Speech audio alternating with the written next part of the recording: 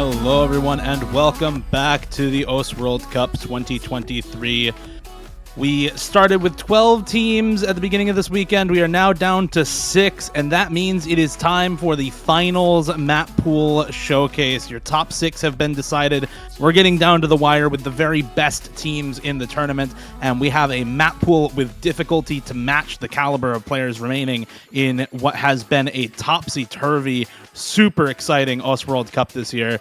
I'm Dio. I'm here for the showcase once again alongside Shiv, Dada, and Miles. Good morning, gentlemen. Hello. Hi, everyone. What's up? Hi, guys. Good morning. Good afternoon. Good evening. Just saying, since we're not going to have too much time to keep talking, since we're going to be very swiftly interrupted, does anybody have anything to say about this last weekend of matches? Crazy. I think this might have been one of the craziest weekends of OSU World Cup I've ever watched. So many upsets, so many just crazy matches. I feel like the unexpected has really become the expected this year. Yeah, absolutely. I think that nobody could have predicted this podium from the start. I think that this finals losers bracket is about to be some of the craziest things that have ever happened in OS history. I am still just very upset about Kero Karasak's not being picked. Same. Like, we got robbed. Like, we pooled that map with love, and people just didn't pick it. It is what it is. It is what it is. No Hard Rock 2 either, unfortunately, but I have a feeling we'll have quite a lot of popular maps in the pool this coming weekend in finals. And we're starting off with a bang in this finals showcase, bringing you another song by an existing featured artist with such classics as Nanatsu Isenzakura. Let's check out Kagatsuchi by Asaka.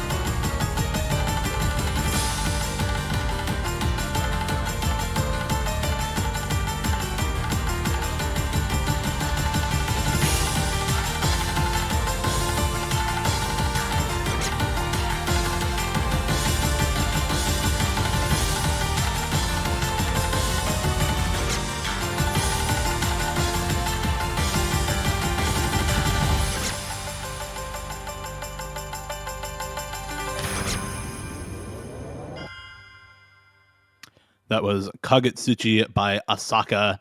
long-standing featured artist for the last couple of years, with the custom background by Kyle Wu and mapped by Nymph for the OS World Cup finals this year to start things off with an original right off the bat.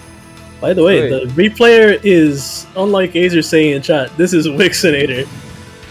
Yeah. Only Wixinator could choose a name this psychotic. Yeah, it could be AR 8.2, CS 5.8, so very heavy on precision and a little bit of reading as well. This is a lot of aim control as your number one for this week. And that's going to be it. Slots are dead, guys. Say it again. Yep. No more aim, no mod 1. And our second map in this pool brings in yet another song from a long-standing staple of the OS mapping scene. With a venture into some intensity out of mythology, Orangental brings us yet another pianist's dream piece in Wolfheben. 2 in a row, baby!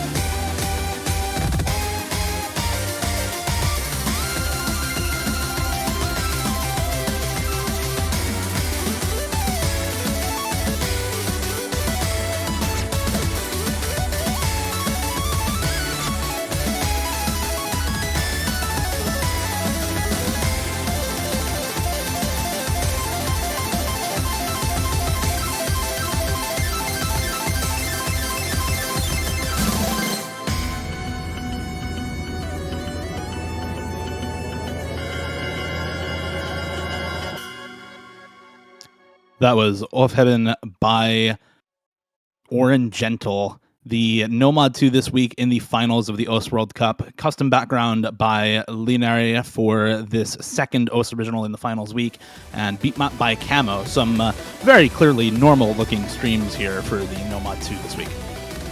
Yeah, like these streams are not normally. They very, very insane, and you should check your PC in game. For sure. Thank you to Out of tonight, yeah. 3 hours he spent on this one, I think. It's fire. This map is so hard. Yeah, 7.7 stars on USR. The wiggle streams are really tough for aim control. I think it'll be interesting. All right, now That'll bring us into our first non-original of the weekend. It'll be Nomad 3, a custom map by Pedal, No Sankyu by Nanahoshi Kangengakudan. It's a classic. We got some snap out in Nomad 3 once again. You know, you have pedal-styled, kind of this really snappy, heavy reading aspect in Nomad 3, and I think it'll be really enjoyable for players. Yeah, it's a very classic song. You might have seen the song mapped by people like PKK before. This is Pedal bringing his own twist into it, and yeah, just a classic banger from years past that's reinterpreted here. I think that most of the other maps I've seen of this song are mostly like flow alt, but this one being snap alt, it's adds some variance to the way that this song is interpreted in Osu. For sure. But yeah, it's kind of like, you know, smell the old classic. Everyone knows this song. Everyone loves this song. So let's always have these old songs revitalized for OWC. It's also 7.2 stars. Like, this might not look very hard because, you know, you're just seeing like low spacing, like high AR, so it's not very complex, but man, you get to playing this and suddenly you realize, damn, this is actually like much tougher than I imagined.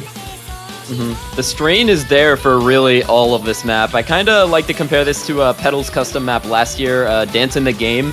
This map is basically the older brother to that one, because it just doesn't stop ever.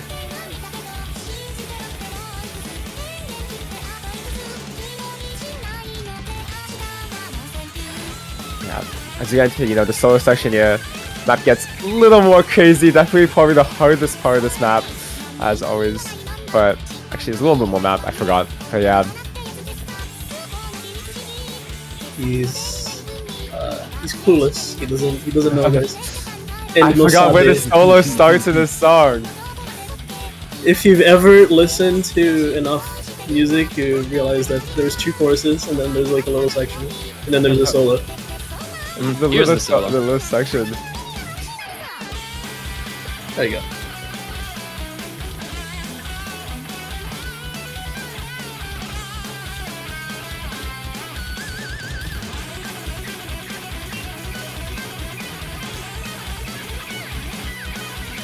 I forgot if we have custom hit sounds on this, but I remember there being a Val 108 here hit sound. Okay, here's the peak of the solo. Have some cut patterns. Wow, that is hard. rough. That is rough to hit. This Swaggy guy is pretty good. Yeah. You ever heard about this guy? Yeah, he's only done like maybe 50% of the replays for the entire tournament. He's the GOAT. He's actually the GOAT. It's crazy how even with like OWC happening and like some people don't want to play it because they're busy, some people don't want to play it because, you know, they didn't get on the team or they weren't selected. Like even then we still have like insane like replay people that can play these maps so well.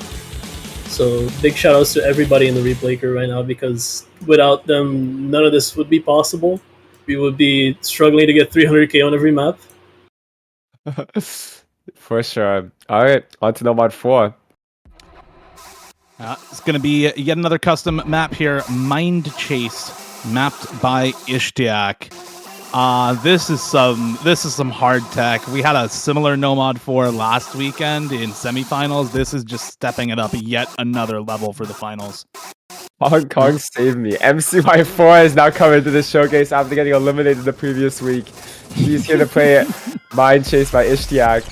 And this map is, like the last map, a ton up to 11. It is so hard in slider control. I remember when this map was still kind of in progress as a custom map, and everyone was worried about its difficulty because this map is just so insane to play. This is a map that you see like one Badu or Kriller or like worst HR player get a 93 or 94% like 1x slider break and everyone else get a B rank. This is this kind of map. Like this is insane.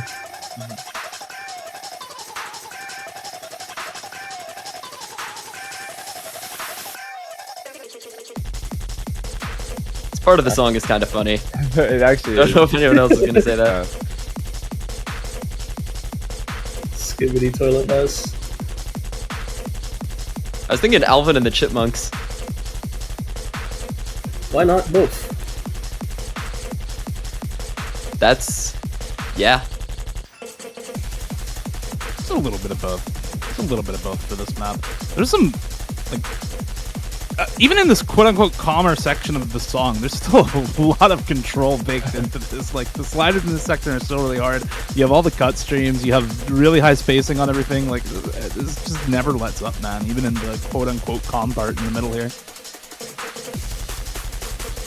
Definitely, I think, going to be one of the lowest scoring maps this weekend because, as you mentioned at the start of the map, just getting good accuracy on this is such a difficult task that if you manage to lose your combo as well while playing this, you're probably going to be looking at like a low 90% on no mod, which if you break multiple times, that's almost guaranteeing you a score under like 350k or 400k.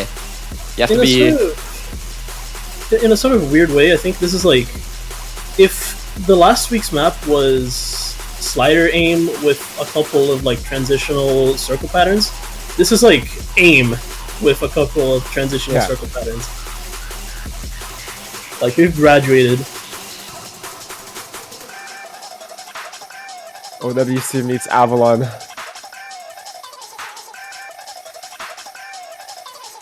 I'm really curious to see which teams are going to be opting to pick into a map like this because, I don't know, this type of tech just seems so hard to be consistent on a lot of the time. Yeah.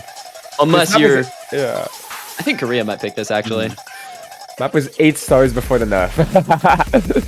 So it is quite hard. But yeah, hopefully players enjoy. I think, honestly, a different type of song genre from what you're normally used to in OWC. So it's cool they brought a track like this on it. What is that score by MCY, by the way? So Yeah, insane. FC. It's an FC at 800k, no mod. So that should set, I think, some of the expectations for the scores we're going to see this weekend on that map. And now we get another really interesting map here. It is DL++ by Qualter of the Deeps, mapped by Delis and Mirage, featuring Azerate, apparently. That's it. He made the hit sounds. He made the hit sounds. All right, very cool. Yeah, this is a really unique one. CS3 AR 9.3 for the Nomad 5 this week, and this is somewhat of a gimmick map with some really interesting patterning choices. Yeah, this map is crazy. 8 stars. This is like honestly, if you were like able to categorize this map, like it's so hard because there's so many things. There's ult has these really high BPM bursts, so you know your traditional ult player cannot play this map. You need such a specific skill set to play this. This is like Mirage and Delis like open their brain up and put their cerebral fluid straight into the map. Like, this is something that's only understandable and like achievable by them. This is the sort of map that the vibes are just unmatched. I was gonna say this is like a 2021 Nomad 6, but like, yeah, with the brain fluids of Delis and Mirage. This map was one of the earlier ones to, I think, have a prototype out, and we had no idea what to do with this. But it's really cool, you know, this OWC where we've been able to let so many of these like non-unique picks shine, non-like kind of tournament core picks shine, like really unique style mapping from things like Figure Fole, Altai to Squirrel Pascal maps to now this. These are not things you can ever see in a traditional map pool, which I think is really cool. Also, like, just being honest, the first time we saw this map, we were shell-shocked. Like, we didn't know where this would go, we didn't know how this would fit, and then, like, we had to, like, open our horizons, man. Because this map ended up, the like... third eye for this one. Yeah! Like, this map ended up being super cool. It's just that, like, we couldn't see it. We couldn't see the vision. Like, they knew it. They had the keys to the kingdom there, and we just couldn't see it. We were just ignorant poolers. But we were as presented with genius. We spiritually grew throughout the process of pooling this tournament, so we eventually were able to see that they were in fact the geniuses, and we should be following them and their example. Yeah.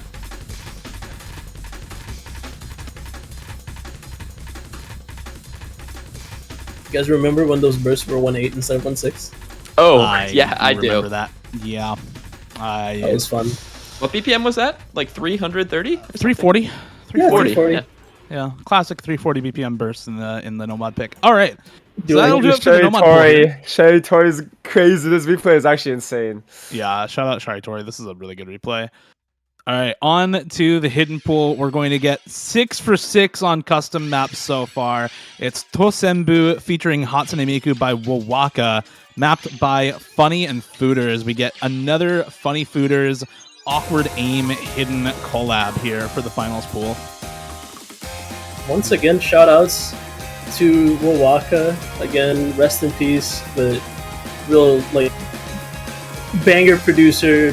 Still, we live in eternal remembrance. And thank you to Fooders and Funny, right, for Yes. this collab. Extremely mechanically intensive, kind of awkward aim pick. Just nice overall.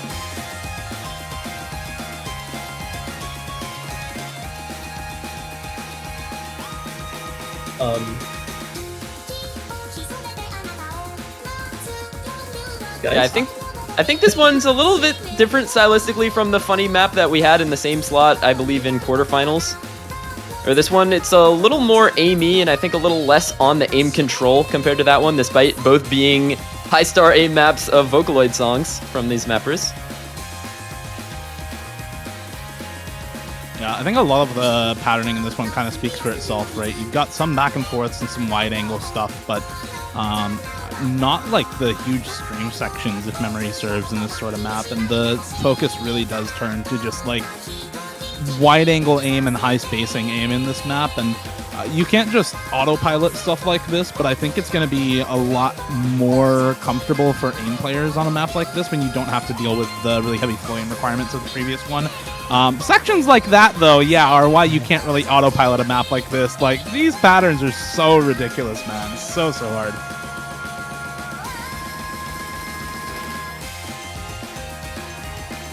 a lot of people will find some parallels to Funny's earlier map in the tournament, Weenie Walker, and yeah, there's a lot of similarities, at least amongst the actual skill set tested by the map, but they still feel pretty unique from each other.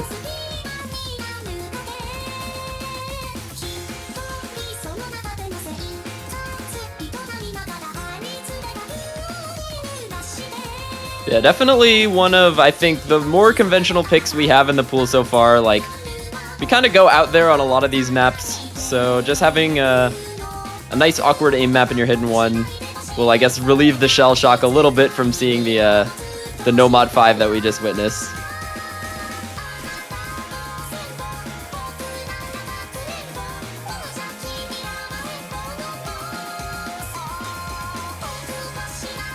Also, just using this very slight time we have for some clarification, I see a lot of people saying, wow, there's so much alt in the pool already. Like, we have, so far, one map at an alt BPM. All the other ones are 170 or above.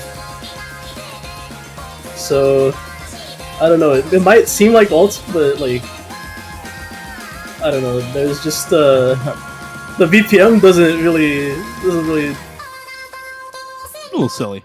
yeah, it doesn't say that, I should say. And remember, we have a lot of map pool to go. Just because we have a lot of alt maps in the earlier part of the pool doesn't mean that we're going to have a lot of them later. That's a part of the vision we have going for this tournament. But yeah, here comes Hidden 2.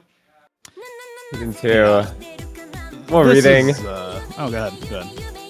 I mean, that's all there is to say. Like, it's just more reading. ARA aim with some overlap reading. The mapper Suki is he's been mapping a lot more of this cool, AR8 style, so it's nice to have him for once on OWC. This is not a custom though, but his mapping style shine. Yeah, this was originally a custom for another tournament called Badleywood Cup, and it was used in Emmerich Grandmaster Cup not too long ago. Got a lot of good feedback there. We were kind of really going back and forth on what we should use for the AR8 for this week, so we said, okay, we'll take an existing map here. We were And, struggling to find a good map. Yeah, and this one, you know, had a lot of really positive feedback in MGC and in Badly Wood Cup, so I think seemed like a really good pick. We have a map that does a lot of overlap stuff without just being perfect stack back and forths, which I think is frustrating for a lot of players. And these types of overlapping reading patterns, I think, feel really good to play and feel learnable or readable on first sight for a lot of players. You want to comment on why there's a Tsuagi replay just sitting there? That's some last-minute miscommunication there. Yokes didn't put, I think, his replay on the sheet, and Tsuagi had a dot score that you see right there, and Yokes had a better one.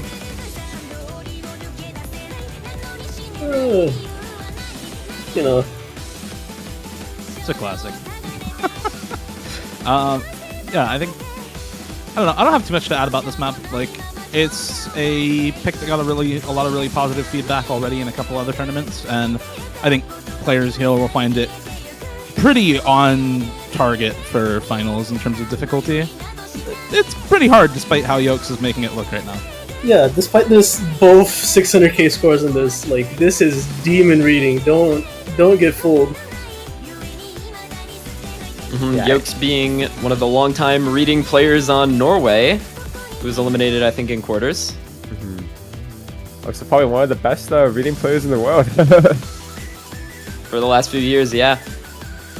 Since he made his big come up. He started mapping it a lot too. You guys have all probably played some of his maps in tournaments if you are seasoned tourney players.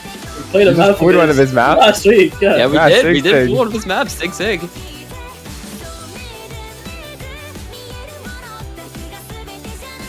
Love that guy. Shout out to Yokes, but my homie. Yeah, that's my boy.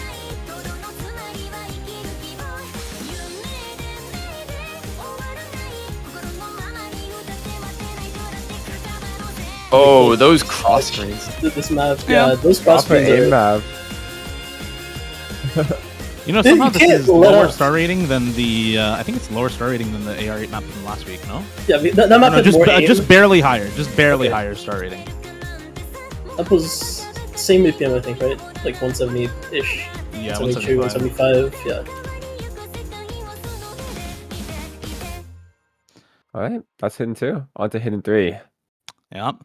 That'll bring us to another custom here in the hidden pool. Tiny Fate by Capg, mapped by Captain 1.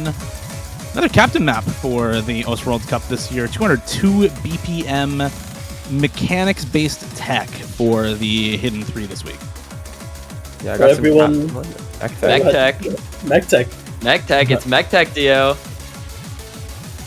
For everyone that had a couple of problems with the hidden one last week for being a little bit too RNG, this one is a lot more straightforward tech-wise. I think this is a much simpler of a tech map, kind of reminiscent of the Skytuna map from last year. I believe it was a Fondrome, right? I think the name of the map. Yeah. So, kind of reminiscent of that style of tech, where it's like straightforward, very heavily mechanics oriented, but still decidedly technical.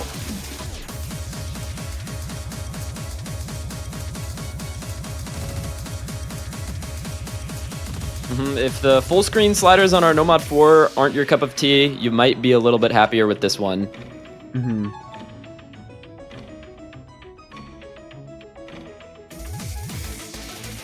I always think it's really interesting to look at like how far players have come in terms of demands for really technical patterns in map pools. Because if you pulled something like this, even in this style a few years ago, before 2020, I think a lot of players might have felt that it was like almost even too slider focused. But nowadays, this is like on the light side for tech for a lot of this is players, like- and a lot of players just feel like it's aim or the screens. Consistency map. Yeah. Yeah, we've often seen this type of map be relegated to the Hard Rock pool as well in some higher tier tournaments. And This have it one- be played more as yeah. that HR1 consistency. This 1/3 section is so deadly as well.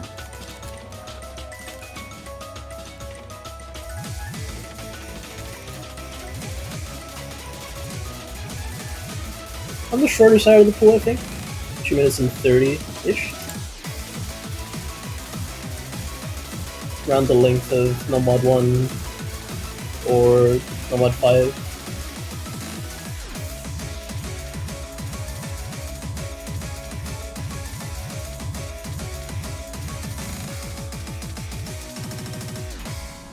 Yeah, it's hitting 3. SimCY guy He's is like Captain 1. insane. MCY 4. Why is everybody from Hong Kong just Sick. insane? Like what the hell? This guy's pretty good at attack. All right, on to the Hard Rock pool. We're going to get another custom map by Jonathan LFJ this time. Legendary is mapper back. with a legendary combo. JLFJ Falcom Sound Team featuring Sasaki Megumi for Sasaka Megumi. It's Crimson Sin. Almost 7.8 stars on Hard Rock for the aim consistency. 4 minutes of 200 BPM aim and streams. You know it. You probably love it, and here it is. Song everyone from loves LJ. song from the critically acclaimed JRPG series Trails, as our replayer suggests. That is Nanoya, by the way. Do you want to get into what that series is about and like, why it's good and why you should play it? You can ask Becca for that. There's enough guys that are so chubby over that series. But yeah, I think that for this map, people are gonna be really surprised to see how LFJ handles these stream shapes later on. They get a little crazy from your average consistency map, and he does a very good job making this map interesting. Honestly, like a lot of Hard Rock 1 maps, and this is like a very traditional kind of slot-ish pick. A lot of Hard Rock 1 maps have this like tendency to just, at least at this difficulty level, devolve into very like aimy, like cross-train, kind of samey pattern maps, and this one like really spices it up with a couple of like really complex streams and some more like just overall complex patterns, especially in the solo. Like, please pay attention to the solo that's coming up after this Kiai, and like you will see some really demon streams. Yeah, some of the streams we actually had to nerf because they were a little rough with Hard Rock, not gonna lie. Like, most of these are completely fine. Like, the corners here play really comfortable, and it's pretty normal stream shapes. Some of them are demon. Some of them are demon for sure. It's a tough map.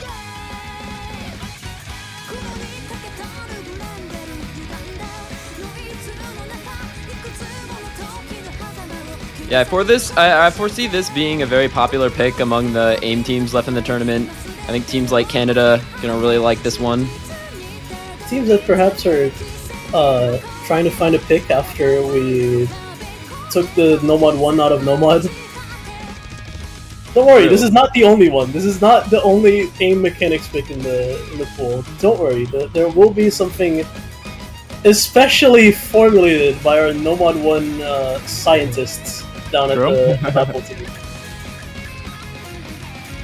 Anyways, yeah, the stream section hits, and this part gets very difficult. These streams are a bit crazy. That stream's nasty. So is that one. That's like the camo streams from Nomad 2, man. It's so hard. Those two. Oh yeah. We had to nerf the first one of those. It had a different shape, and it was nigh unplayable. That was so hard.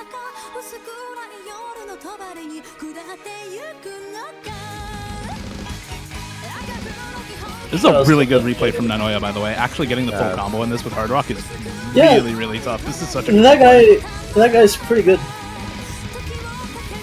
Like, I don't know. Yeah. Nanoya not being on Romania is crazy, man. Yeah, he's the different universe. He's been too busy playing Trails. That's why he's on our replayer team instead. Anyway, as we get into the end of this map here, just want to say thank you to LFJ. He's one of the figures who's really been around OSU and OWC for like such a long time, and just really want to thank him for being just such a consistent contributor.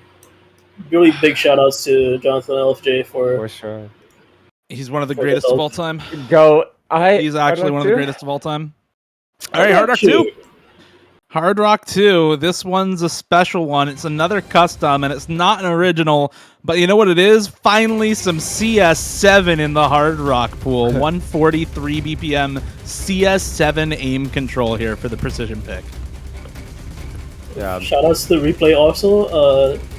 unbenched finally. Dench, and as well as the mapper Lusky. People who don't know Lusky, he's actually mapped a lot of these same songs from this series. I have no idea where it's from, but if you guys have seen from other tournaments, like Res Cup or Corsace, this is his type of style, and he's back. Yeah, he's one of the most. I don't want to say. I don't think technically proficient is like the best term to use, but he's like one of the best and most like comfortable mappers with mapping this kind of high circle size style that we see like so often demanded by tournaments. And this map is just really nice. I think every test player basically either said this was one of their favorite maps in the pool, or didn't even try playing it because they couldn't. Yeah. This pool's hard. Like, this pool's really hard, actually. We've had multiple 8-star maps in the pool already in the Nomad, so it has definitely stepped up. Yeah, and the flow aim on this is quite demonic. I think there's a lot of potential for players to chain miss on some of these patterns if they do so misaim it just barely. And that's what happens on CS7. If you misaim a flow aim pattern on this, you're kind of setting your score into the gutter. Should we call this map Monica or Amobium? Because I think a lot of Mir songs have Monica as the like the start word. So I think Amobium might be a better way to call it, just for future reference. Yeah, if it's from a set of songs all under the same, tag, I guess, by the artist, then yeah, probably Amobium. Yeah. If For people all are the drawing casters some watching. parallels from this to the previous Nomad 5 that we had in quarterfinals by Score Pascals, but this map is definitely a lot shorter, and I would also argue it doesn't have has much more consistency due to the length being a lot shorter, so should feel a lot more comfortable for teams to pick. We listened, guys. We say, listened. you say that. We say that, but this is a custom that was in the works, like before. No. Listen, we had Karo Karasax, which was a high variance, like niche map, but it was very very short, and nobody picked it. So I don't know. Unlucky. As that's the high variance nature, man. Unlucky for Karasax. All right. I'm so That's gonna do it pissed. for this Hard Rock 2. And our next track is yet another specialty from an absolute gem of a rhythm game artist. The producer of this song has tracks in such titles as Sound Voltex, Juby, My, Archaea, and Musinx, and they continue to bring the heat to help make jewels of our top 6 teams. This is Quartz Shaper by Aoi. This is not.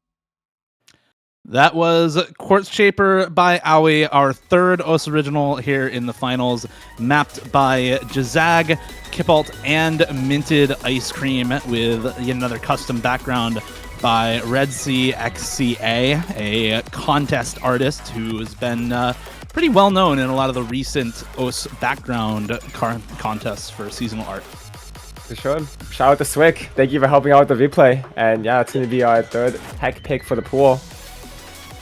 Not Painted Koala, but Painted Koala. Yeah, Painted Koala is... Alright, PT1? Oh, I'm Here so comes ready for this Peak. one. Here comes Peak. I'm You so guys got ready it. for You guys got it. Oh, bro. Yo, we Let's did not go. pull Puppet in the Dark Oh my double time. goodness. Well, yes, we did. Classic map coming back here for DT1 in finals. You know, this map was originally in grand finals, but then we realized people are really good at this skill set. People are really good at this game. Puppet in the Dark. This is going to be a consistency map with a lot of bursts as well, so it's like kind of a hybrid between aim and tapping, and I think, you know, at first people have been saying, where's the speed in this pool? This is where one of the speed backs actually come from, so we'll see how players do.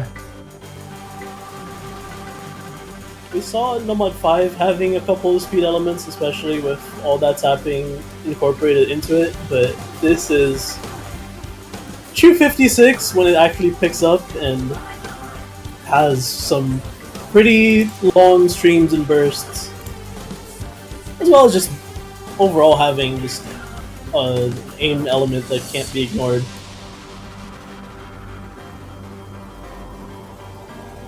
I believe this map got its first DTFC a few years ago by Dust Ice, a player who I wish was on Team Germany right now to be able to play this map, because I know he would shred this up if it were in the tournament in his time. Say that like Germany doesn't have 6 billion PT players in their roster. Yeah, but come on, you gotta salute the old goat. I mean, yeah, he is the father of Germany. Dust Ice is Germany father. But yeah, speaking of which, I do think this is still going to be a good pick for Germany, as you mentioned, but I think this is going to be one of the popular picks of the weekend. A lot of teams with very strong DT rosters, very strong aim rosters as well, might look towards this map.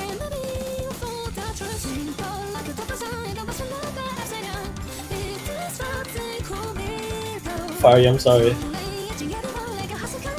My brain is rotted from years of going on Circle Jerk subreddits. Yeah, the map actually picked up, and like you can see, like the difficulty is very much there. It only gets harder from here, by the way.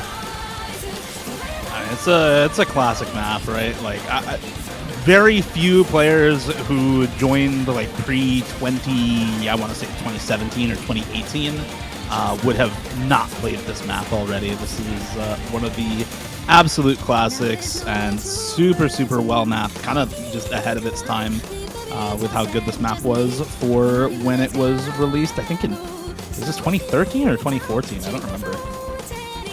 I don't either, but the first time I saw this in Osu, I was actually playing a tournament in a group stage, and this was the group stage tiebreaker. So we've come a long 2015. come a long way. 2015 the map, by the way. By the way, shout outs to the mapper Mackenzie. Like, this guy is super underrated. It didn't make many maps, but made a lot of bangers, it feels like. This one being obviously like his most famous. Oh my god, that was close. Oh, that was the break. While we're slightly still on topic, and we have a little bit of extra time with the map as we get into more of the burst and stream section here with all the slider jumps. Dust Ice, since we mentioned him before, one of 6 players to ever hit 10 appearances in the World Cup. We had actually Musty secure 13 consecutive World Cup appearances this year for France. Minus GN hit 12, tying Wubwuffwolf for second most appearances.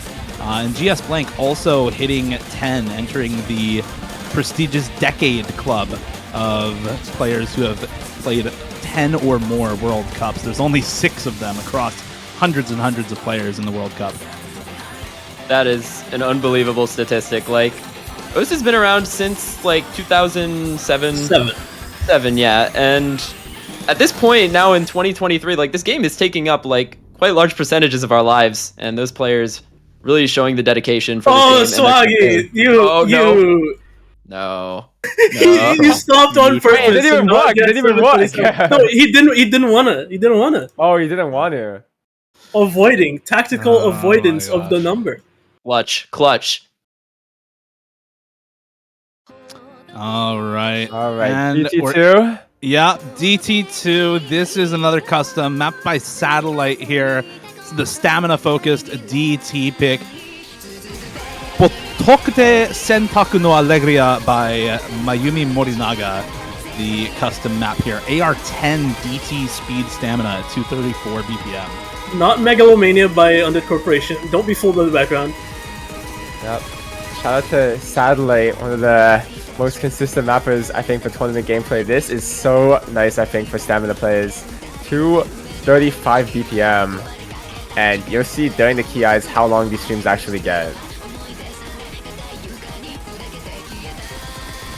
I mean, we had Skin Thief in semifinals, right? Like, we gotta have some hard maps here for the Yeah. finals. Honestly, this is This is a Because- not... It's kind of toned down, actually. It's actually like the same difficulty as Skin Thief, roughly. Like without the crazy stamina at the end, but with a lot more consistent difficulty. We had the feedback last week that said Skin Thief was too hard, so we decided, okay, hold up, hold the brakes. Don't buff this map too much. Let's just, let's keep it as is. you pretty could much, say yeah. you could say ship it, Ship it. Yeah. ship it. Say we gotta Steve ship Happy, it. could say Same Steve as Happy. is. No, Steam Happy lost, so Yeah, Steve Happy actually lost. Yeah, like the team name I proposed, Frogs, never ended up happening because Kero Sax was not picked outside of the show match. I'm still upset. listen. The best players in the tournament pick the best map in the tournament, so Exactly. You're right.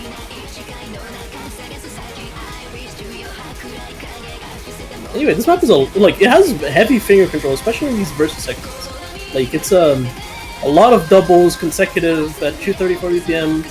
With all the stamina that the rest of the map requires, it really does add up. It really just tax your stamina a lot.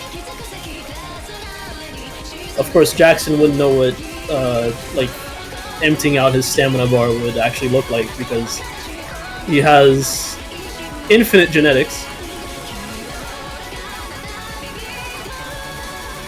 I'll say I see a couple comments about BPM for this map being slightly low.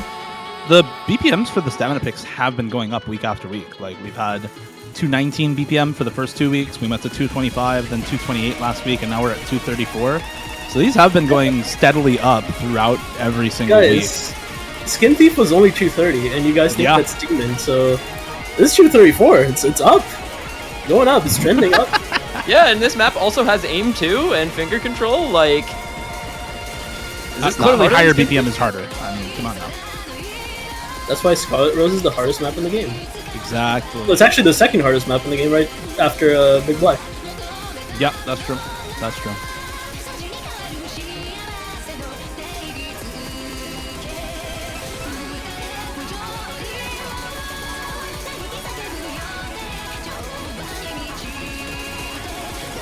I like the new combo streams. I know Mordred hates new combos as a concept, but like I like the new combo streams. They're cute.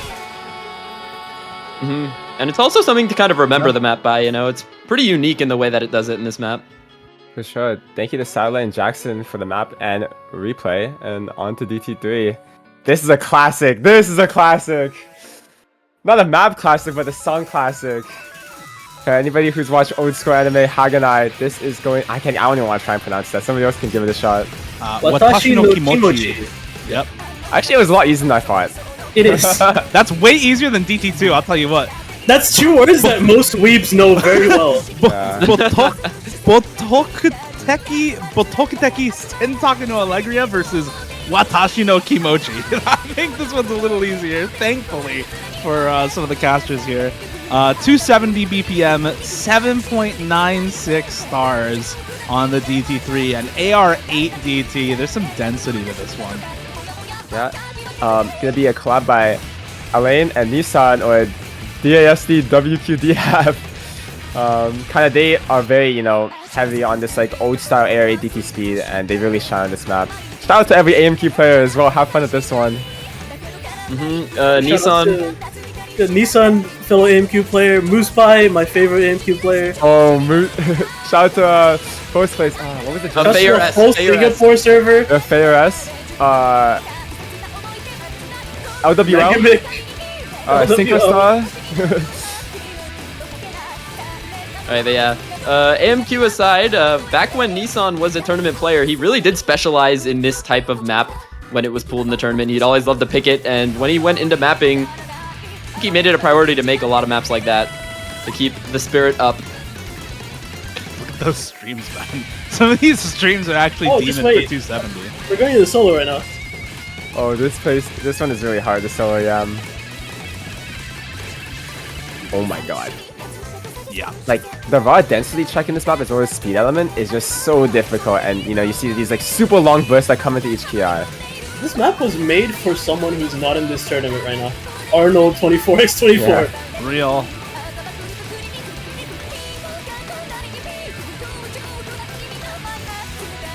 I think this map was actually just made for Nissan to farm once it gets ranked. If they decide to rank it, this is some Nissan farm for sure. For sure. All right, that is just about it for the DT3. 270 BPM speed and density check, lots of bursts, mostly stacked, but still really, really tricky with some aim component as well. But now, Hold on a minute. Listen. In 2018, for OWC historians, this following map, or not 2018, 2017, my bad. This for OWC historians, this following map was pulled in no mod. Now we bring it to you, DT. It is Switched on Lotus by Susumu Hirasawa. More What a bangers classic. in the DT pool. This has been pooled in quite a few places as of late in the DT pool. It started to become a pretty popular DT pick when it used to be really popular in Nomad and Hidden, mostly. Absolutely. I think people are saying, you know, quarterfinals DT pool song choices goated, but I think finals is putting up a candle to the flame. This is kind of very close, I think, you know, Switch on Lotus. Like, it's up there for sure. We talked about BPM being the measure of difficulty. This is the hardest map in the pool. Oh, it's 350 BPM. Yes, Yeah, might be the I hardest love map how of all that- time. That section pass, like, it's completely perfectly blanketing the little circle in the middle of the storyboard. That's so cool. Some more lore. This and Puppet in the Dark were both actually in Grands originally, but got moved after some style changes to the map pool and also some go harder. scaling. Like, yeah, no, this ended up looking a lot too easy for Grands at one point. Yeah, we underestimated how psychotic people are today. Where Yeah, like- they just are too good. I for one am for these changes. Like, I feel like OWC has been the one tournament to lag behind a little bit in terms of the difficulty scaling of open rank tournaments in recent years. So seeing this type of map in finals, seeing the difficulty scaling go way up this year, I think is a good change for the OS World Cup, where in a lot of previous years, especially 2022 and 2021, it felt a lot more focused on how consistent your team was, even at the later stages in finals and grand finals. Yeah.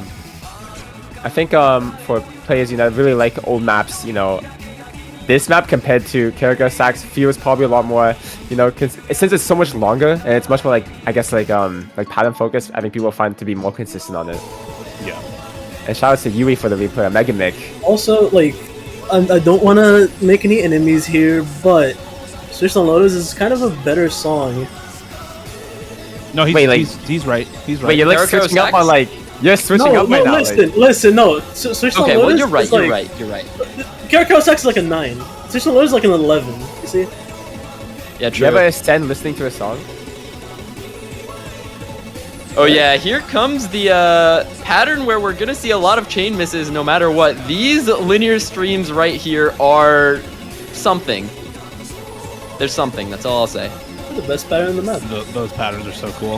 If this was Trackmania, it would be called an identity. All right. And we would call what Megamick just pulled a virtual. Thank you, Donna. That's a menacing Fun last fact of frame the of day. storyboard. All right. On Yeah. to Fremod 1. The phone map. We were hinting at this a little earlier. This is the Nomad 1 special down in Fremod here. Hell or Hell by Reza Swelen. This is like just comfort aim, right? CS4, AR 9.7 on this one. Azer was Item asleep. music. We put some anime in the pool while Azer was asleep. This was actually what happened. We put this in the pool This is yesterday. actually what happened. Bang Dream fans are eating good now. Finally got some item in the pool. But yeah, it's gonna be Hell or Hell by Shreddy Gas to be played by Wixnator. People who aren't familiar with this map, it is the aim map of all time recently. You know, I think only difference I would say is that there's actually quite a lot of streams for, you know, regular aim map like here.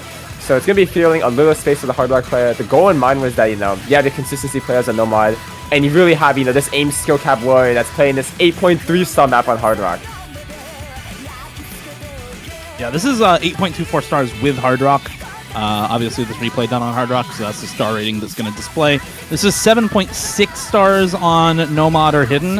197 BPM, of course, and AR 9.7. OD 9.5 before Hard Rock. So you're not getting a lot better accuracy on Nomad or Hidden than you are on Hard Rock most of the time for this map. Yeah, this is heavy mechanics. This has only 2 Hard Rock FCs, I believe, in the whole leaderboard. One by Zudi, I think, and one by Karcher. Both players is still in this tournament. This has a couple hidden FCs, but it does feel a little bit awkward on hidden, especially transitioning from the streams, and some of them are very spaced, so the flow aim is still affected. And actually, this map has no Hard Rock FCs. There is one modded FC, and it's on Hidden by Malashevsky. You might be thinking either of a different map set or of different difficulty, but yeah, this has no Hard Rock full combos. It's hard. It's pretty difficult. I love spreading misinformation. When we were pooling this, I remember we were like, someone, I think it was Wixinator, just mentioned how difficult this was on Hard Rock, and we went through every single team that was likely to be remaining and singled out who the Hard Rock players would probably every team be has to a prove Hard it. Rock player that's like, you know, has this extremely high Hard Rock aim skill cap. You have, you know, Vectagon, you have Zudi, you have Emrek, you have Karcher, you have Henry, and you have White Cat. Yeah, there's Like, your Hard they're Rock 6 players. of the best aim players in the game, and I don't think they're going to be struggling on this on Hard Rock at all. Or, you Can I know, ask why the second, like the best Nomad player, or like the second best score on the leaderboard? Can I ask why this name is that? You know, we didn't need to talk about that guy. Listen, I mixed that person up with Zudi. That's all you need Understandable, but we don't need to talk about it. well, now we have to give context to chat. There's a player named Kitten who is ranked 2 on this. Thank you, Miles. that miss. That miss is sad. Okay. These jumps get really tough. Jumps not come non-stop in this section. I think we found the solution to OWC pooling. Need one Idol song, one Hatsune Miku song, and 5 Tohu songs that we pull, and everyone will be happy. True. Oh, and one Falcom Sound Team song. Oh yeah, True. Yeah. Actually, I'm still not happy. There's still no ZTS. Sad. Yeah, everyone wants ZTS in this channel for sure. Like I know That's for sure. not- Well, Yeah. you're not mapping, Introducing, therefore no changing. GTS. I mean, come on. In Listen. the grand finals Get back to pool, it. we've got to get something in there. People are Hey. ready when the Moi Kali of ZTS collab comes up on Fremont too. Like, it's gonna go Oh, crazy. don't say it's actually that, gonna go Chip. crazy. You can't say that. Don't Chip. make me make This is more legally a joke. deadbeat This is jokes. legally a joke. We Don't do make me not make have... more deadbeat Yeah. jokes on like live on stream. Like I've had enough.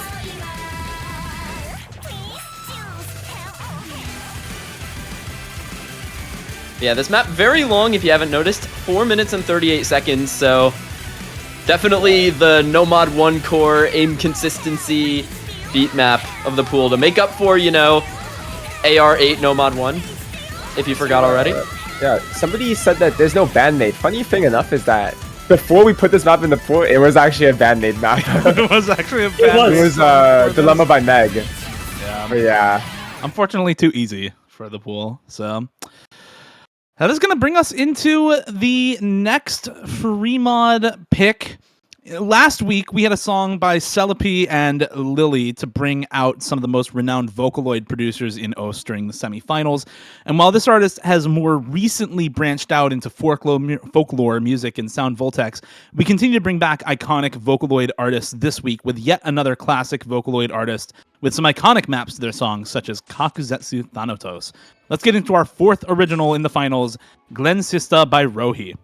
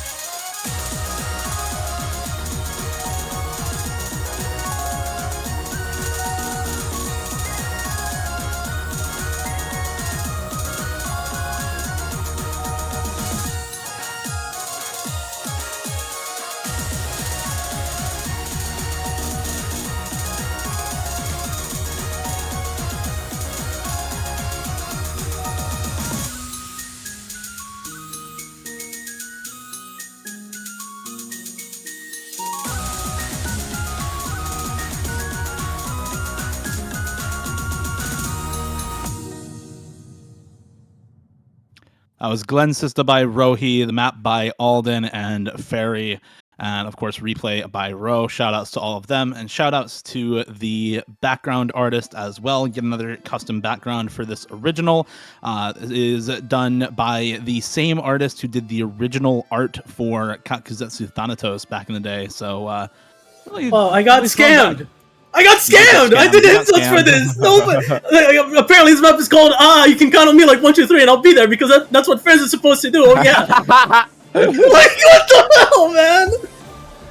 Yep. So if you didn't realize, this is an older version of the map. I believe the approach rate is 9. There are hit sounds to this map, and it is not, you can count on me like 1, 2, 3 and I'll be there because that's what friends are supposed to do, oh yeah. I think we're also thinking of buffing the circle size on this as well. Not sure if that's going to go through or not, but the nerf in the AR, I guess, or putting it lower, and then the circle size is supposed to be 4 instead of 3.8. But old version, technical difficulties, it happens. Do not look at the score. Yeah. The score is peculiar. This next map, maybe Dio will have a slight hard time actually pronouncing it because the title is actually in Portuguese. As it so happens, the artist really wanted to make a song that caters to all the Brazilians in the rhythm game community. So without further ado, please welcome Sound Piercer with his original Novo Horizonte, or Novo Horizonte.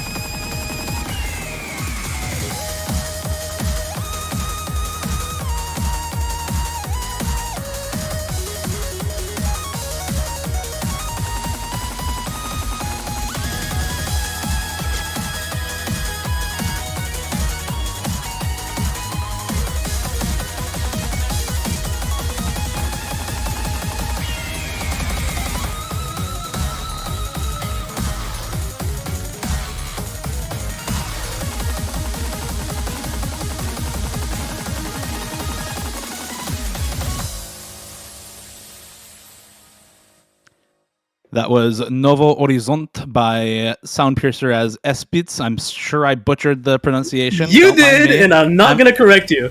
All right. That was the 5th OS original here in the finals weekend. Background art by Transcendium. Shoutouts there. And of course, shoutouts to Megafan for mapping the song here, and Suwagi for the replay. That was Free Mod 3. We're almost free.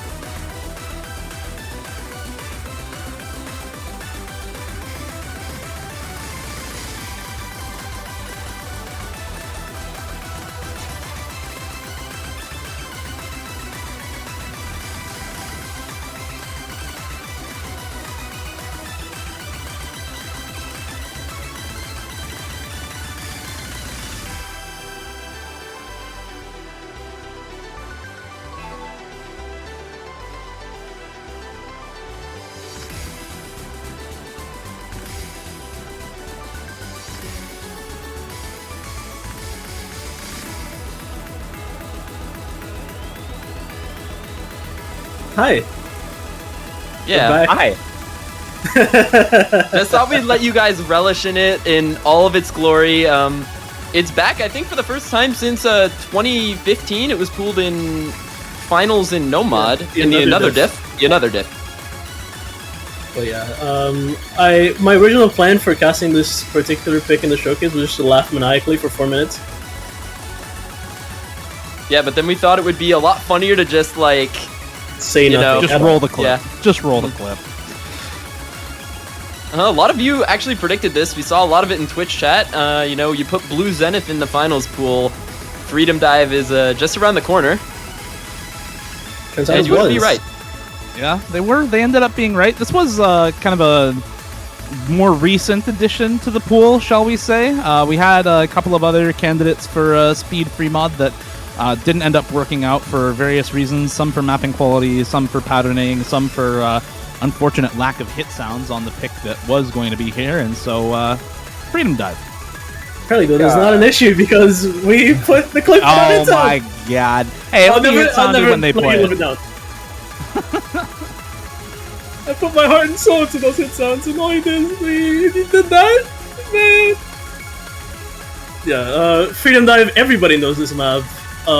If you don't, then you've been living under a rock for the last officially 11 years, as I believe this map was made in November of either 2011 or 2012, but basically coming up to its birthday right now, and is one of the top 5 most famous maps in Osu, by far.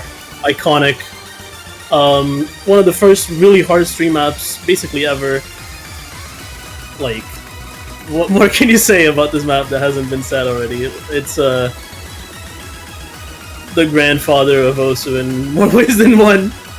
Are we going to see another Hard Rock FC this week on I another hope, side? dude. I was cringing watching, or I wasn't cringing, obviously, but I was listening to one of the matches. One of the commentators said that Blue Zenith was one of, if not the most popular map of all time, and I just sat there and smiled because I knew this was coming up in just a few hours in this map pool showcase, and this is By the way, grandfather. so good. The only people who don't know this map are people who, this is probably your first time watching an Osu stream, because if you look up Osu on YouTube, you probably see a replay of this map.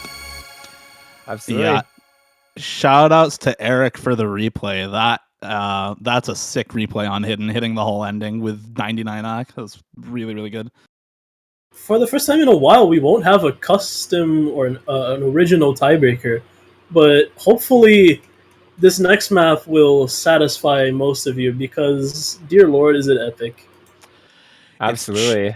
Go ahead. Sorry, no, you go. All right. It's time for the tiebreaker in finals. It's Chihei Okura Hebi by Rivo, mapped by Bazby, the Ouroboros difficulty.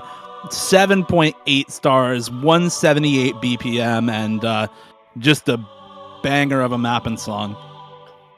Yeah. Bazby, also known as Mikan as well, very well-seasoned mapper.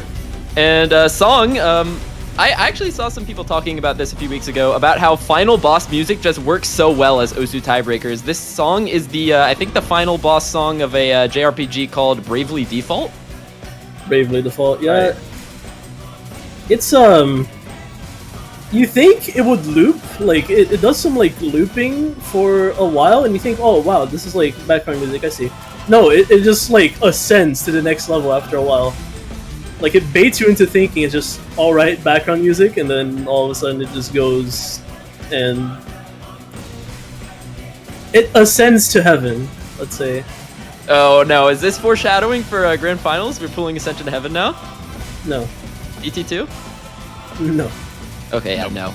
But, this...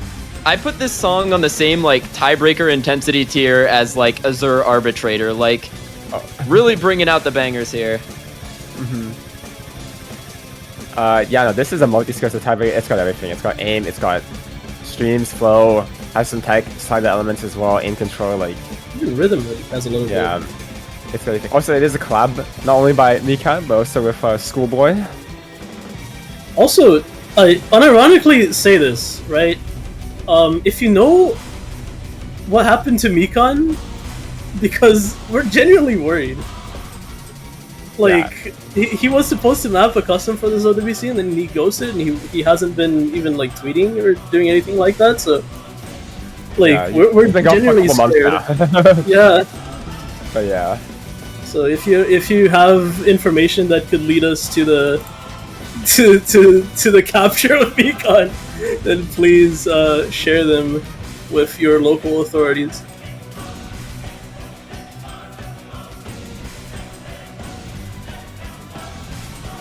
Yeah, glad we have hit sounds enabled for this replay because the hit sounds on this map are also, like, incredible. Speaking of incredible, 775k from MCY would be, I think, rank 2 on the map if Score V1, if not rank 1. I think Malashevsky has NFC, but otherwise that would be one of the best scores. This is totally a Malashevsky map. How biased is this pool? Dude, I mean, the bias Malashevsky maps in this pool has been ridiculous. I mean, we pulled a map he has #1 on in Fremont. I mean, what's going on here, guys? How many of the maps that exist does he have #1 on? Like, that's the real deep lore, is that any map you pool in open rank, Malashevsky has a score on it. That's the actual deep lore for map pooling here. yeah, guys. So anyway, Malashevsky will top 1. Or he will be the best scoring person in this particular pool. Clueless. Yep, Clueless. Unfortunately, Poland already eliminated. This bracket has been truly something else. USA Poland earlier today. USA knocking Poland out of the tournament in losers bracket in semifinals weekend. Seed number 2 exiting top 8. By the way, M2i4 just hitting the diff spike there. This replay goes crazy. Yeah, this bracket's been wild. And I'd like to share another phenomenon of that bracket, actually. So you know how Canada faced Germany in round of 16 into USA in quarterfinals? Well, Canada being knocked to losers bracket, their first opponent is Germany, and if they win and the USA wins against Philippines, you would not believe who they are facing in finals 2. It is the USA, and then United 2 States. potential rematches. Anyways, yeah. No, just to say, I think just enjoy the map, and we'll see you guys for this week as always. If you have any feedback, feel free to send it in the chat. I think we made it pretty clear that almost every feedback that has been said throughout the tournament has been addressed or incorporated in some type of form. From people saying pools are too easy, to people saying some maps are too hard and skill sets are too hard. We're trying our best to, provide a good experience despite, doing something a little different from the previous years. Yeah, definitely. Also, like, especially now that a lot of the maps, like, we are open and willing to change a lot of the maps in these later stages because, sometimes they just don't fit, sometimes customs are a little late, sometimes, like, there needs to be difficulty adjustments done to customs based on feedback. Like, a lot of the pool is malleable, so your feedback is very important. Alright, here's best part of the song, everyone.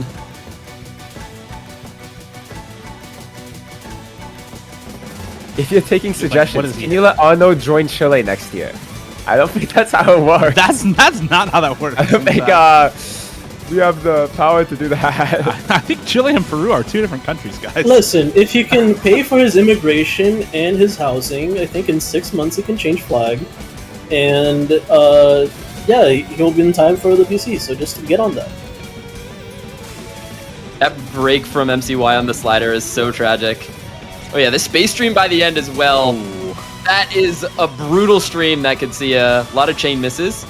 So I hope for any players that end up going to this TV that the difference isn't so close that a miss on that stream is what causes the outcome to switch, but still... Honestly, this whole ending is just some extremely hard stuff. It hasn't ended yet, like, I'm pretty sure there's still more. No, actually... No. The spinner might be long enough. No, there's more after the spinner. Are you sure? Yes, I'm sure. I'm willing to mortgage my house and bet on it.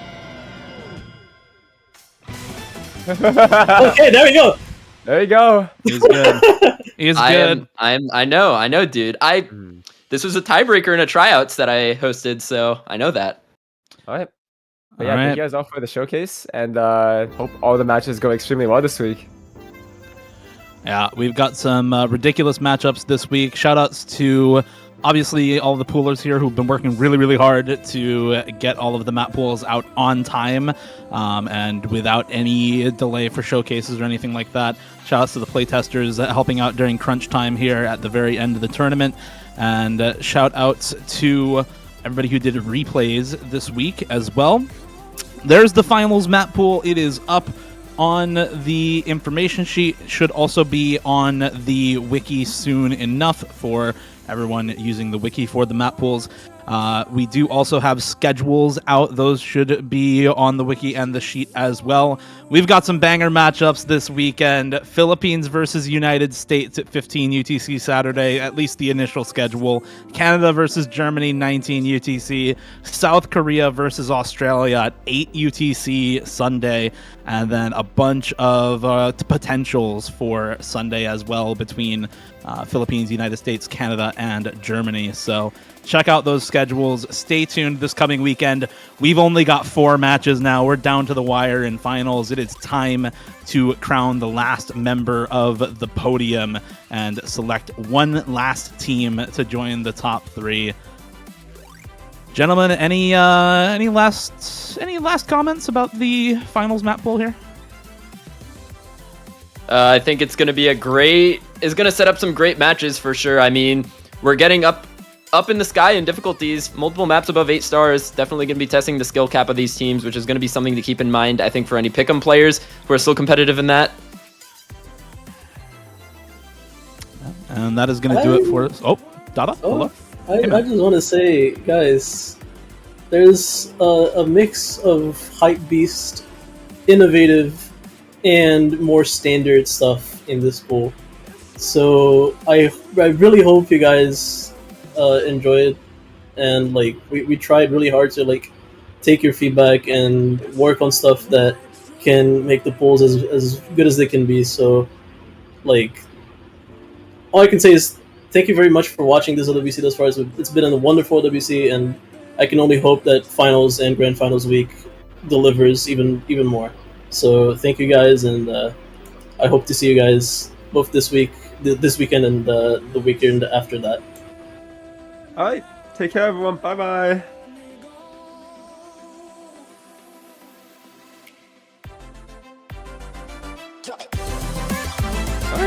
good.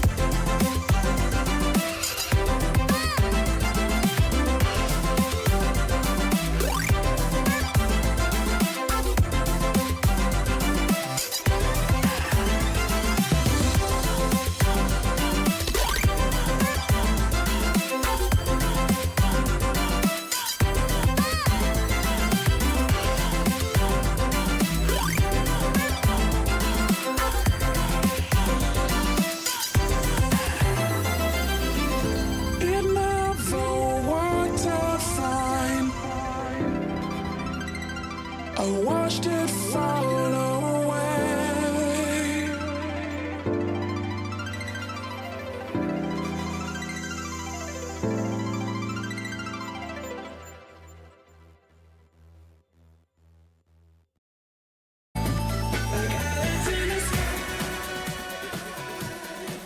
Good morning, good afternoon, good evening, everyone watching from home. We are here with the first matchup of the OS World Cup 2023 finals. And it is a storied match with some history behind it. Canada versus Germany. This is a match that has happened many times in the past, almost always in the favor of Germany, but Canada breaking that loss streak this year in the round of 16 winners bracket, knocking Germany to the losers bracket for the first time since these two teams have been facing off against each other nearly perennially in the OS World Cup. I'm Dio. I am here with the one, the only, the legendary Azer for a Canada cast here in the finals weekend. I see your little name drop. That was nice. Well, yeah, I mean, this is a little bit of a storied matchup, as you said. One that I've personally experienced when I was still playing as well. Germany just, until this year, just always tends to have Canada's number, right? They always meet very late in the pools, usually in finals. I believe it's the third time, or the fourth time now that they meet in finals. The fourth time that we see this matchup in finals. And, yeah, I mean, Canada did win early this year, but we kind of all know the story for both of these teams here, right? Like, nothing's really changed here. We know that Canada is extremely strong in early stages. You know, they're really good at utilizing how consistent, players like Zudi can be on free mods and stuff like that, over modding. And we all know Germany has like one of the skill cap team, especially when it comes to speed and mechanics, right? So, and one thing that's going to matter a lot in this pool is, since it's going to be the first time we're going to be seeing it on stream, this is a very hard pool, guys.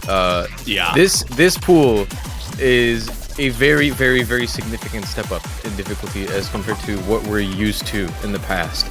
Is this harder than Grand Finals last year? Because I feel might like be. it might be. I feel like it might be harder than Grand Finals last year already. It might be. So it's just something to pay attention to for the rest of, not just this match, but it's going to matter for all of the other matches and finals as well, which we can briefly talk about as well, just in case people aren't aware, because this is maybe the most crazy bracket we've ever had, right? So we have South Korea and Australia on the winners bracket, right? So both of these teams are guaranteed top 3. And then in the losers bracket, only one of Canada, Germany, Philippines, and the USA will actually advance. How crazy is that?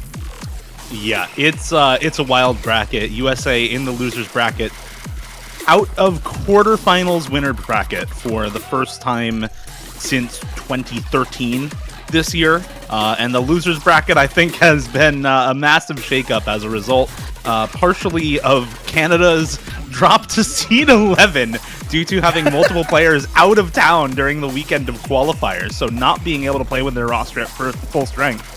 And effectively de-seeding into seed 11 here, I think really messed with the bracket, including Canada themselves knocking both Germany and the United States into losers bracket in back-to-back weekends previously. So this is a revenge match for Germany this year. By the way, we are aware of some of the problems with the bracket display right now. This match is not best of 9, as the overlay would have you believe. It is, in fact, best of 13. And DT3 and DT4 are not, in fact, the same map. DT4 is actually switched on Lotus, mapped by Star Rod Kirby, the Kirby Mix Deluxe difficulty. So a couple of things to keep in mind when we are looking at the overlay right now. For now, we're going to try and get those fixed. throughout the broadcast. Please bear with us as we had some technical difficulties outside of stream, making sure that everything was set up for this weekend.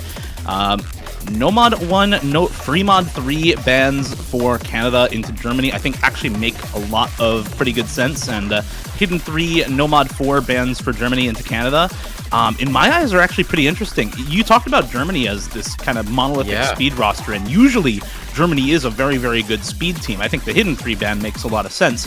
But honestly, after last weekend's speed performance from Canada, I half expected Germany to ban speed against this roster. Like, 3-way Skin Thief full combo, 2-way FC on Fari Sniper DT. Teams need to be on the lookout for Canada's speed, no? Like, this is a team that can really, really pop off when it matters on those speed maps, and the only reason they lost those two picks is because they were against Australia, who are far and away the best speed team left in the tournament. Yeah, and I'm actually kind of surprised to see Canada's bans here. I mean, Noble Horizonte kind of makes sense, but the Nomad 1, right? Canada, you have Cut Paper, you have Yip that are able to play these pretty well. Maybe Zudi as well. Maybe they don't really feel comfortable as a four-way on this, but then again, I don't know many countries who would be, right? Like, that is such an uncommon Nomad to have, this Nomad 1 here, which, if you weren't paying attention, this is like a AR8 control map, right? Like, it's not it's not aim consistency.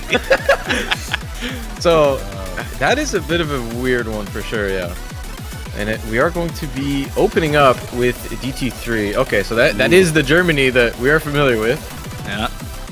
And again, that is unfortunate double DT3 on the pool right now. Again, DT4 is switched on Lotus, so maybe we'll see that at some point. For now, we're getting the first of many custom maps in this pool. It's Watashi no Kimochi by Marina Inoue, mapped by Keyboard Smash, also known as Nissan. I think... I don't remember if this one's a collab. Yeah, it's remind me about that a little bit. Yeah, it's a collab with Allied. That's why the diff name is just extra keyboard smashy. But yeah, this one is going to be pretty conventional, you know. Most people should know the song as well. You know, it's kind of a Nissan classic at this point to just run a really old Osu song that everyone is familiar with and then just give it a little bit of new life. So roster-wise, though, on a map like this, what do you think? I mean, for Germany, I'm looking at just the pure speed roster, right? Okinamo, Yeri, Aimbot, Cone, those types of players to go in for this. Potentially Zeitfrost as well, had the full combo on DT2 last weekend for Germany. I do think you could potentially see either Kriller or Whitecat as players on this as well, but they tend to stay out for the speed picks. And in fact, neither of them playing the DT2 last weekend when Germany did play one speed map in the semifinals. So I think as the scaling gets harder and harder, these extra players that you see for Germany, Okinamo, Tim Kackner, Yeri, Aimbot Cone, Zeitfrost, like the depth of roster on speed for this team is very, very high.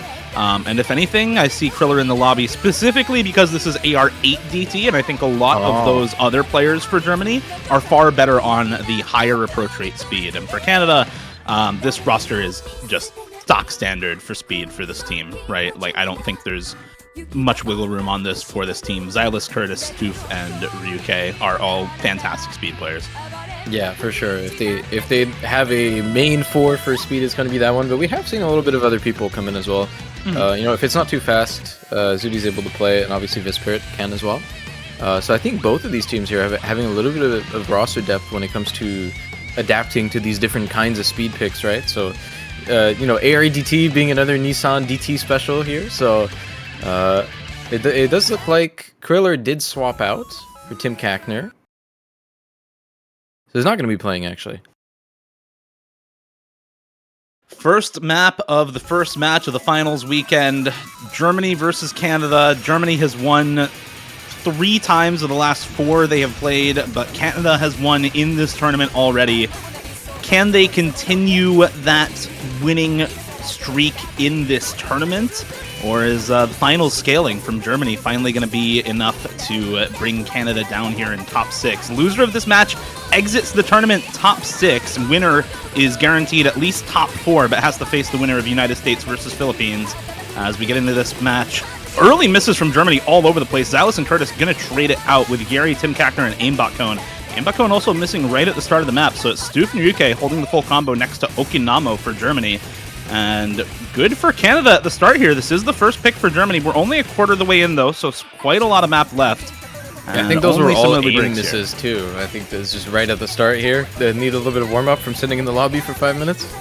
I'm going to blame it on that. I would expect everyone here to recover at least a little bit. But, like we said, this pool, it's really hard. It's really hard. We're expecting a lot less FCs than maybe you'd be used to, right? So if a single one on any of these maps is going to be super influential. Right now, a couple of players having a little bit of trouble with the first Ki time halfway through. Curtis, Ryuke, Yeri, and Tim Kackner all dropping during that Ki time. It's 1-1 on the full combos now. Stoof versus Okinamo. Okinamo with a near 2% act lead over the Canadian full combo here.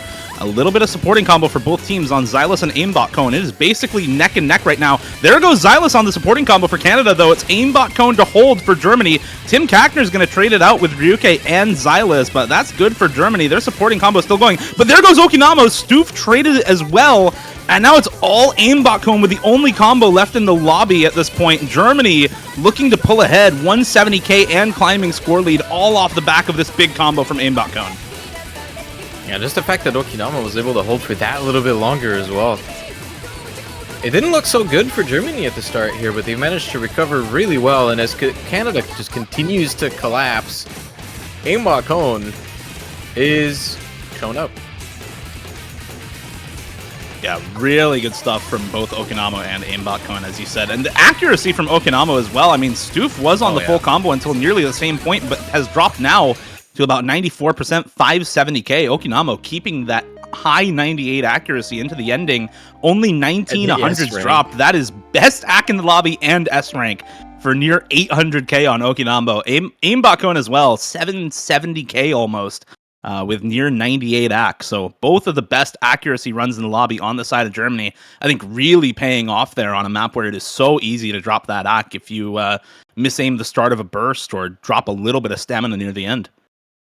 That is definitely the type of score that you'd expect Okinamo to pull up with, right? Like, we've just seen this year after year. Once we get to the late stages, the speed maps just are not a problem for this guy. A little bit of an unfortunate miss. Could have been a full combo, but didn't even matter. So Germany taking their first point here, despite it being a little bit rocky for a while. And now we're not too sure, we weren't sure what the plan is for both of these teams was going into this, right? You said following Canada's speed performance before, weren't sure if either team was going to pick speed. So we know that Germany will, and probably will keep going, depending on, based on how that went. What is Canada going for here? Like, are they going to try to play around hidden? Because usually that's what they like to do, right? They're going to go for the hiddens, unleash Zudi, go for the free mods, maybe Hell or Hell or something. What's in store? I mean, I think the free mods of this pool are a little tricky for Canada because Germany is a very, very good aim team, right? Like the aim mechanics on players like Kriller and Whitecat cannot be underestimated. So stuff like Hell or Hell and Glensista I think are a little tougher than picks like the Hidden One into Senbu, or even Mayday for a lot of the low approach rate reading players on the side of Canada who are very, very good at both of those skills. And we just see them go into the Hidden One. This is, I think, a very, very good pick for Canada. Awkward aim focused with a couple of bursts and streams here and there, but really the main focus in this map is super, super wide angle jumps. Yeah. Honestly, if there's one pick in this entire pool that I would say is Canada favored with confidence, it's probably this one. I'm not too sure about any of the other ones because Germany is quite good. But, I mean, this type of map is just what Canada's kind of known for. So... yeah, we didn't have a similar Hidden One last weekend. So there's not a lot to compare there, but you did have the free mod one awkward aim pick. And these two teams were pretty much evenly matched on that last weekend. It was about a 60k score difference in favor of Germany. I think you're still going to see a lot of similar players come in for Canada on this one. We have Xylus, Zudinator, now known as His Kitten, Yip, and Ryuke coming in for this one on Canada, or Ryui. And as for Germany, I think you're obviously going to see Kriller Whitecat come in for this one. These are the AIM players of all time for Germany, alongside some of their more comfortable members on the higher density hidden. This is AR 9.5, but it is 220 BPM, so the density is somewhat of a factor for newer players. I'm wondering if we see Shiox come in. Shiox has kind of been their pocket like reading guy. Not that this is really a reading map, but I think that's like exclusively what they've been playing so far in this team, right? But it looks like it's going to be Whitecat coming in. I mean, Whitecat, Kriller, Okinamo, kind of the lineup of all time, right? So I don't know if we'll really be seeing them swap out for other people. I think there's very little that all three of these people are not playing, especially when the pool gets this hard, right? Like you need all your skill set players to come in, and there they are, right? So Yari going to be coming in for the last spot here, so we'll see if Canada can take back their point on their first pick here. And fun fact about that Kriller Whitecat Okinamo trio, Kriller Whitecat played 10 maps together in Germany's last match, and Okinamo played 9 maps in total. 8 of those were alongside both Kriller and Whitecat. So this is really kind of the trio of all time for Germany, who are just in on nearly everything as we get into the start of this match. A couple of early misses traded between Yip and Whitecat right now, but nothing to write home about. Very, very early combo drops here at the start of the map. Man, having a core like that is always so nice, though, if you're one of the supporting players, because you don't really need to fill for anything, right? So if you're more of a specialist player, you can only come in for the stuff that you really should be in for, and you don't have to go in on like maybe I could do this. So pretty nice roster construction to have for Germany here. When you have a core like that, it's really scary to go against as well, because it's very hard to plan against that when your 3 players are going to be able to play everything just about as good. But first miss here from Whitecat and Yeri. Yeah, Yip is going to trade once again. Those were the 2 players who broke right at the start in Yip and Whitecat, but extra miss coming through for Yeri on the side of Germany does give Canada a little bit of a leg up. Again, we're only about a quarter or a third of the way into the map, so this is by no means decisive, but another miss from Whitecat is going to help out Canada that much more. Just a little bit of that extra combo. Kriller and Okinamo holding onto the FCs for Germany. Xylus, Zudinator, and Ryui holding on to the FCs for Canada. None of the really, really challenging patterns have hit yet, though. Yeah, here they are, though. There they come. Okay. We see Okinamo finding a miss here. There's one more here, I believe. Yeri and Yip to trade. Ryui and Xylus afterwards on the slider jumps. It's only Zudinator holding for Canada, and she goes down as well. It's only Kriller left in the lobby now. Kriller with the 99.45 FC right now. Over halfway into the map. Way more than enough time to bring this back to the side of Germany. Canada's fate rests in his hands right now. If he continues to combo, this is just the easy breakpoint for Germany, but it's all on Kriller's shoulders right now. Can he continue to hold more of these wide angle and anti-aim jump patterns coming through? It's only 40k now, 30k in favor of Canada as we keep seeing a couple of misses come through on their side. Kriller continuing to hold and pop off, and this is the scaling that we talk about when we talk about Germany in finals weekend. This is the team that has been top 4 for 5+ years in a row in the OS World Cup, and they continue to find talent like Kriller year after year to take up the mantle of carry player. He finally goes down, but not before securing his team an over 100,000 score lead. There's nothing else on the other side as well, right? No supporting combos here anywhere, so the damage is done. Kriller kind of just took everyone in his backpack for a ride there. And we're nearing the end here. Man, look at Zudi's accuracy, by the way. I think that's just a 2-miss SS or what? Yeah, that is really sad for the Canadian star aim player here in Zudinator, not able to find the combo as Kriller was, despite the insane accuracy from Zudinator on this map. And I mean, 1 or 2 misses is all it takes here. 90k, not even in the favor of Germany, but a point's a point, and that's 2-0 at the start of the match for Germany here. I mean, So- Azer, we talked about Germany scaling. Yeah, this is a great example as well of what I was talking about earlier, how the pool is hard now. You are going to have these one-man carry performances, right? If you have a star player on your team, they can just absolutely just carry this, right? Like everybody else in the lobby has the same score. Everybody else is 400, 500k, but just having that little bit of difference is going to make the entire difference, right? So you can expect pretty much every match, if your team has a star player, they'll need to do that. Yeah, and just one more thing to add. That is 100 250s for Zudinator on yeah. that map, by the way. That's pretty sad. 4 Even missed for Kriller's Kriller near the surprised end. that Yeah. he got a run like that. Yeah, unfortunate loss there for Canada on their first pick. I mean, 90k is extremely close in 4v4. Like you said, it really just came down to Kriller. And he was the X factor for Germany on that map, able to carry them to an early break point here. And now Germany up 2-0 in the best of 13, looking good at the start.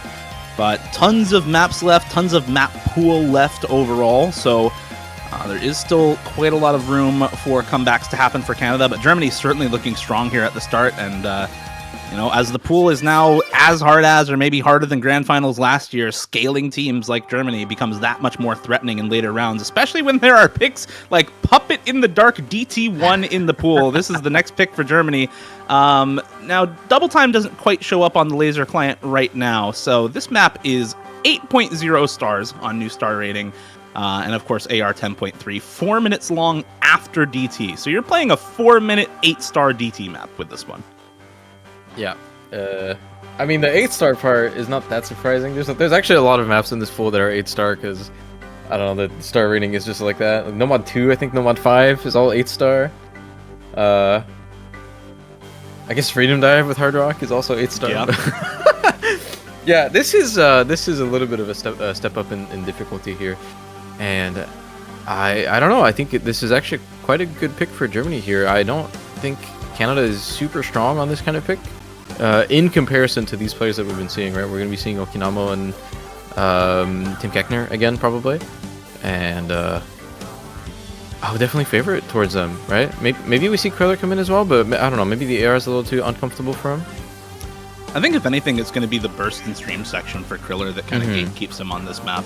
I mean, he played the DT1 last weekend and almost top scored for them. It was just Whitecat who was able to outscore on that map. So I think if anything, comfortable on the approach rate, but maybe not with the burst and stream section in this map, as there is a pretty speed-intensive section about 2/3 or so of the way through the song here.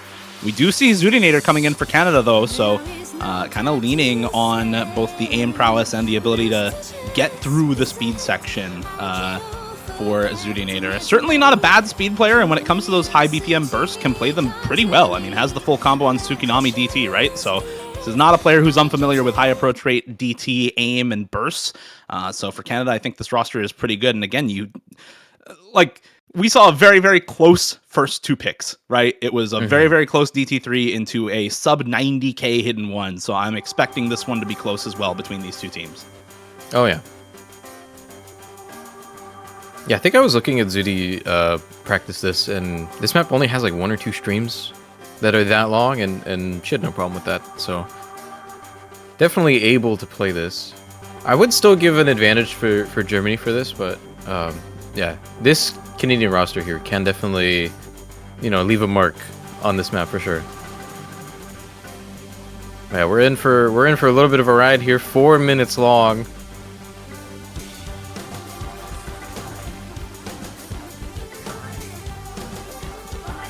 Not a lot of notable patterns here near the start as the map just slowly builds in intensity in the intro.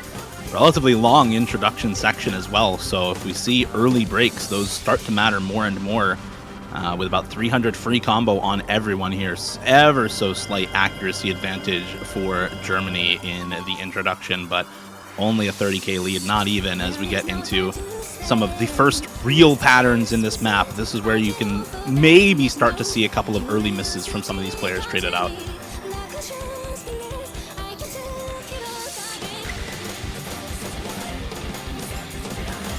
And nobody trading so far. Everybody just holding.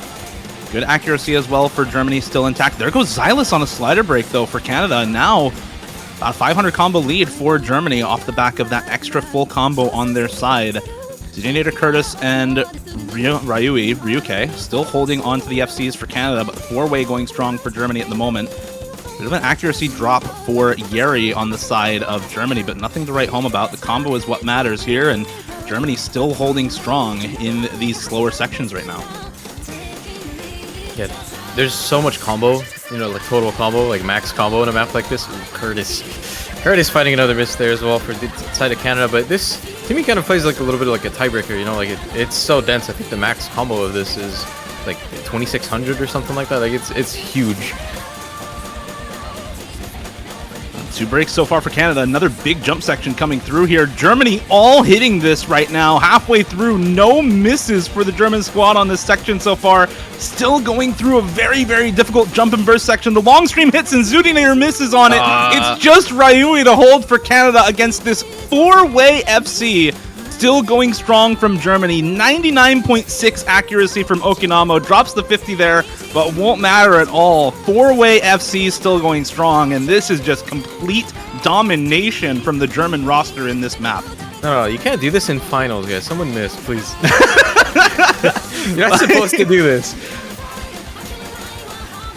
Another Ki time coming up. Do we see any misses from this German squad through this map? I mean, surely they have to miss at some point. Everyone on Canada has now missed with that drop from Ryui. Ryuke dropping now. Curtis finding a second set of drops here for the side of Canada, and Germany just still beast moding it. Tim Kackner will finally drop 1 miss for Germany. White Cat as well will join them there, but it's Yeri and Okinamo still holding a 2-way FC for Germany and an 800,000 score lead already, 3/4 of the way into this map for Germany. This is far and away over. This is 8-star DT, man. Yeah. What are you doing? This is 8-star DT aim and burst consistency. Like, this is not easy, and Yeri and Okinamo are just having an easy time on this. Okinamo 99.5 accuracy on this full combo. Like, what am I watching right now? Yeri will finally find the drop, but Okinamo, one of the longest standing OS World Cup players for Team Germany, and with the exit of Dust Ice, I think the longest standing World Cup player still on the team for them, showing he's still got it here. Finally finds the drop right at the end of the map, but that is 1.1 mil secured for Okinamo. May as well be the FC. 99 accuracy on the play, and I mean, what do you do against this kind of a team score? 4-way 800k plus for Germany, 1 member above 1.1 mil. I think that was also 1 miss for Tim Kackner and White Cat. I think so, yeah. That was just silly. Okay, maybe. Wow. That's scary. Yeah. Germany scaling. I want to play against this team. What on earth is that, man? I mean, it's Germany on DT finals. Like, I guess it's somewhat expected, but year after year, it's still just as surprising, man. What is this team cooking? Like, I mean, there's a reason in previous years, right? This score goes to Dust Ice. Oh man. Oh my god.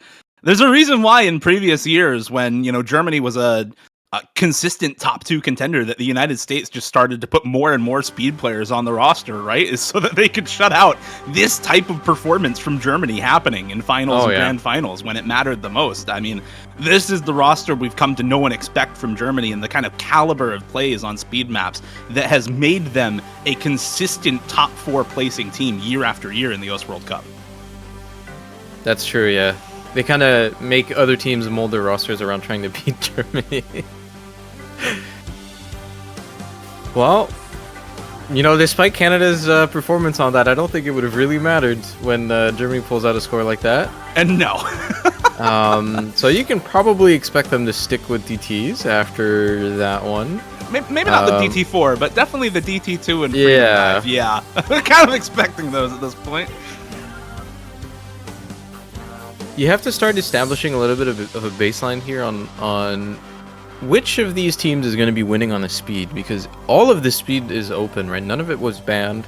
Nomad 2 is really long. Nomad 5 has a lot of bursts. Obviously, there's Freedom Dive, and DT2 is still open. Switched on Lotus. All right. All right. Go for a little bit of a curveball here. I was wondering if we were going to see this kind of pick from Canada, though. The aim control and gimmick roster from this team is extremely strong. I mean, obviously you have Cut Paper, who put up the #1 match cost and best scores in the tournament during the quarterfinals in Canada's matchup against the United States. But even players like Xylus, Zudinator, Yip are all fantastic aim control players. A lot of people, I think of Xylus as sort of the just speed and low approach rate guy, but he has really, really good low aim control on streams. Stuff like Shadow Castle by Jazag, he's put up some absolutely absurd scores on with Hidden, so I wouldn't be too surprised to see him in for this map, but it looks like he's subbing out for Cut Paper here. We'll have to see.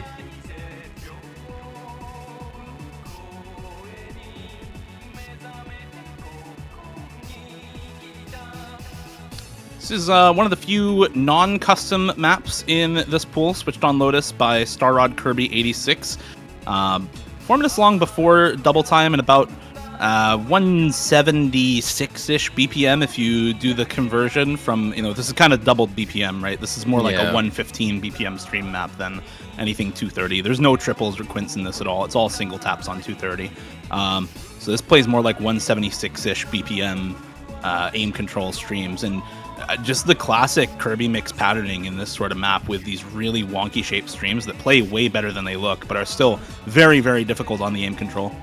Yeah, you can miss on anything on this. It's so, I don't know. It's very unforgiving. I think by now most people have at least seen Kirby mix DT kind of thing, because it's fairly common. But yeah, it's always like the transitions between the patterns that look super innocent. That's always the really, really tough part. Have to see who the fourth for Germany here. Maybe Shiox? Might be Shiox. Yeah. There we go. Shiox.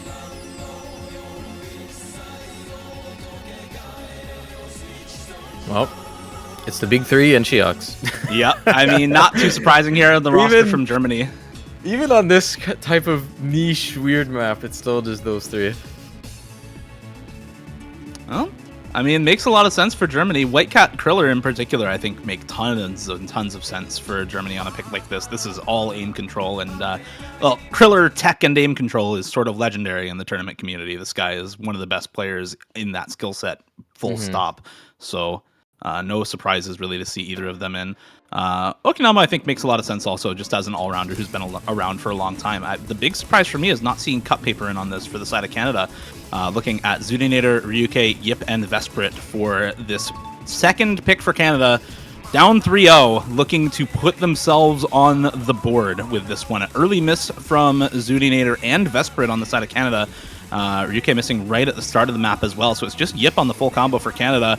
Whitecat missing right at the start alongside Ryui, so it's just Okinamo, Kriller, and Shiox on that three-way full combo for Germany. But again, early days, and Okinamo and Shiox will find the miss there right before we get to about the 1/4 mark. Yeah, I feel like this, you need a little bit of a transition period to get used to this type of aiming style.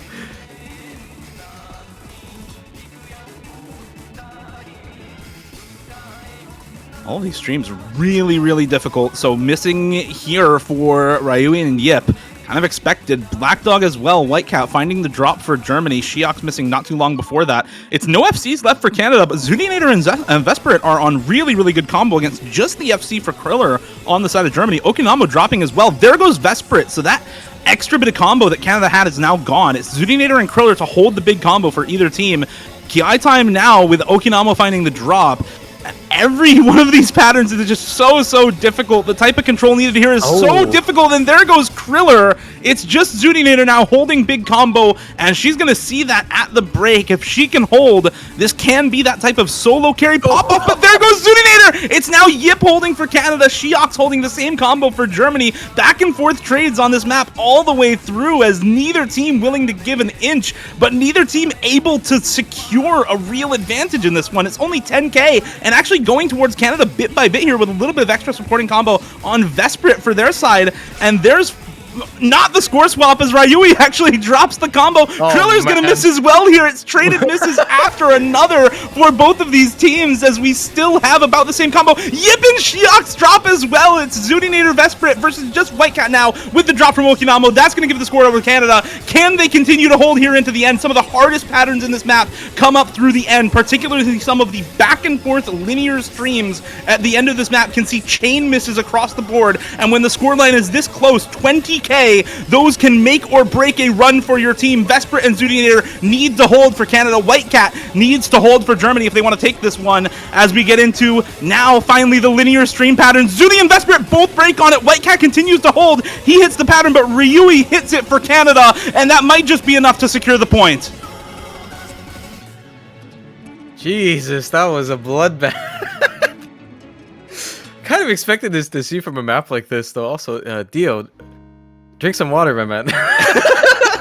I'm good. I got the coffee. We're all good. That was a little bit of a wild ride there, but Canada finally get on the board here. A pretty solid performance, honestly, from everyone. No real standout on either team here. I mean, Whitecat taking the MVP, but it wasn't enough. It went back and forth so often, man. That one reverse slider at the very beginning, or around the middle of the map, excuse me, claiming some victims there. I think 4 people missed on the same one. But in the end, it is going to be Canada taking their point. Sorely needed one after losing their first pick. And now we're going to be looking at the German pick. Are they going to keep going with DT? Or are they swapping over to some of the other speed? What is the plan here? I mean, whether it's the DT2 or something like Freedom Dive, I don't see much reason for Germany to stray from what has already worked, right? If it ain't broke, don't fix it. And nothing broken right now for Germany. They've won 2 speed picks in a row. Can't see them deviating from that at this point in the match. Yeah. I could maybe see a Nomad 5 from them, actually. That seems like the kind of map that Okinamo and Kriller would do good on. But that is also quite an uncommon map. I'm not sure if we've really seen a map like that before. It's just... I don't it's a little bit even of a know. hybrid. Man, when we were trying to place that song in the pool, I think we landed on like 6 different places. It was so... It's just such a weird experience playing that one. I remember the initial versions of that map, and yeah, it was kind of hard to place. I really don't think we're gonna see. Court Wow, Hard Shaper. Rock 3 actually. Okay, Oh, all right, okay. so this is a very different sort of map. Azra, do you want to tell us about this pick? Because this one is special. Yeah, this is you would classify this as hard rock tech. This is one of the originals that we have this week, by the way. You'd classify this as hard rock tech, but it has so much micro aim control in the patterning. This is a big collab between Jazag, Mint Ice Cream, and K-Kip. And yeah, even though it's on the surface, it kind of just looks like it's hard rock tech. I think in reality, it's kind of disguised as an aim control pick. So we'll definitely be seeing, you know, that type of player come in. You can expect Zudi to come in, probably Xylus as well on the side of Canada. And on the side of Germany here, we do see Zeitfrost come in for the first map, I think. I think this is the first map for Zeitfrost on the side of Germany, and yeah, this is really one of those maps where the aim control on higher BPM streams starts to get really, really tricky for a lot of players, right? You don't have sort of the fallback on being able to tap it no matter what that you kind of have with Switched On Lotus, right? The streams in this are a lot longer, they're higher BPM, and you're on Hard Rock as well, so there's a lot of different things that come into play for this map that make this really, really tricky, even in comparison to something like Switched On Lotus, which I think is a really similar map to this pick, actually. In Germany, I think saying with this one, like, yeah, Switched On Lotus is really close. That was 35k, and we have a really, really good Hard Rock roster. Whitecat, Kriller, Okinamo, and Zeitfrost in for Germany right now, looking to go up 4-1 against Zudinator, Ryui, also known as Ryuke, Yip, and Xylus for Canada. I will say this is probably the hardest map in the pool. It might be. With a fair degree of confidence, I think this is probably the hardest map in the pool. Which is very innocent, because this song doesn't really sound like it should be. Yeah, I think this is 7.85. with Hard Rock. So 7.6 on the sheet. I don't know if that's updated, but yeah, still very, very difficult. And that star rating kind of lies, right? This is in a pool with 8-star maps, and it's probably the hardest map in the pool because this type of aim control at 7.6 stars with that sort of spacing is absurdly difficult. Early misses on the side of Germany for Okinamo, Whitecat, and Kriller. Early miss on the side of Canada for Xylus. So now 2 full combos to 1 in the favor of Canada still with that miss for Ryui. Yip dropping as well, though, now supporting combo in favor of Germany and 1-to-1 on the full combos. Zeitfrost and Zudinator still holding for both teams. this is one of those like specialist only picks as well, right? This is such a weird specific skill set that these teams will look out to pick up a player that specifically is good at this. I think, unfortunately for Germany, luckily for Canada, Zeitfrost dropping that full combo there. Zudi, the only FC left in the lobby, but look at the types of combos on the rest of the roster for Germany. Whitecat, Okinamo, Kriller, all at about 500 combo. Whitecat drops is traded by Zudinator, and that is now huge combo lead for Germany on Kriller and Okinamo with a 300k score lead as well. I mean, specialists be damned, the core roster for Germany is all 450k plus right now, and that's matching the best score on the side of Canada. So this core roster for Germany, I mean, specialists, yes, can be really good at this type of stuff, but if your core is this strong, how much room does that afford you to build the rest of the roster, man? Like, 3 players can only be so good, no? But look at what they're doing on this type of map as well. Speed, DT aim, Hard Rock tech streams, they've got what it takes to clear everyone on it seems like any different type of map. 600k plus for Okinamo on that is one hell of a score, and I mean 560k for both Whitecat and Kriller as well. Those are some ridiculous scores for Germany. Good scores from Canada as well, double 500k on Zudinator and Ryui, but yeah, not able to compete as a full team with the strength of that core roster from Germany, just massive. It seems like the Germany that we all know has logged in today. This is a different team that we've been seeing in the previous rounds, that's for sure. Very, very scary to go up against. And yeah, I mean, maybe a well-researched pick here. I think not a skill set that you'd really attribute to, you know, to the German roster to be that good on, but obviously they clearly are. That was something else. I don't think we'll see many teams be able to match that. These scores maybe, like, you know, in hindsight, just looking at the score itself might be a little bit low, like 500, 600k, but those are, this is probably the hardest map in the pool. Those are extremely good scores. And I think Canada's gonna struggle a little bit to find an answer now. Being 3 points down here, it is on their pick, but all of their picks so far have looked pretty shaky. Not as in they're being bad picks, but Germany's been able to match all of them so perfectly, right? Even their map was only a slight, you know, Switched On Lotus was barely a victory by like 40k or something like that. So yeah, 35k. We saw Switched On Lotus, and then we saw Quartz Shaper. So do we get Lethaven? No, we get Nomad 5 instead. DL++ Delatete by Mirage and Delis.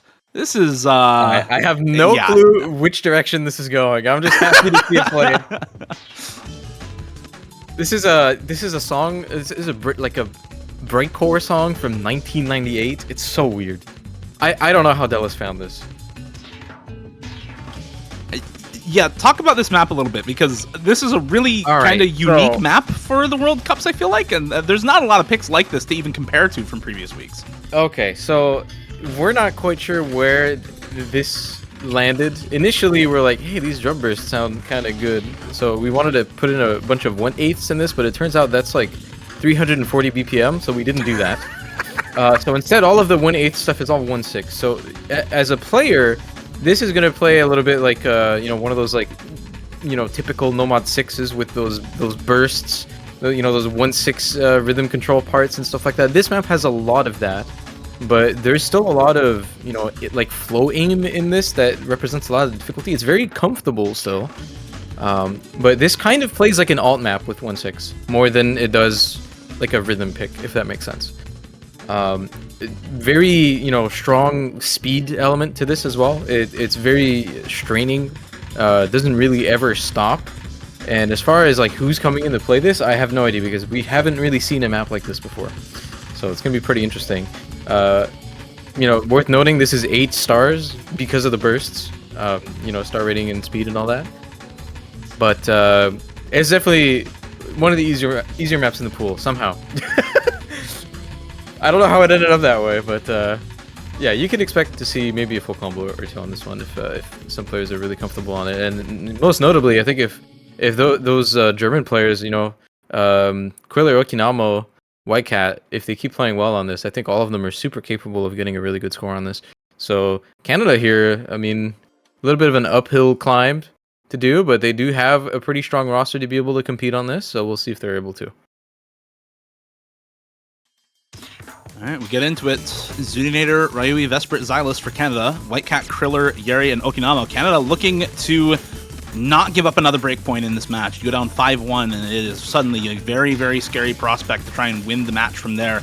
A couple of early breaks for both teams traded out here. White Cat, Yeri, Okinamo for Germany. Zudinator alone, actually, for Canada on the break there, as Kriller now finding a drop as well. So that's only 0 full combos now for Germany at the start of the map, with Ryui, Xylus, and Vesprit all holding strong. Zudinator finding another drop, and Xylus going to trade alongside her, but multiple breaks coming through for Okinamo. Going to keep it on the side of Canada for now. Kriller dropping again as well. It's big combo on Ryui, Vesprit, and only Yeri now, as White Cat also finding the drop. Ryui's going to trade it here. It's Yeri and Vesprit with big combos. Zudi alongside, but no, there goes Vesprit. Yeri to drop as well. This is looking really similar to DT4 earlier on with Switched on Lotus, as both teams just trading misses back and forth, over and over again. But there's an ever so slight combo lead for Germany now, with a little bit better recovery. More misses coming through for Vesprit and Zudi than for some of the other players on the side of Germany. And there goes Kriller. So trade once again here, as we're barely halfway through the map now, and nearly zero combo on anyone. When this is gonna happen, you have to start looking at accuracies, because they start being weighted in way more. When nobody has a combo at all, you really have to start looking at accuracies, right? We've seen them go up and down a little bit. I think Vesper was at 98 earlier, and that happened to drop all the way to 94 here. And it seems like most of them are kind of equalized across the board, but Germany being able to take a little bit of a lead, I think, because Ryuke and Zudi are a little bit lower than the rest. And even then, look at the combos for White Cat and Yeri as well now, holding on to 600 plus combo. It's only Ryui with that kind of combo for Canada. And as you said, the accuracy really downgrading that score a little bit compared to where it could be, about 40k down from White Cat on the 96, for example. So this is starting to look a little shaky for Canada here. 130,000 score lead for Germany, as Kriller, Okinamo holding on to 400 plus combo as well. The and ending is I think better overall accuracy too. Yeah, the ending, if you've played the whole map, this should be pretty straightforward. But wow, multiple really? misses across the board, actually. 2 misses for each team. It's going to favor Canada a little bit, but White Cat still holding strong at near 1k combo with 96.5 accuracy. He finally drops the combo, but there's just not enough time. 200k score lead for Germany, and only combo on Vesprit for Canada. Xylus with a little bit of supporting combo, but it's not enough at all to bring anything back. 200k score lead at the end of it for Germany, and that is 5-1 in this matchup now for the Germans, who have come alive and then some in the finals week. They've woken up. Yeah, I mean, I think this is kind of what you could expect from, this finals matchup. Historically, this is kind of how it goes. A little bit of an uphill battle for Canada here, as I said earlier. I think Germany's able to match them so well on so many of their strong picks. And it is now Germany's pick to potentially go on match point as well.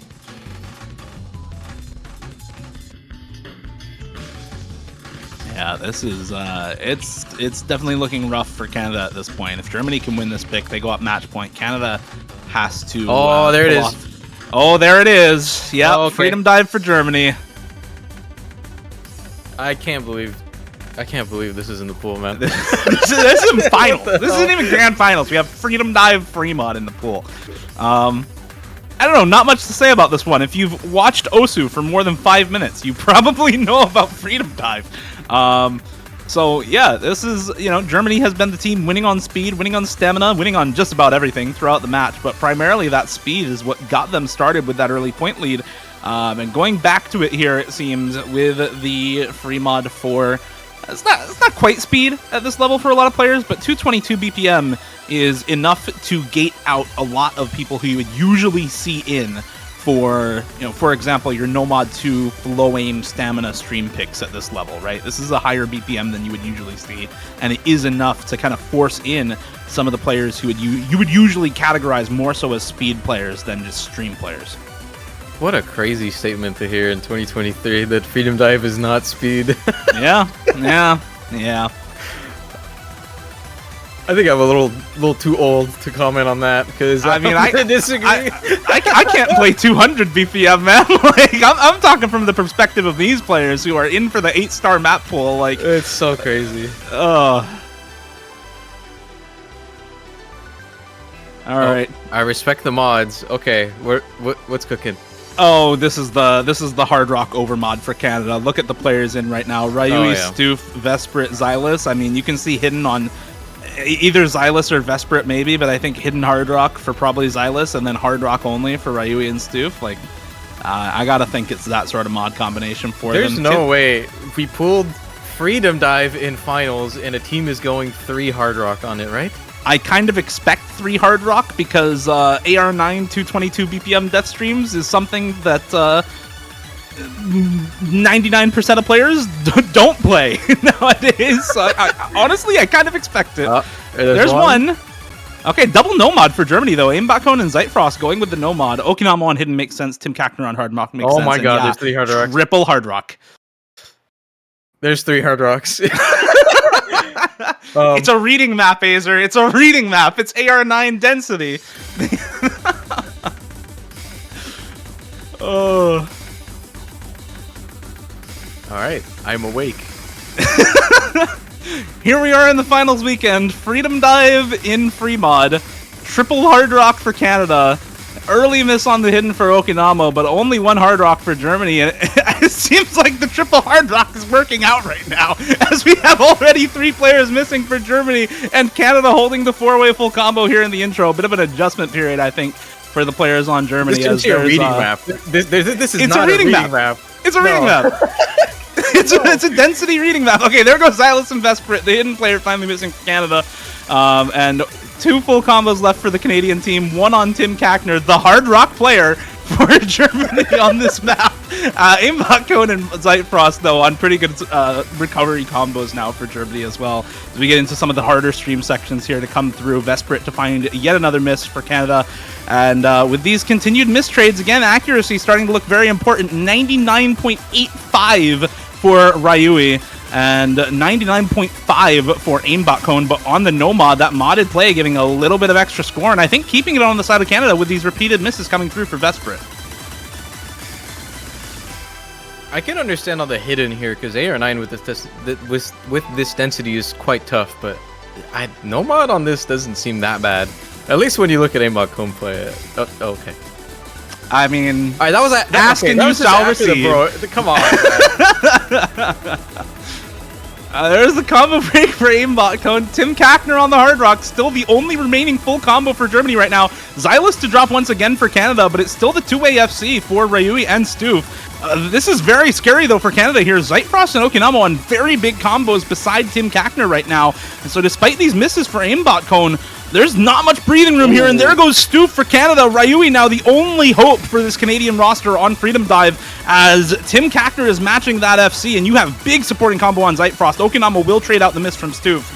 But this is still really, really scary territory for both teams here. Germany really wanting this pick to go their way to get to that match point, and Canada needing a break point to claw their way back into this match. Ryui doing everything he can at this point. 98 AC held for both of the Hard Rock full combos, and a 16,000 score difference at the halfway mark before we get into the ending of this map, famous for ridiculous death streams. All right, let's strap in. All right, here we go. Big combo on multiple members for Canada and Germany right now. Zeitfrost on 1100. Full combos still for Ryui and Tim Kackner. All eyes on the top of the screen as they continue to move forward with the biggest scores in the lobby. Vesprit to drop the chain miss on hidden for Canada, though, and instantly the score swaps over to Germany. Do we see an answered trade, or is this score lead just going to continue to grow in their favor? Xylus and Stoof holding on to some recovery, but there goes Stoof as well. Okinamo will drop the combo, but it's not enough to bring it back to Canada, as Vesprit continues to struggle here in the death stream section at the end of the map. Still the full combos intact at the top of the screen, but doing? Zeitfrost just absolutely demolishing this on Nomad as well. What are Over they doing? 1600 combo at the end of this map. This is two-way Hard Rock FC intact. Into the ending of Freedom Dive in the OS World Cup. I don't know what I'm watching, but I'm here for it. Xylus on a very good recovered combo as well for Canada, but this is all Germany right now. 140,000 score lead with the Hard Rock FC still intact for Tim Kackner. Zeitfrost on 1800 combo. There goes Xylus. There goes Tim Kackner on the full combo. It's too late, Ryui I to think. hold, but I don't think it's enough. Zeitfrost is just destroying this map on Nomad as well. 99.3 accuracy. There goes Ryui. There goes everyone at the ending. And yeah, if you thought we might see some full combos, you forgot what the end of this map looks like. 6 misses on that pattern there from everybody.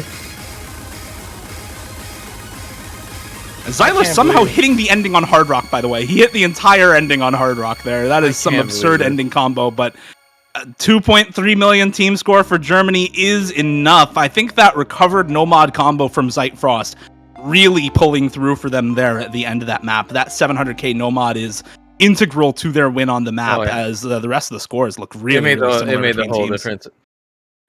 Okay, 2 800Ks on Freedom Dive Hard Rock. Can we just let that sink in a little bit? It's a reading map. Because what did we just witness? Like, excuse me?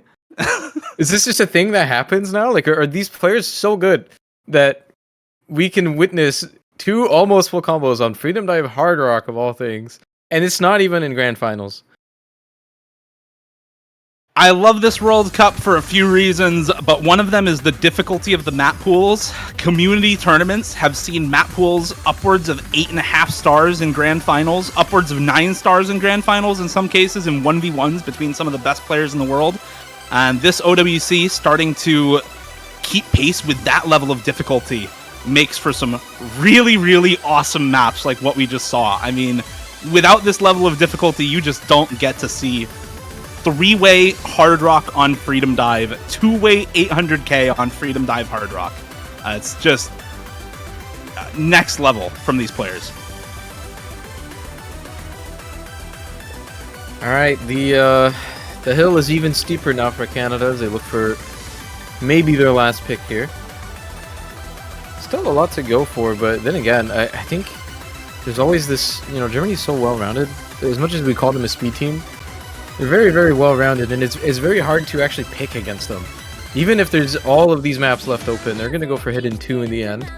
But it doesn't really feel like, you ever have an advantage on any of these for the most part when you're up against Germany. So we'll see if this pick ends up working out for them. It is do or die now for Canada. They lose one more map, and they're going to be out of the tournament outside of the top 4.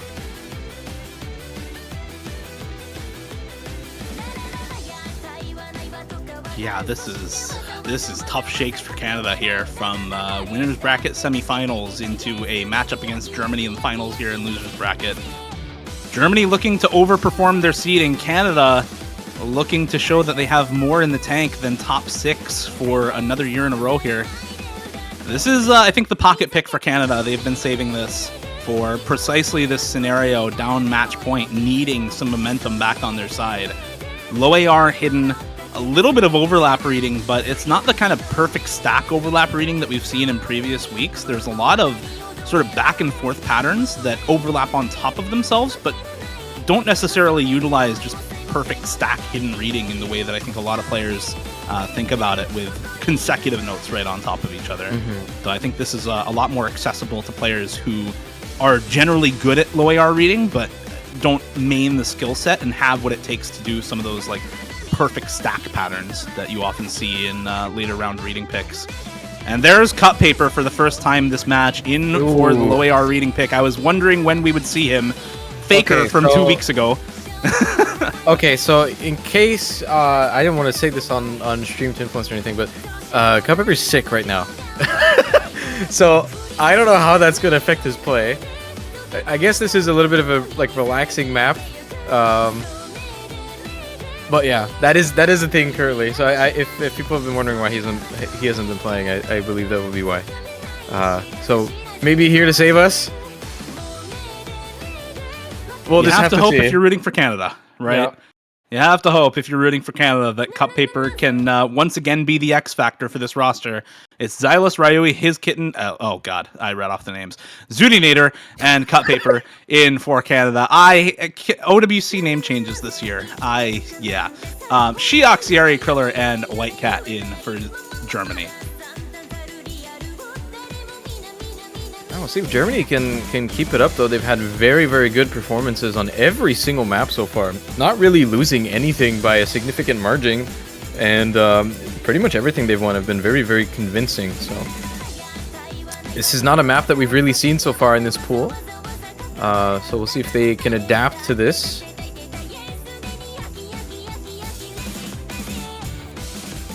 Early break for Zudinator here on one of the stream patterns. Ryui to follow suit as well. So Canada down 2 FCs. Germany down 1 with actually 2 with a couple of early misses for Yeri and White Cat near the start of the map, but combo on their side for now.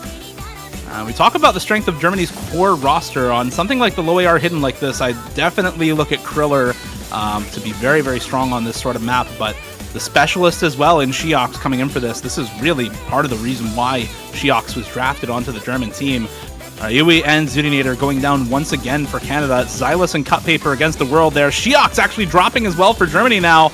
And suddenly, it doesn't look all that heavy for Atlas to hold the world up on their shoulders. Yeri dropping as well now, and Kriller, the only full combo against both Cup Paper and Xylus, holding nearly halfway through for Canada.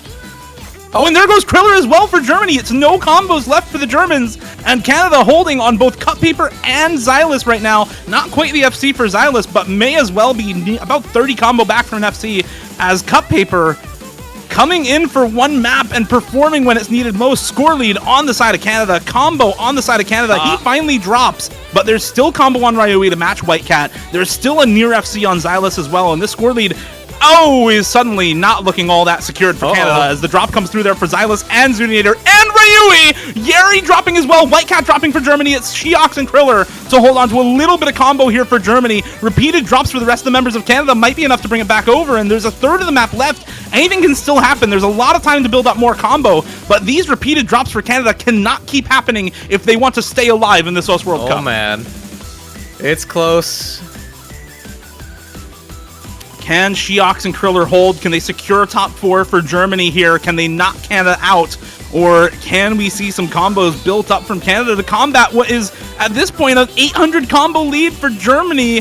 More breaks come through for Zudinator, Cup Paper, and Ryui. This might just be it. Xylus on 200 combo is all they have on the side of Canada. Shiox nearing 500 again, even with the break from Kriller, and this is about 100,000 score lead now. More misses to come through for White Cat and Yeri on the side of Germany, but if Shiox holds, it's over, and there goes Xylus and Shiox at the same time.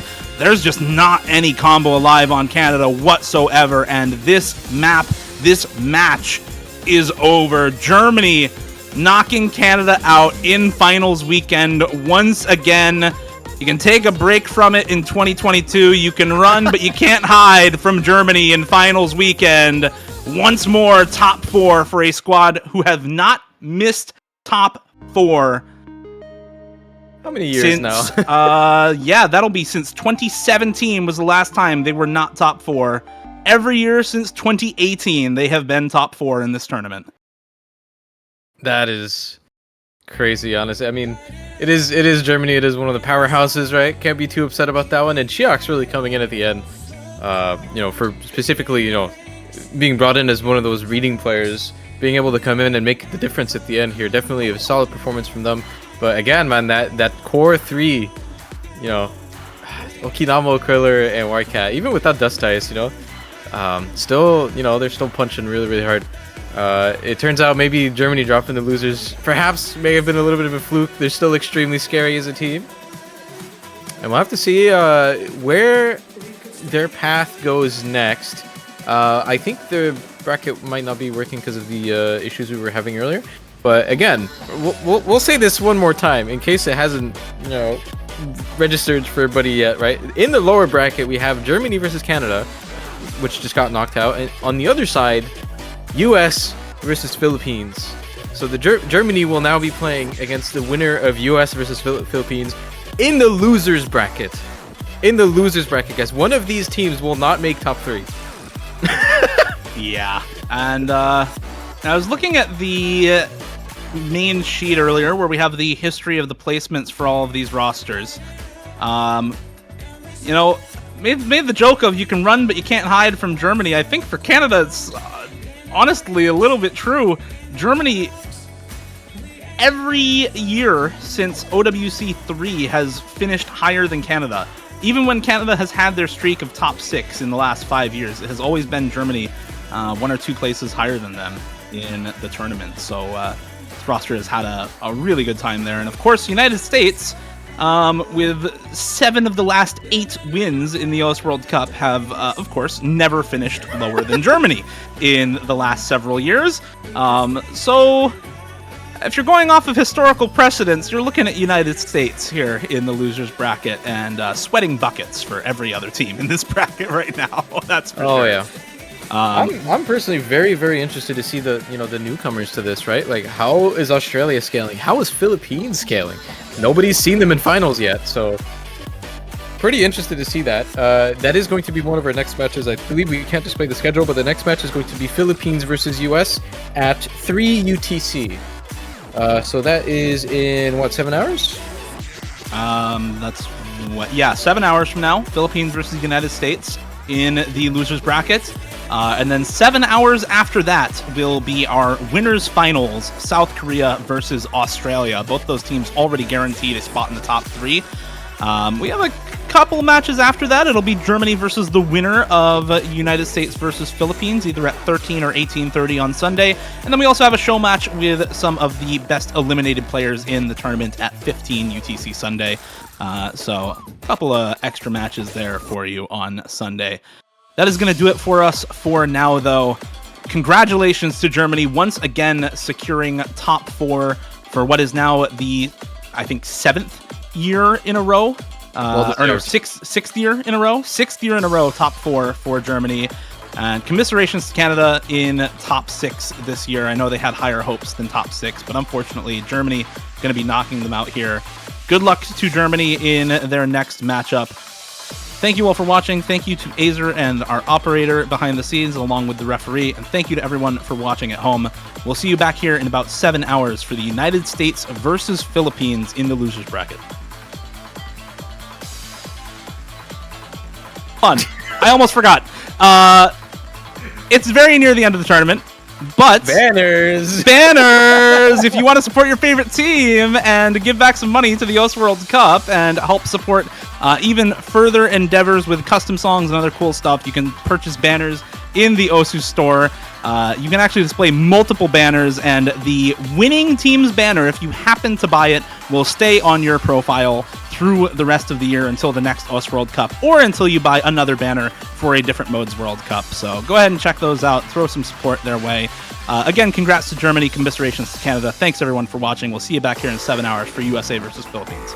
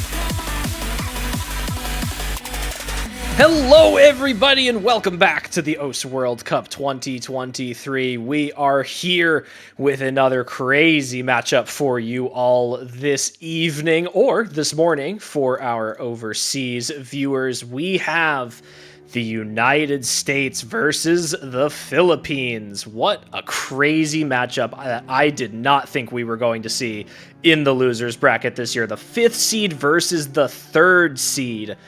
Down fighting for a spot in the top 4 teams left in the tournament. One of these 2 teams will make it to next weekend, and one will be eliminated. I will be one of your casters today, Chili or Pear. I am joined by iFlame. Hello. Hello, hello. This is the tournament that just keeps on giving. Philippines with their highest placement ever in the OC World Cup. They've got Henry, Hyuk, as well as Nathan Ram. Those are going to be the 3 carries that you're going to see in for just about every map on this team. And you've got, of course, Xylos, Venti for some of those speedier picks, Zone, Louise for the Hard Rock, Miggy probably going to be in on that hidden player. And man, what an insanely stacked United States roster. Despite being the 3rd seed, they have not gotten lower than 2nd place since 2014, getting 2nd once and 1st place every other time. They are a force to be reckoned with. Talk to me about this roster, Chili. Certainly something to keep an eye out for in this matchup, despite being the 3rd seed, and they did have their first downfall this year a little bit earlier than usual, dropping to the losers bracket. Of course, they did drop to the losers bracket last year as well, if you do remember that. The United States, not their first encounter with this lower bracket, despite being the reigning champions for, as you mentioned, 7 out of the 8 past World Cups, winning the 1st place finish. This is a great roster. It's very strong. Something to be noted is that it's very different from the previous US rosters. Only 3 of the players on this roster are remaining from last year's roster. Those players being Boshiman, Taquito, and Rectigon. With the notable exceptions of Fiery Rage having played in 2021 and Vaxe having last played in 2020. But other than that, their roster is pretty new.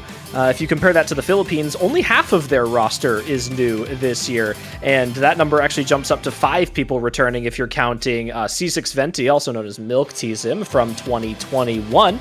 So both of these rosters running with some newcomers as well as some seasoned veterans on the board here. So, in terms of experience on both sides, we really are looking for a pretty even matchup of those who are going to be comfortable in this scenario. And that kind of leads into the pick ban strategy a little bit. Last week, we saw Philippines abuse the speed, abuse the tapping against South Korea to take them to 6-4. Unfortunately, we're not able to win that match, but did look good in that match. And so I think they're going to look to pick the tapping again. And that's a little scary. United States are a terrifying tapping team, but I'm not sure Philippines has too many great options. And I think the thing that pushes me towards the tapping picks for the Philippines is that you want to get Window Life, Woodsy, and possibly Comet into the lobby as much as possible. These are the new players that you mentioned, Chillier. You have to hope, and we've seen this a little bit in previous matches, especially in that Canada match where the US dropped 6-2, but some nerves have gotten to them a little bit on these speed picks, finding uncharacteristic misses, and I think Philippines are going to have to rely on that a little bit if they wanted to take this match. I think for picks and bans between these 2 teams, we have some inclinations of what these 2 teams are good at. As of right now, the Philippines has traditionally been the better mechanics team in this matchup. They've looked really good on tapping and aim and anything that requires those base level consistent and skill sets now that we're getting to the finals weekend. And the United States, a little bit more favored on the gimmicks, a little bit more mod favored.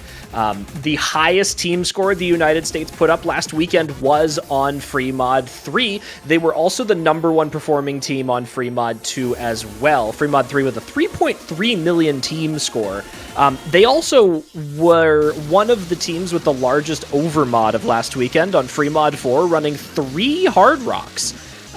For the Philippines, their number one team score last weekend, just over 3 million, was Double Time 1. So again, kind of reinforcing that mechanics versus more gimmicky styled matchup here. With that being said, another thing reinforcing this is the fact that the lowest performance for the Philippines last weekend was Nomad 3. The United States' lowest performance was Nomad 2. Again, kind of reinforcing this sort of narrative that one of these teams is better at the mechanics, being the Philippines, the United States maybe with an advantage elsewhere in some of the mod categories. So that might play into these bans here as we see them start to roll out. United States banning out the Hidden 1 and the Hard Rock 2 ban coming out from the Philippines. These are kind of more neutral maps, I think.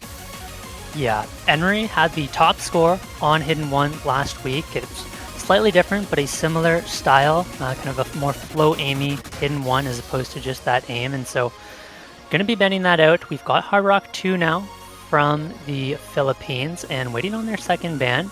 I would not be surprised to ban out one of those free mods. The United States, as you mentioned, have been one of the best free mod teams. And I think you're probably going to want to ban out the hardest free mod. They're going to go for the DT3 instead. So they do not want to play that kind of alt-style DT map. That makes sense. You know, I'm okay with that. I do think the Philippines, again, more favored towards the other kind of mechanic-style maps. I would have maybe pinned them banning DT4 if they were going to ban a DT over DT3, but I think this is still fine. Quite a smart ban from them as well. The United States does run with a couple players in that category. You know, to maybe give them some trouble here. And the United States baiting out that Hidden 1 despite having a decent Hidden roster. The Philippines is just absolutely ridiculous on the Hidden pool in general. They are easily one of the best Hidden overall teams in the tournament. So there is zero question in my mind why the United States banned that map out. And they're actually going to be banning the Free Mod 4 as well. So there is that mechanics ban. There is the Freedom Dive removal here. Unfortunately for the Philippines, they won't be able to leverage that quite as much in this match. I believe they'll be, the United States will be trying to avoid that. With that being said, both of these teams are quite consistent on their own picks, actually. If you take the highest performing map and the lowest performing map for the United States, there was a difference of about 1.1 million score between that highest and lowest performance. For the Philippines, that difference was about 1.277 million. So both teams kind of equally consistent across their picks, or at least the maps that they had to play. The United States did have a higher high and a higher, or a higher low, I guess, and the Philippines had a slightly lower high score and a slightly lower low score, so maybe slightly favored in terms of performance from last weekend, but this is a harder pool for finals, so the skill cap really is going to show, and if those top three performers for the Philippines can show up today, they'll definitely have a greater chance of performing well than, I guess, against South Korea, who had a greatly well-rounded team. Skill cap certainly going to be the big highlight of this match. The United States unarguably have one of the highest skill caps in the tournament, whereas you look towards the Philippines, they've got their core three in Enry, Hyuk, and Nathan Ram, but they've kind of struggled a little bit to put up that fourth player score. They got a few scores under, I think, 250k during last week already. This pool, being, I believe, the hardest pool in Osu World Cup history, is going to be tough, and I think the United States should be looking to pick the harder maps in the pool, you know, things like the Hard Rock 3, the Nomad 4, some of these just really brutal high skill cap maps, and force Philippines to put up a fourth player that is not comfortable playing the map, and I think they're going to have a lot of success if they continue with that strategy. We get a Nomad 3 pick from the Philippines, so we're going to be starting out with a little bit of ult. This is it's a okay start for the Philippines. You know, the pools are not the same slots from weekend to weekend, so it is harder to kind of draw some parallels between these two pools. Last week's Nomad 3 being flow aim alt, of course, with the I believe it was Sarah, the Celeb song, and of course number 39 this week being a little bit more snappy. It is a different kind of alt, but I do wonder, what the Philippines have done to give themselves some more confidence on this Nomad 3. We did talk about it earlier. Nomad 3 technically was their lowest scoring map of last weekend, actually, with that 1.779 million team score. So I'm quite interested to see how the Philippines have improved their performance from last week in order to maybe give them an advantage on this map against the United States, who, might I add, was the #1 performing team on last week's Nomad 3. It was one of the 4 maps that they placed first on overall. And not just that, it was Taquito, Rectigon, both full comboing last week's Nomad 3. Were the only 2 FCs across the weekend. And look at those 2 top spots for the United States. Fiery Rage, Taquito, back in the lobby. These are the players, or sorry, that was Taquito and Rectigon, I apologize. But either way, this is a terrifying alt roster. You have got Vaxei and you have got Kama into the lobby. On the side of Philippines, we have got Henry, Hyok, and Nathan Ram. And this time around, it is going to be Xyloz filling out that 4th slot, Hyok 2048. If you forget the Hyoks, exclamation mark Hyok in the chat, we'll give you a list of all the Hyoks. It is pinned too, if you'd like to reference that. One of our lovely moderators has pinned it up top, so please reference that if you need to. This one is pretty spiky into the Ki section, so we're going to need to see players hold on through the easier sections in between those Kis. And of course, that first Ki is one of the most important ones. The Kis get, as many maps do, slightly harder into the later stages of the map, especially that solo towards the ending. And so the combos early on are going to be very important. And here we go into our first map. Looking at those star players to start us off, Henry on the side of the Philippines, definitely the name that I'm personally looking for. Henry is the #1 performing player in this lobby according to last weekend's statistics, followed very closely behind by Rectigon, who has found a very interesting miss early on here.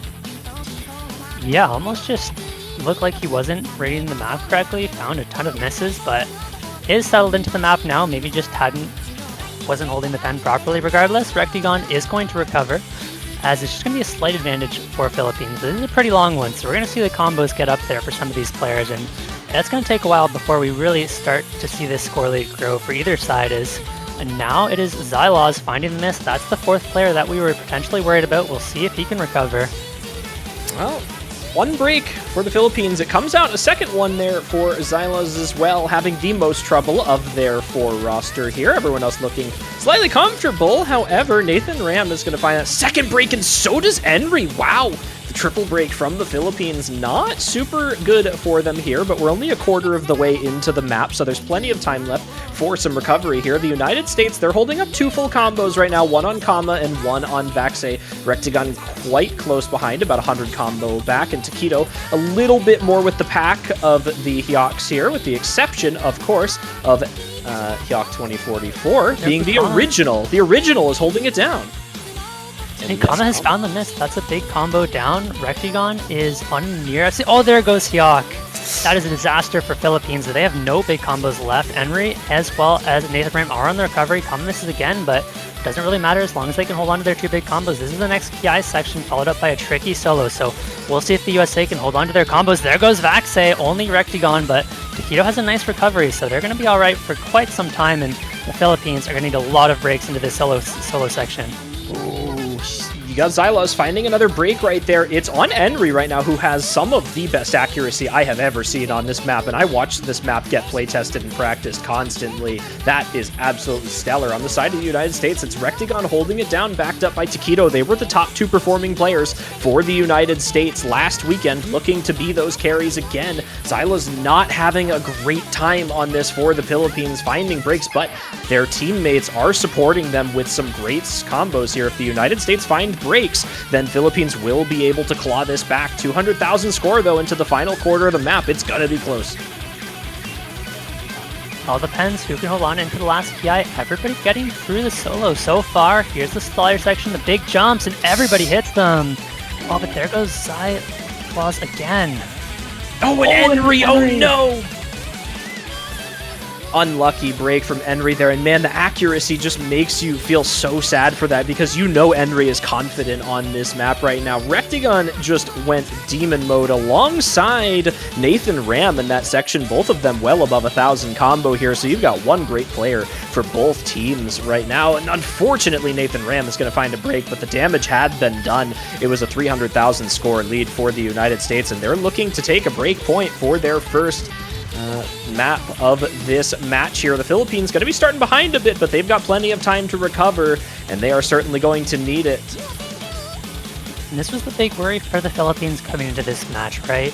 You look at Xyloz in the top right corner, and down at 300k, lowest score in the lobby by a decent amount, and Philippines has started to struggle with that fourth player. You have the 3 500ks from their core, but the support is just not there on pools this hard. So we'll see if the Philippines can get a few picks that are more comfortable for the supporting players. And I would have to imagine that's going to be the tapping picks, but I think they're going to hold off on both teams are going to be holding off on tapping. I think Philippines is going to be hoping for the US to pick that into them, but I don't think the United States are going to give it to them. They know the Philippines has been a tapping team throughout this tournament, and they're going to hold off on those picks as well. So these are two traditional tapping teams, and I think we might see all the tapping picks get left until much later on in this match. Yeah, I agree. Something to be noted is that the United States, I believe, is running with a player who is feeling a bit unwell. I was originally informed that that player was Rectagon, but I don't know how well that's going to be holding up in his favor after that performance on the previous map there. But man, North America really not been running well with the sick players this weekend. Canada, too, alongside the United States. So, both of them really maybe running into the flu season a little bit here head first. I don't know. It starts getting cold nowadays. Yeah, it's the winter months that always bring the flu, as you get the drastic temperature changes from the outdoors and the indoors. The flu catches on, I know, right. Zudi and Cut Paper, as well as potentially Rectagon. And Rectagon has been the key player for the United States. They have lots of people who can carry, but it has always been Rectagon at the forefront of this United States roster, putting up plenty of good scores, and we get the Nomad 5 pick, so they're going to opt into, I'd say this is kind of finger control speed. This... Name control. I would call this, it's like a hybrid-ish type map. It's definitely, you need a little bit of both, so I agree. This is not like hey, we have a player who's really good at this skill set, let's put them in type map. This is like we need our really good tournament players in for this because they can handle the pressure of this map. This was, I want to say, one of the more difficult maps when playtesting over the weekend before. So we're looking for some maybe lower scores on this map than we saw in Nomad 3. Yeah, but this is the United States sticking with that strategy of just picking the absolute highest skill cap maps in the pool and having the Philippines struggle with that fourth player. We do see Milk Teaism in this time for the Philippines down in that bottom left corner, 2046, as well as, of course, the core three who are going to be perma-lobbied for the Philippines. And we see Kama in yet again. Kama has looked pretty solid so far. We'll see if the nerves get to Kama at all in this match. Is one of those rookies for the United States that has been very impressive throughout the tournament. Yeah, he had a little bit of a rough go in terms of combo compared to the rest of his teammates on that Nomad 3, but put up above 99% accuracy, was the only one to do so besides Enry. So very clearly confident in his abilities to play through this match. The Philippines, however, definitely running with their own stretch of roster that is gonna try and run their way through this. Unfortunately, like you said, generally running with those three and then a fourth player on the back end. That last map was Xyloz, putting up about half of his teammates' score on that map. This time around, of course, they're going to be making that switch out for Milk Teaism. So one of those returning players, again, did not play last year, played the year before, so is not an unfamiliar face to the Philippines roster, but definitely coming back. Hopefully in stride, does find the first break for their team, however, but there's a double break for the United States to trade it out. And Rectagon has been struggling a little bit early, finding multiple misses throughout this map. We're going to see some recovery out of Recti, and this map is really tough. The accuracy is going to be really tricky. There goes Hyok now, and so it is going to be 2 FCs to 2, but Milk Tea is really struggling with this one, down at 90% accuracy, continues to find misses, and that's going to give a pretty sizable advantage over to the US. This is a very short map, and the ending absolutely brutal. Now, the density and the overlaps in this map make it a little bit tricky to read potentially for certain players. Well, Kama. that's big. Oh, and Taquito too! Oh, the Philippines just got a huge advantage here. They're holding Nathan Ram and Enri. We're halfway through the map now. This ending is tricky, but if anybody can hold on to the full combo, it is Enri. He is an absolute beast who's looked fantastic. Milk Tea finds another miss, but it doesn't really matter. Doesn't have any score anyways. And Hyok is on a really nice recovery. There goes Recti now, so it's only one big combo. It is Vaxei against the world right now, trying to keep things close, and the score bar goes back over. There goes Vaxei! And I think Philippines can take this one if they can hold on just a little bit longer. They still have those 2 full combos. This one might be in the bag. This is big here. You've not only Enri, but Nathan Ram just going absolutely off on this pick. 96.81% accuracy, slightly less, but well above his teammates and well above 2 of the United States players there on the top, Rectagon and Vaxei. And there is nothing to go against Enri and Nathan Ram right now. This is their time. This is the break point. Looking to come back here. We're running out of map here, and unless we see a double break for the Philippines right now, they're going to be bringing this break point immediately back with an exceptional display of finger control mastery. Nathan Ram does find a break, but Enri being that hero again, the #1 performing player across both of these teams in this lobby, he is showing up, he is ready to go, he is putting his team on his back, and he is going to drag them to the finish of this map with one of the most exceptional performances of the weekend we've seen so far. What a full combo. Huge performance from Enri, and that is a break point. Chillier, we have a match on our hands, 1-1. Now Philippines have the pick. They can look to get some momentum. And once again, 4th player for Philippines, really struggling, but this time around, Enri is there with the massive combo to make up that difference. And the United States couldn't really find anyone to match that combo. They had some really solid, consistent scores, all above 400k. But when you have a player like Enri pulling off that, it's just not enough. And now I think Philippines could potentially, it's hard to say what they want to look towards here. Maybe they opt for one of those kind of other nomads, maybe something like the Nomad 1, anti-mod map, but nomad.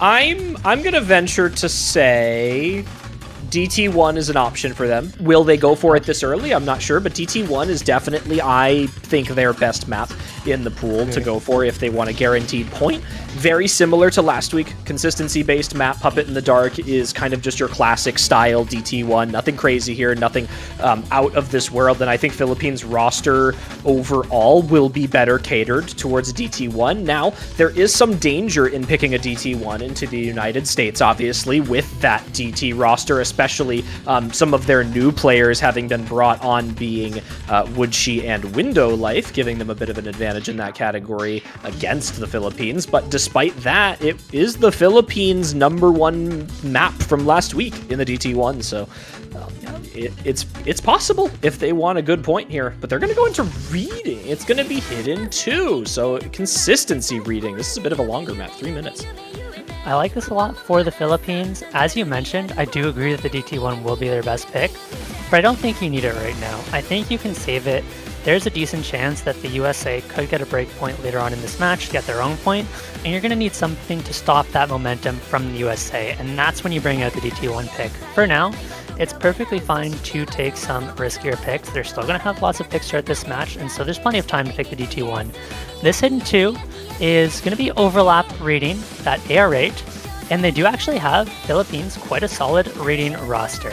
On top of your core 3, of course, I imagine we're going to see Miggy in for this one as well, who is generally in for these low AR hiddens, and is quite solid. So I don't think they're going to get 4th playered quite as hard on this one. But on the other side, you have Bashi, Fiery, Taquito, and probably Vaxei for that last player. And Bashi is well known for these low AR hidden picks. He is so good at them, and I think that's who we're going to be looking towards on the US, along with Taquito, one of the best hidden players in the world.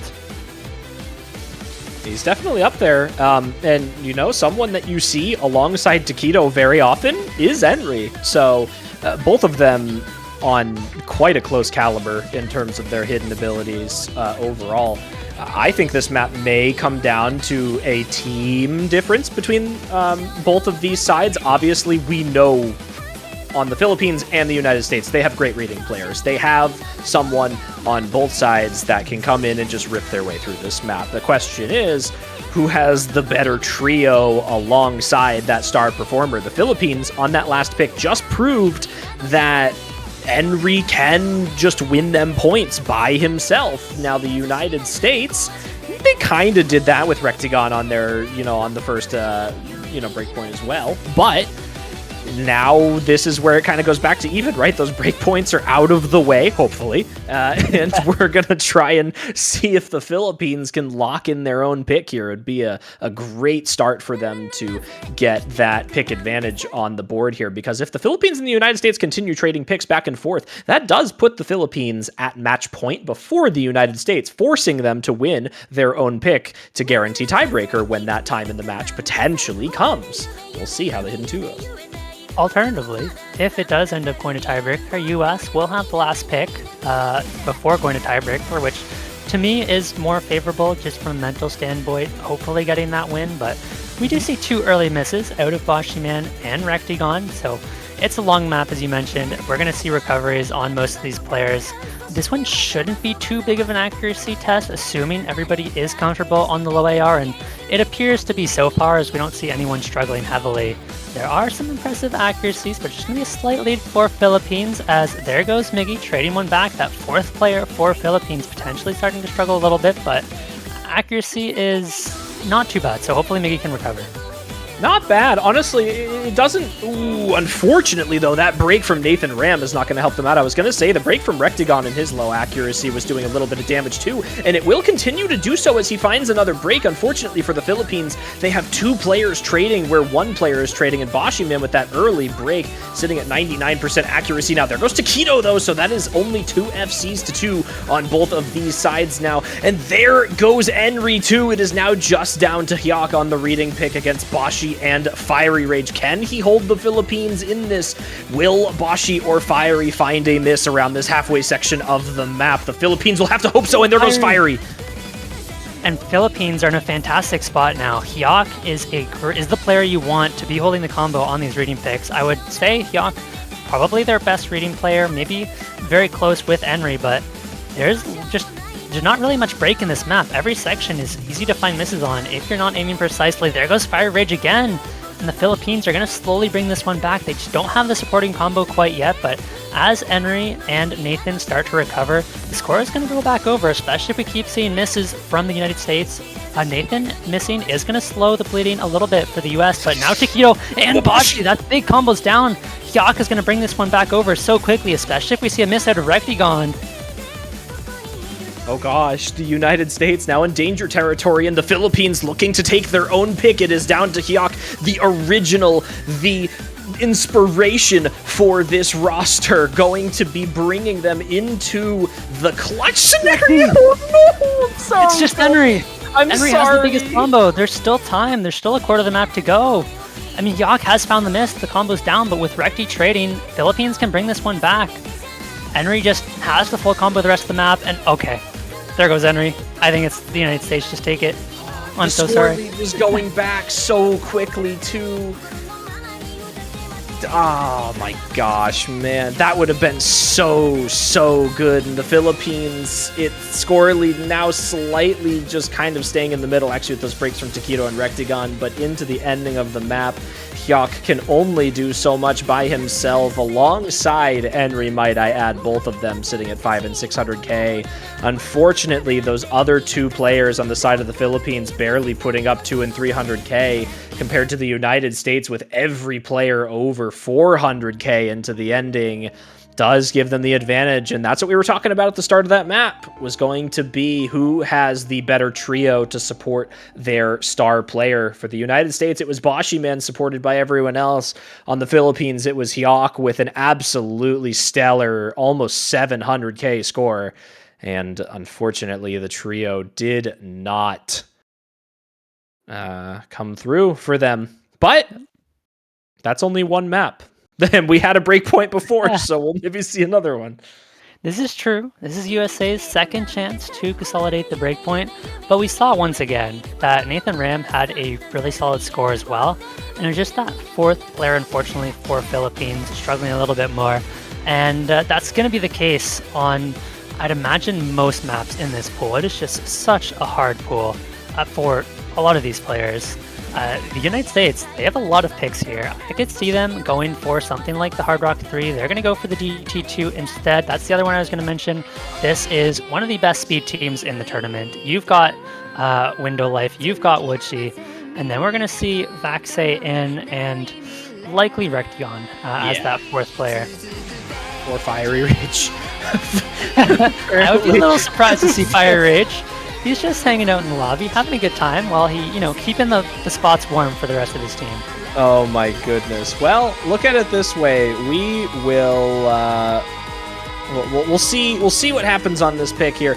I did talk up the Philippines as being a great mechanics team at the start of this match. So the Philippines, don't make me a liar, please. I believe in you. You can take this DT2 right now. I believe it. But I'm totally not saying this for self-preservation, but I do believe that they are great on this type of map as well. I talked about the Philippines. DT1 was their highest team score, of last weekend. So they are definitely great at the DT maps. It's just a matter of whether or not they're going to be able to maintain that consistency on a stamina-oriented DT map. Now that is really going to be the tale to tell in here. For the United States, there's basically all of the roster. There is all of the roster that you mentioned, iFlame. Spot on. It's full US roster. It is going to be Xylos again for the Philippines, and I expect Xylos to do much better this time around. Is on this team as that speed player, and so I don't think Philippines is going to be fourth player nearly as hard.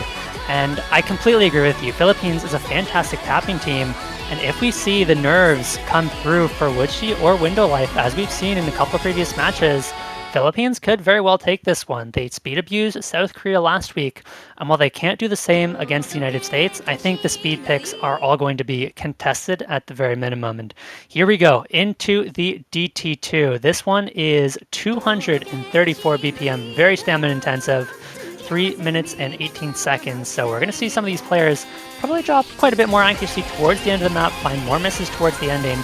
As they start to run out of stamina, nobody misses that first big stream.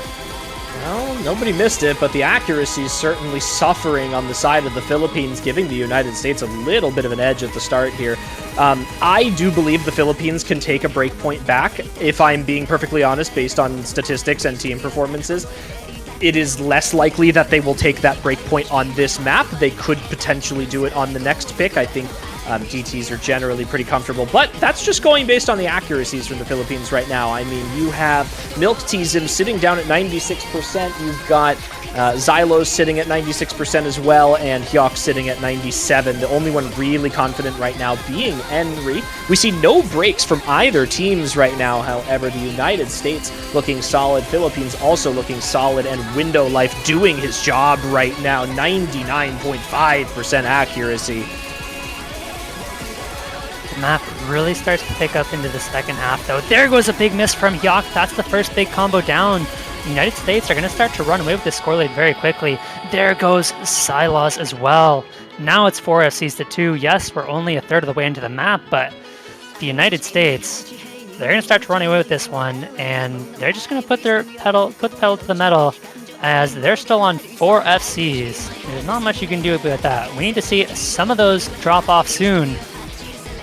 Well, I don't know what I was expecting right now from the 15th best player in the world, who is a speed main at 99.6% accuracy. It's 2 FCs to 3 right now. The United States needs to drop a combo for the Philippines to get back into this. We are only halfway through the map right now. There's plenty of time for one of these teams to find a break here. Vaxei's accuracy is suffering, 95% accuracy now. He is looking to barely hold this. Unfortunately, Milk Tea Zim drops the second combo for the Philippines. There goes Window Life. These are the nerves potentially coming into the United States players. It's the 2 combos down on those rookies, but it is the veterans, Vaxei, Rectigon, 2 of the best tournament players in the world, holding those FCs up against Enry. And it's a 500,000 difference. We've only got a quarter of the map to go, and unless we see a complete meltdown from Vaxei and Rectigon, I don't think Enry is going to be able to do it on his own, but this ending is so brutal. If we could see it, it would be here. It would. This is the hardest section of the map right now, but all of these players looking so strong. Vaxei looking the weakest of the 3, which is something I never thought that I would say in my lifetime, but definitely the least comfortable of the 3 FCs in this map, but it doesn't matter. On both of these sides, there's some good supporting scores for both teams, and unfortunately for the Philippines, that is only going to benefit the United States with that double FC still holding intact. Neither Vaxei nor Rectigon letting up, despite Vaxei's accuracy dropping. He does finally drop the FC, and it is just Rectigon to hold the United States into the ending. Now, unfortunately, Enry, despite his great performance, will not be able to do this by himself. This time around, the United States are going to be able to capitalize on that breakpoint. 2 very impressive full combos, but it is the US taking the point, and now it's up to Philippines to find that pick, and this is what I was talking about, Chillier. The United States have now won 2 maps in a row, Philippines and their own. You don't want to give them 3 in a row. Going down 4-1, it's far from over, but it's really tough mentally, and so I think this is where we see them opt into that DT1 pick.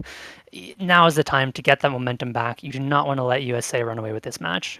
It's very possible. Shoutouts to Window Life with 99.56% accuracy alongside Enry and Rectigon with their FCs. That is just some of the most ridiculous 100 counts I've ever seen on a stamina map like that. And Woodchi with a 1 miss as well. So both of those new up-and-coming speed players for the United States doing their job there.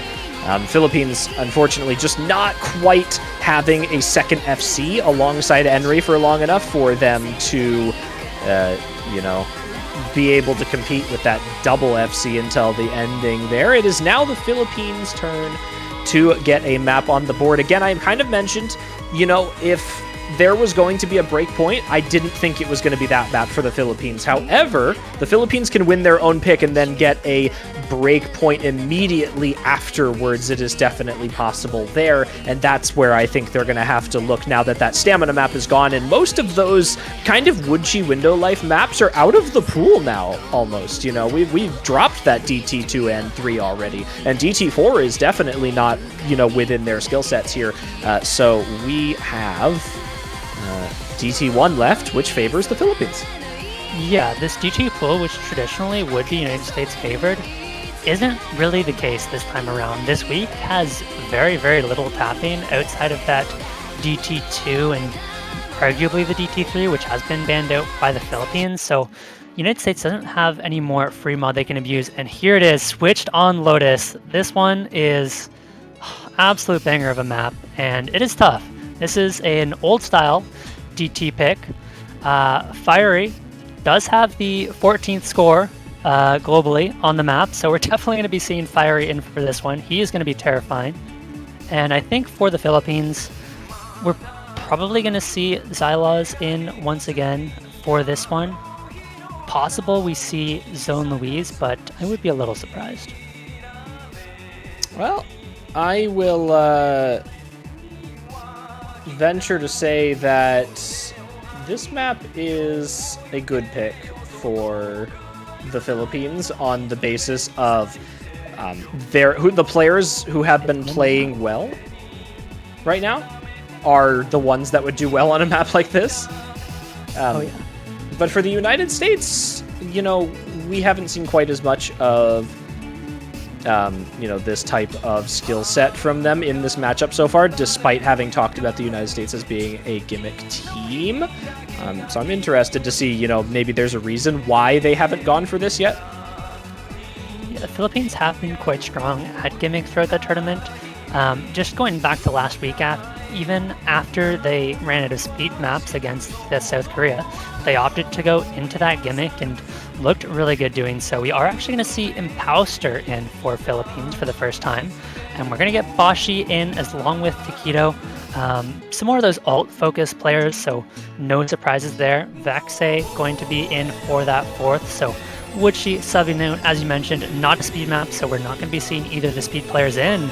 And this is a not long, but very tricky DT4. There are so many brutal, really awkward alt patterns that are going to catch a lot of players out. We're going to see some big accuracy drops and potentially some massive chain misses into the ending. So if this one's close into the ending, it could go either way.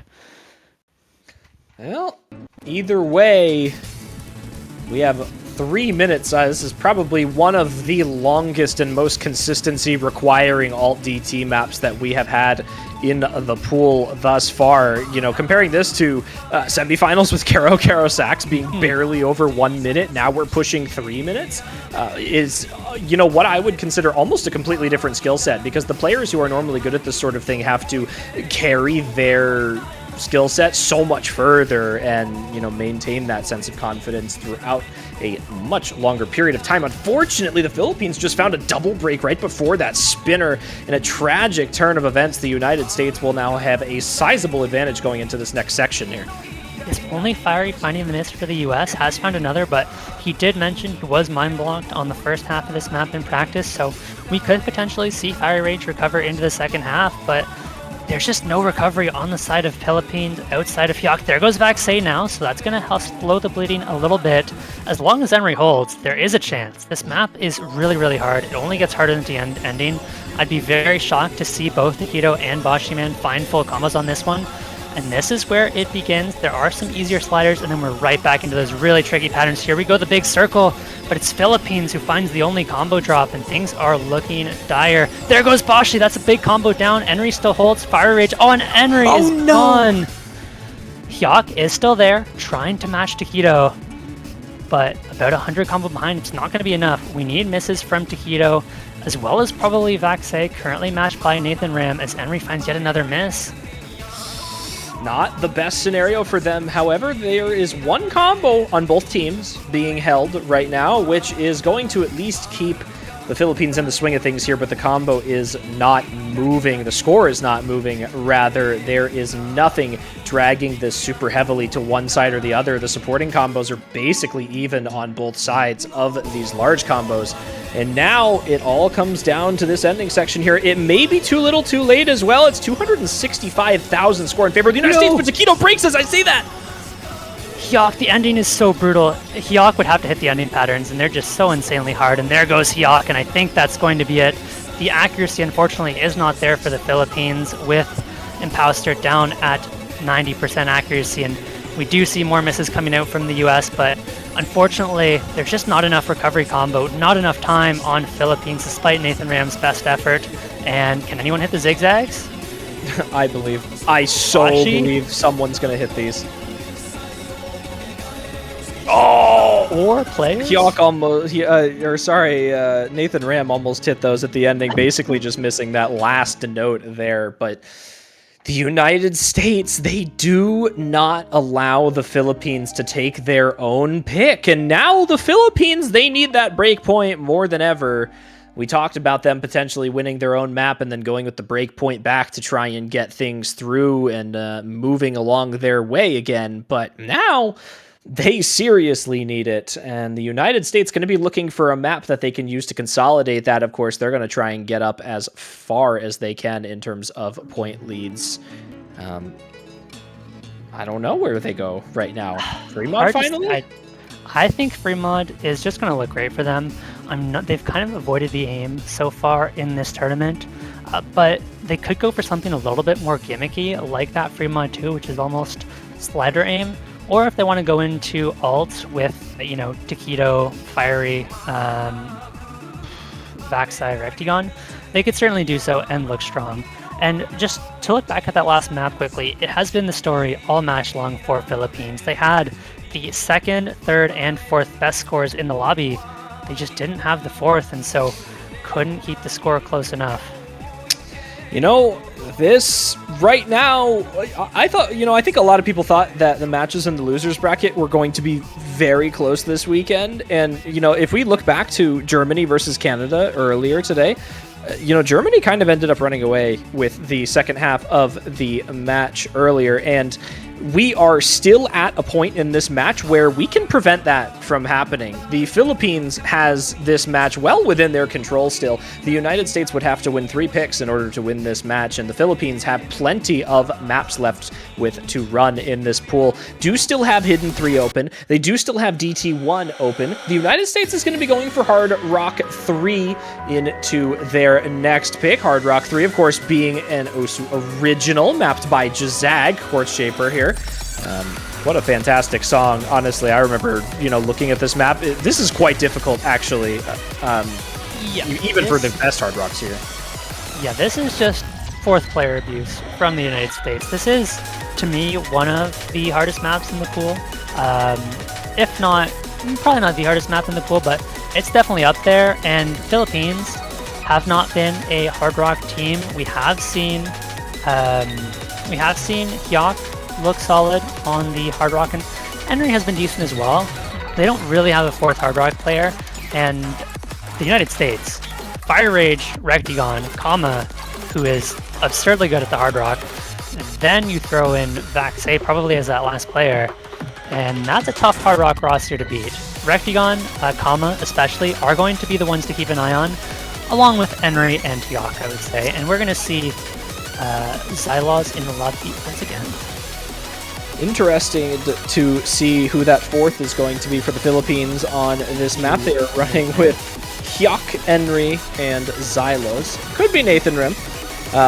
We have yet to see Zone Luis in this match so far. I don't believe that this is probably the pick for Zone, but it is going to be Nathan Ram coming in here. So no Milk Teasm, no Zone on this, and no Imposter Miggy. Imposter is also another player we have yet to see this match as well. So maybe looking for them to make an appearance somewhere later on in this match. I'm sure they have some picks that they are looking to get in for. And then on the side of the United States, like you said, Taquito, Cheeto Blast, Rectagon, and Vaxi in for this one.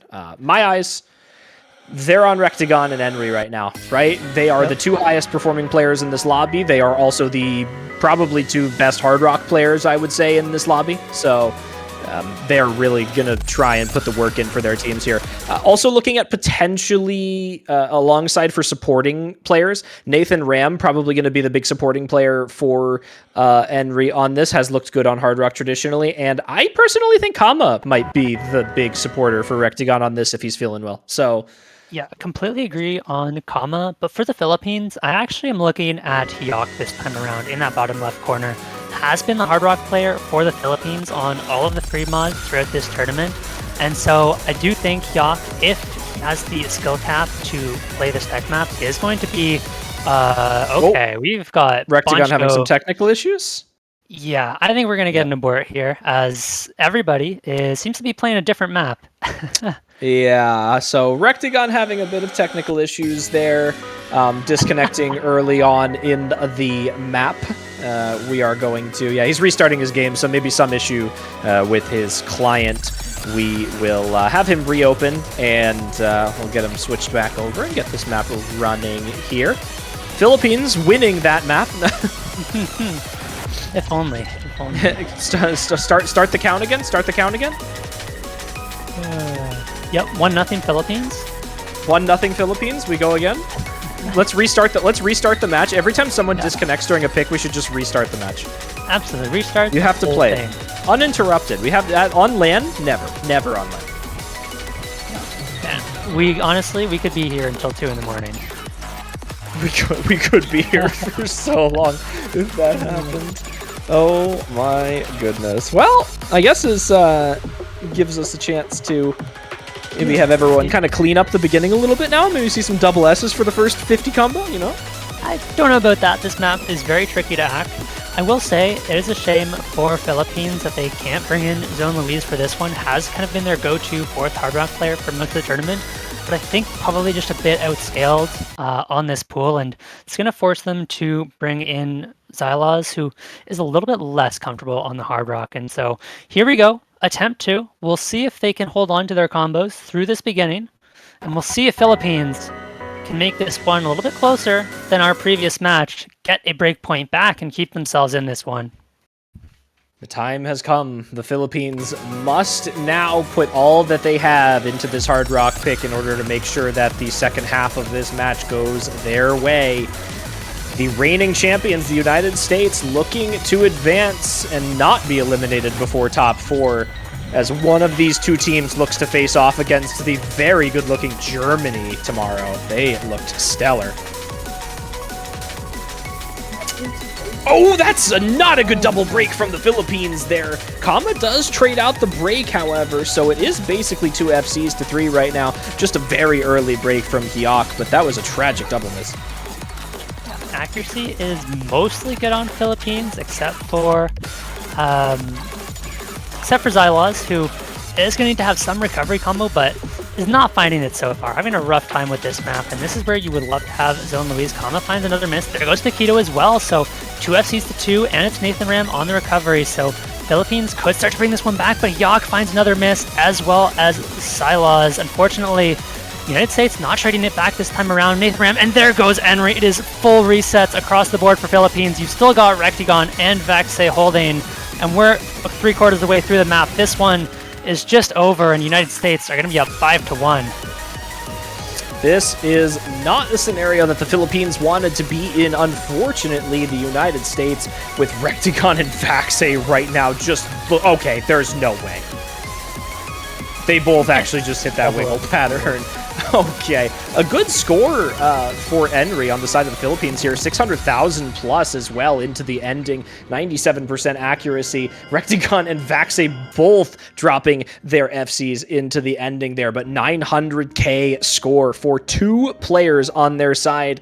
And unfortunately for the Philippines, running with 170,000, not quite helping them out a lot on that Hard Rock 3, and that was the United States' pick, however. So the Philippines now going to go back to their own side of the play field here. Maybe they'll finally go for that DT1. Maybe it's time for a little bit of that consistency DT. Yeah, now Puppet in the Dark is, to be fair, I'd say pretty tricky compared to last week's DT1. So it is possible that they just, one of those players, that 3 core, is feeling outscaled on the map, and so they're going to need to find picks that all 3 of those core members can play. Because if you don't have all 3 able to put up a solid score on it, there's just no chance of winning the map. So that could be the only reason I see them potentially avoiding the DT1. But outside of that, I would have to say it's going to be their best pick. They could also look towards something like that, still that No Mod 1, something more gimmicky. Even potentially one of the free mods in that, free mod 1. It's tough for Philippines at this point. They're quickly running out of picks. Yeah, this is definitely getting to the point in the match now where if you don't start winning some of your own maps, you are definitely not setting yourself up for success, given the fact that we are technically 1 point away from match point. It is starting to, this is close by all means, and it's Hidden 3, the Philippines. They're going to go back to that Hidden pool. They picked Hidden 2 earlier in this match. And, all things being said, it wasn't the worst of time for them. They unfortunately did lose the Hidden 2 pick by about 100,000 score.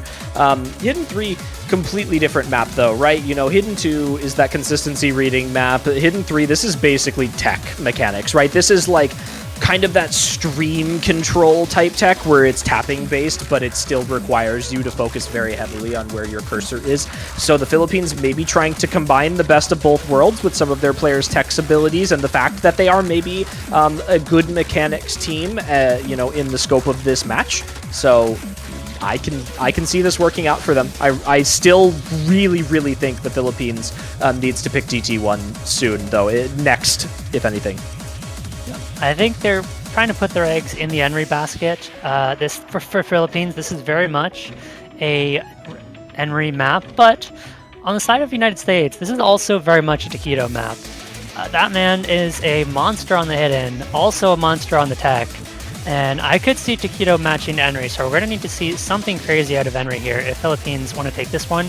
They do have Hyok and Nathan, who could be able to put up solid supporting scores, along with Impouster in the top right corner for the Philippines.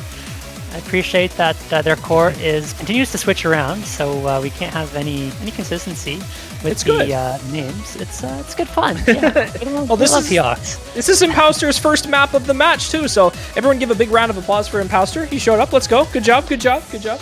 I think Impouster did play one earlier. Did he? I did not see Impouster in for an earlier map. Am I throwing? First two maps, if I remember. I could be 2049. No. Okay, this is Impouster's first map. Okay. So yeah, give it up for Impouster. Let's see how they do on their first map of this match. Maybe they'll be the key to the Philippines maybe grabbing this pick out here. But we'll see as we go in for this map. Again, new players could bring new things. They are on this roster for a reason, and while they might not play quite as much as the kind of like Enry Nathan Ram combo here, are holding good accuracy at the start of this map along with everyone else. Yeah, Impouster did play the GT4, so we'll see. Yeah. I'm so throwing, okay. dude. It's okay, unbelievable how much I'm throwing. You are forgiven. Rectagon finds the first miss of the Hidden 3, and this Hidden 3 is very consistent in difficulty. It is hard. It is hard the whole way through. Players can miss anywhere. There's not really much break to build up free combo. And we've seen 3 misses, 2 of those for the side of the Philippines. Boncho is going to build some anticipation here as we get into that little bit of a trickier section. Some of these longer sliders, really tough to act with the hidden. And there goes Nathan Ram now, as well as Tiak. It is all full combos down for the side of the Philippines. Kama does trade it back, but it is only Enry holding any combo whatsoever for the Philippines. And Enry is going to need to pull off a miracle. Look at Taquito on 99% accuracy, still holding the full combo, along with Vaxei. Taquito doing what he does best. Okay, there goes Taquito, but Vaxei is still holding, so Philippines have a window back into this one. It's not over yet, but they need that miss from Vaxei, and they need it soon. This is one of the harder sections of the map, and the Ki right now, and we do see 2 breaks come out from the Philippines, but there goes Vaxei and Rectagon with those big combos. It is now down to the original Hyok to hold this 300 combo, the only person with above 100 combo in the entire lobby. It's only 150,000-ish score between the 2 of these teams right now. This is doable. Certainly is. 1/3. We need Hyok to hold on to the combo, though. It is 150,000, but there should be time, assuming we don't see any meltdowns from the Philippines. Now, the scary thing is, the ending of this map, very tricky. If we see chain misses from, either Impouster or Nathan Ram, it's just not going to come back over. The combo might not be enough with the accuracy. Here we go, into the last Ki. There goes Kama, traded by Nathan Ram. Everybody else holding for now. Vaxei is on a really good recovery combo, matching Enry, but Hyok continues to hold. Is that biggest combo? The score is going back over so slowly as Nathan Ram continues to find the miss, and most of the US has recovered, and it isn't enough. Unfortunately, the US are on match point, and Chillier, this could be it for Philippines. They've got 1 chance left to keep themselves in this one. Man, Hyok was trying to do whatever he could at the ending of that map there, putting up 771 combo. Unfortunately, the supporting all-round performance from the United States, once again, every single player above 400,000 there. The Philippines, they are trying so much to keep themselves in this match, to have they have already put up the #1 performance that this country ever has in the OS World Cup. They're looking to continue that. This is certainly not over yet, but the United States is making it very difficult for them as we go into what could potentially be the final pick for the United States in this match if the Philippines can't find some way to put themselves together into the ending of this match here. But the reigning champions proving that while they are in the losers bracket, they are still capable of these late stage performances. And United States, they have the pick here. I think they're going to take some time to think about this one. They don't want to give Philippines a window back into this match. Because as you mentioned, Philippines, they can make the comeback. If they win this pick, there's a chance. Every map, despite the score, has been incredibly close. Most maps have been won by the US by less than 200,000. Around that, there have been a couple more one-sided, but generally Philippines have been keeping things close. And all you need is maybe 1 or 2 extra misses from the US, and all of a sudden the Philippines take those. And it is the United States picking the DT1. I don't know that I was expecting this one. This, to me, was a Philippines pick, but the United States are feeling confident. We're going to see Recti, Vaxei, probably Taquito for this one. This is an interesting one. For those who have been here for the entirety of the match, I think almost every single turn for a Philippines pick, I believe we've been mentioning that we thought the Philippines was going to pick DT1.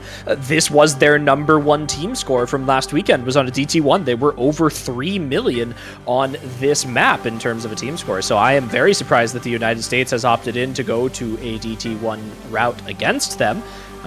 But, maybe they're thinking the Philippines, running with that kind of triple core on their roster, they might have a fourth that they know is confident to try and, keep them with a little bit of an advantage here. But, being at, 6-1, this is the point in the match where the United States can maybe take a risk like this. It's not quite as dangerous of a scenario if they do lose this pick, because they know, they have at least 1 or 2 picks left after this should they let this one slip away. Now, we have seen that lead to comebacks before, but, everything's got to start somewhere. But they do have room right now, so we are just hoping that this is not a repeat of Canada versus Germany earlier. So many Canada supporters disappointed by the outcome of that match, but Germany definitely looking confident across the board there. We may potentially see the same thing in both of these losers bracket matches, but the Philippines, they are down but not out. Yep. And now I think we're potentially seeing why Philippines was hesitant to pick this one. We have got Xyloz and Milkteism in the lobby right now. We are, of course, going to see Emery, but no Nathan Ram. I guess just not comfortable with this one. But for the Philippines, I want to keep an eye on Hyok. 2044 in that top right corner was the second best score on the DT1 last week. The only FC on the map aside from Emrek, who's of course just the best DT player in the world. So maybe Hyok, along with Emery, can pull something off, but you're up against Kama and Window Life, along with Rectigon and Vaxei. It is a terrifying roster for the US to close this one out. It is a long one. 4 minutes of DT, 4 minutes of Puppet in the dark, and 4 minutes to find out if the Philippines can hold on for a little bit longer, or if the United States will be going on to the top 4 once again.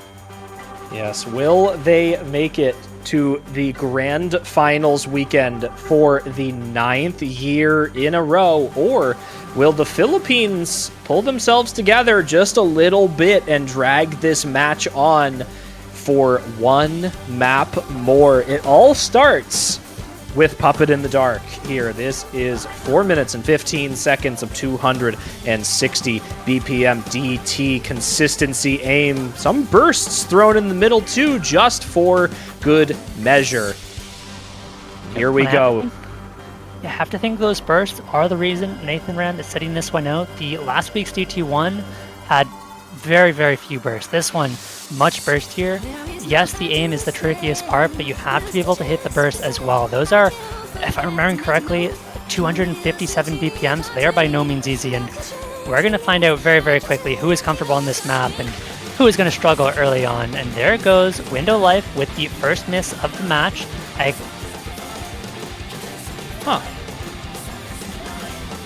An interesting miss to start the match, the map off. But Henry does trade out that break-in. There goes Rectigon as well. So it's now 3 FCs to 2.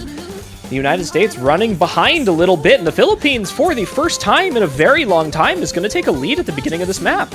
And we talked about this earlier, but DT1, this is a pick we've been discussing for many, many a time as we have been progressing through this match. We'll see what happens now as we get into the Ki starting now. Yep. Right now it is the Philippines with the lead. They hold the combo advantage by quite a bit, but this is the first Ki. This is where we're going to start to see more misses, I would have to imagine. But everybody holding on so far. There is still a lot of Ki left to go, so plenty of time for the Philippines to find misses, but looking good for now, and it looks like they've been able to hold on. Oh, there goes Milk Teaism, as well as Xyloz. Those are the two we were a little bit more worried about for the Philippines, and this is right back in favor of the United States. Rectigon and Window Life both on big recovery combos. That score bar flips over instantly, and now Philippines are going to need a meltdown from the US as they very quickly run out of time, and things are looking dire here. Well, they're looking dire, but we're halfway through the map right now, and there's good supporting scores on both sides as Vaxi drops his full combo. It now comes down to Kama for the United States, the newcomer, the player who has been talked up the most of the new additions to this United States roster. Will he be able to hold this down for the United States? He is the only thing standing in between the United States and losing this pick right now. His aim is holding strong. His tapping is maintaining throughout the entire pick. Two of his teammates drop, and he does finally drop his combo. It's down to Hyuk. There's so much time left. There's still a quarter of the map to go. They have the time. The score bar is going to go back over. Xyloz and Milk Teaism find misses, but it doesn't really matter as long as those two big combos hold for Philippines. Unfortunately, Window Life is not enough to match, but if we see Hyuk miss, that is going to spell the end for Philippines. So it is all on Hyuk right now. There goes Hyuk. Oh, but Window Life trades it back. Now it's on Enri. Enri can bring this one back. The score lead flips back over, and Enri can do it. Enri is the star player for this team and is going to keep Philippines in this one for one map longer. This is it. In the last section of the map right now, this consistent jumps and triple section. There goes Kama, there goes Rectigon. Enri does find a break at the ending, but I don't think there's enough time for the United States. The Philippines will survive for one map more as we come into the last section of the pick here. I don't think there's enough time, and I think it is secured. The Philippines will not be out. There is 2 points for them on the board, and the DT1 does work, and they didn't have to pick it, which is an even better thing for them. And they stay in. And look who it is. Hyuk 2044, number 2 only to Emrek.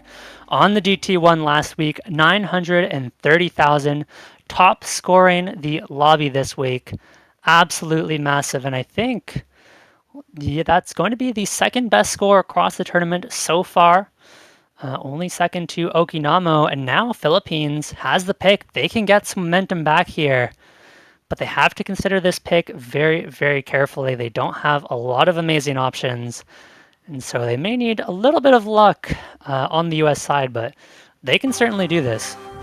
They certainly can. This is the start we were talking about. They just needed to win one map to get that momentum back, and now if they can kick this, we've seen teams come back from scenarios that are this dire. They need to get this map down. The question is, the free mod pool is untouched, as is the no mod pool. The Philippines, they were good with the DT, but they were also good with the hidden, which happens to be picked out as well. So do they go for the no mod pool?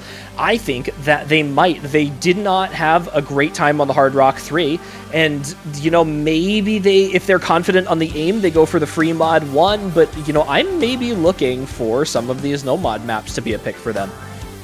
I completely agree. United States has a lot of different options they can go for with their mods. You have Rectigon and Taquito, who are some of the best players in the game at their respective mod categories. And I'm not sure on the Philippines, you want to really throw your best players on some of those tricky mods. You want your best players to have an easier time, and you want them to have the best chance of putting up those massive combos. So I think the free mod, while it is an option, less likely here and would be a massive risk, because then what happens is you need Hyuk to pull out a massive Hard Rock combo, which on certain free mods is going to be really tricky. I do think something like the No Mod 4 is a little bit more likely. That seems like a map that Enri could certainly pop off on, but it is also one of the hardest maps in the pool, so then there's the concern of, can you make up that score difference from the fourth player?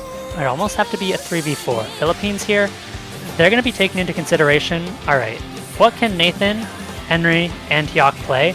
And they're going to be picking for those three. And we should be finding out that pick soon after this timeout. Yeah, they did just use their timeout here, so that is now gone. The timer has been reset to 2 minutes, and they will have some extra time to maybe bring those nerves down a little bit, take a couple extra seconds. They may already know their pick. They may just want a couple extra seconds to, kind of prepare themselves for it. We can't exactly see who's in the lobby right now. There could be all four. There could be nobody. They could be practicing something, but we are looking for the Philippines. This is their time to make a stand. They need to win their map. This is, again, we talked about that could have been the United States' final pick. This could be the Philippines' final pick here. They are looking for some avenue back into this match. If they win this map, they do need to take, now get this, 2 break points in order to get to match point against the United States. They need to win their map, then the United States', then theirs, then the United States'. That's how their plan is going to go in order to get to tiebreaker, which is where they need to be now in order to win this match. The United States sitting pretty comfortably there at match point. They know that all they have to do is just play their best and then see if they can hope that they can avoid tiebreaker here. The Philippines, they're the ones putting the work in here. Yeah. And they know their pick by now, right? They don't need that long to figure out the pick, but they know the scores have been close. They know there's the no mod 4 that we expected. This is going to put a lot of pressure on Henry, and I really think the Philippines needed that timeout to just, take a breather, get some water, relax a little bit, and try and calm those nerves, because they really do think they have a chance back into this one if they play well. They've just taken a break point off the US, their second break point of the match. And so if they can take their own point, they can take another break point off the US. There aren't any free picks for the United States anymore. We're at the point of the match where there's very few picks left in the match. After this no mod 4, you've got no mod 1 and 2 and those 3 free mods. And so Philippines, they could have a chance here, and I imagine we're going to see, we might see Imposter in the lobby for the Philippines. This map is crazy. This map is absolutely insane. Great song, a great map.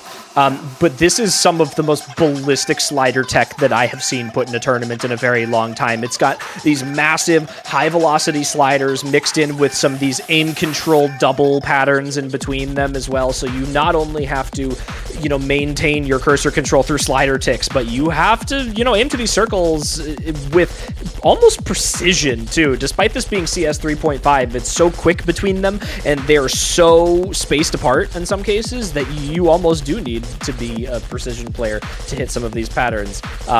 For the Philippines, Henry is going to be the person to look for on this map. This is just Tech City for him. It's also kind of Tech City for someone like Fiery Rage, who is great at maps of this style. Consistency speaking, I'm not entirely sure, but in terms of skill cap, definitely Taquito also sitting there as well. And we're waiting for that third for the Philippines, I imagine. Yes, it is going to be Nathan Ram coming back in, that core. Yep. And I will say, Imposter has been the go-to tech player for Philippines outside of that core 3, so it's not like Imposter is going to be getting 100,000 points on the map, we would hope. And so I think Philippines' 4th player will at least be competitive, but as you mentioned, these are 3 very scary tech players on the side of the US. I think players to watch out for are this one, probably going to be Rectagon along with Taquito, very well known for the tech. And we'll see if Hiot can once again put up a massive combo to keep Philippines in this one. This tech pick, one of the hardest maps in the pool. It's lots of slider tech, really tough to act, and there's some aim control as well towards the start of the map, about a quarter of the way through, and so we'll have to see if that claims any combos. We'll see. This is going to be a fun one to watch. This is personally one of my favorite maps in the pool. This map just goes absolutely ridiculous. To see a player hit some of this is going to be wild. Fiery Rage going to find the first break for the United States on this map. Not too concerned here, only about 100 combo in, but definitely going to be keeping things at bay for the time being, given the United States has a little bit higher accuracy is what's keeping them in the lead right now. We're looking for any major break in this slider section, and here we go into some of these kind of cut patterns, and here's some of the doubles I talked about with these streams in between, some aim control components to this as well. Everyone looking so strong on this. Oh my gosh. Here we go. Yeah. There goes Slider break. Impouster. First miss of the first big one. There goes Enry as well. That's not what you want to see for them. Enry was the player you wanted to put that big combo on. Luckily, Fiery has dropped some accuracy, so it's not going to go over super quickly, but there goes Rectagon as well, so that's going to slow things down. Vaxei now finding the miss. All of a sudden, it is 1 FC to 1, but Fire Rage is on that big recovery combo, and Fire Rage is doing enough to keep this one solidly in favor of the USA. We are halfway through the map, and the ending of this map is brutal. The question is, can Hyok hold on and do it again for the Philippines? Did it on that previous map. Can he do it again? This is where Fire Rage finds the miss now. Oh, but Taquitos was a Boncho miss, so Taquito still has that full combo. And now it's one big combo to one. Enry on the recovery. Big supporting combo as well coming up here. Rectagon just slightly behind as that supporting score here. Vaxei and Fiery Rage kind of matching up with another break from Fiery Rage. That's going to give some more score advantage over towards the Philippines now as we approach the final third of this No Mod 4 here. Unfortunately, another break from Hyok going to be putting them into disarray here. It is the original once again holding them down on the United States. It's Taquito who will find that break. Taquito is at 95% accuracy and dropping on these sliders. There's more breaks from the Philippines, but the United States trades it out with a double. It's Fiery Rage and Rectagon. It's going to be so close into the ending. Taquito finds the break, and that could be it. It's going back over, but Hyok and Enry both need to hold. We're coming towards the end of this map. There are some really insane sliders right at the very end. The score is going back over so quickly. And Hyok finds the miss. Enry's still holding. Will it be enough with Enry? It's 5,000. It's going to be so close. Every accuracy drop matters at this point. 1,000 points. Enry needs to hit the ending patterns, though. He's got it. He's basically got it. There's nothing to miss at the ending here. There's no combos on the United States, and the Philippines is going to make it through these final sliders. 15,000 score and climbing. Enry showing off an absolute mastery of sliders, and he brings it in after Hyok carries the entire beginning. Enry is going to close it out with the highest score in the lobby and an S rank at that. Holy... The accuracy for Enry as well, 97.92, nearly 98. Taquito also with an S rank, but what a performance from Enry, as well as Hyok, who had very comparable score, only about 20,000 points behind Enry. And Chillier, this could be the start of the comeback. It was 6-1, now 6-3. Philippines need 3 more points to bring this one to tiebreaker. And the US, they don't have any obvious picks left. They certainly do not. I don't know if anything's an obvious pick at this point left in this match, but man, Enry gave me the play that I was looking to see on that No Mod 4. I talked about how much I liked that map, but watching that play just probably made me like that map even more. Nothing makes you want to play a map in this pool like seeing someone just rip out a score on it. And that is the performance for the Philippines that they wanted to see on that pick. This is the United States' pick 1 of 2 that the Philippines needs to win now. This is 50% of the battle for the Philippines is winning this next pick right now. The United States has saved the free mod pool for this long in the match. Will they finally start to break into it?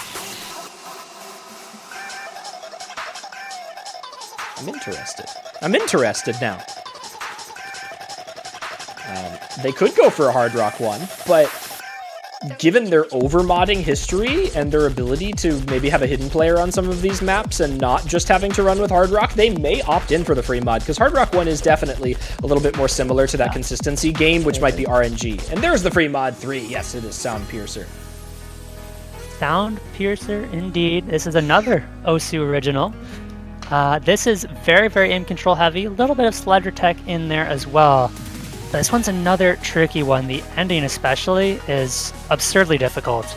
And so this is one where I think, this is what I was a little bit worried about for the Philippines, right?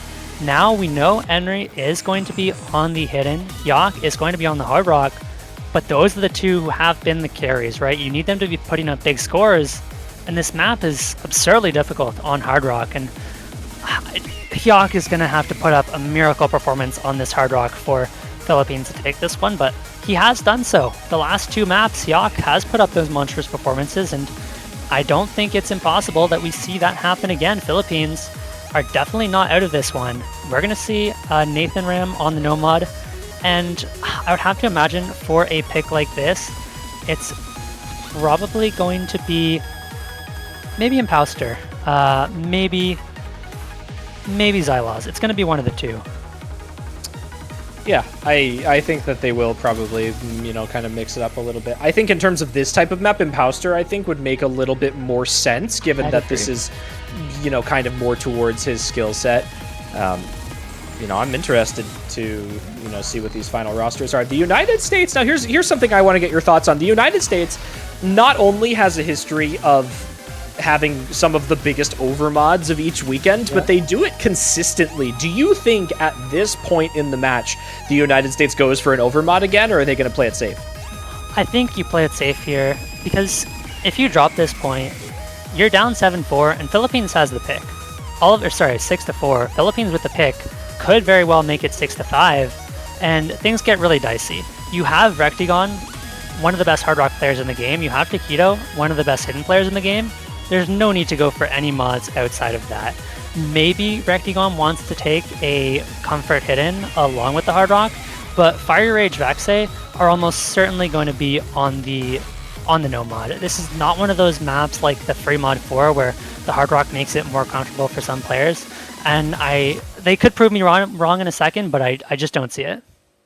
Not quite. We'll see if we can see it after. It does end up being Xylos in for this map instead of Imposter, so we're running with that core trio and Xylos for the Philippines here. We have Hard Rock on Xylos here, so we are running Henry on Hidden, and Nathan Ram's going to be going for that no mod, maybe trying to get an FC down on the board here as well as Hyuk.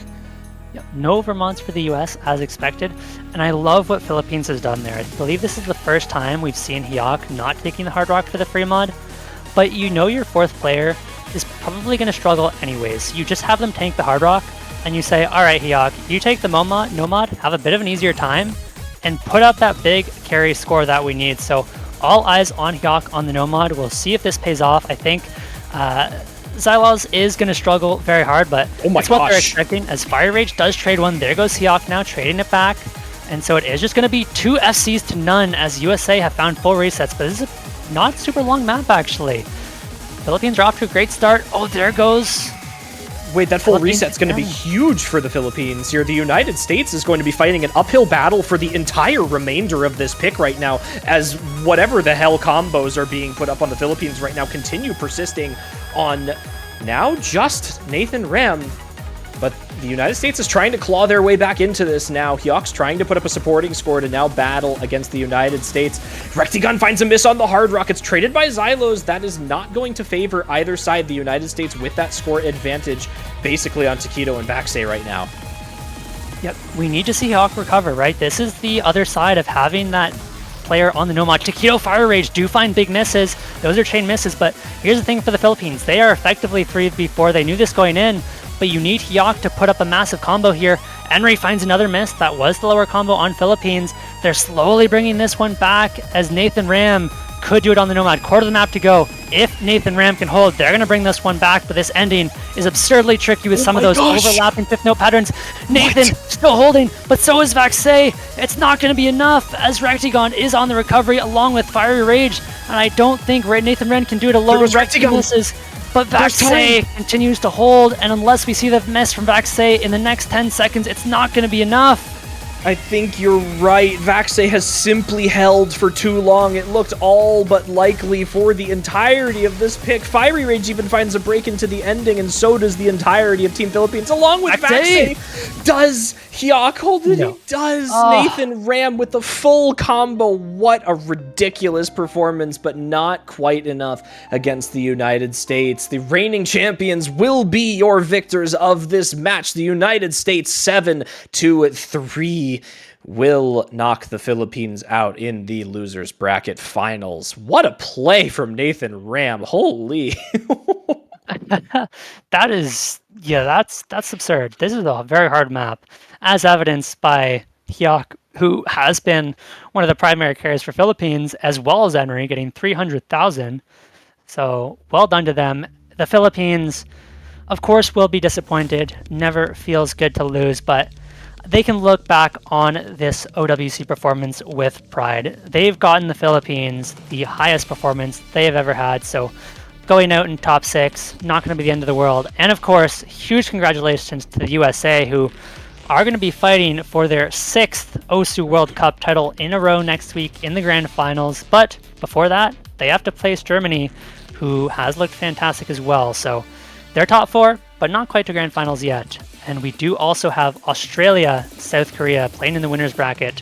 One of those teams will, of course, move straight through to the top 2. One of them will have to drop to the losers bracket to play either United States or Germany, depending on who wins that one. Now, our next match is going to be South Korea, Australia, 10 UTC.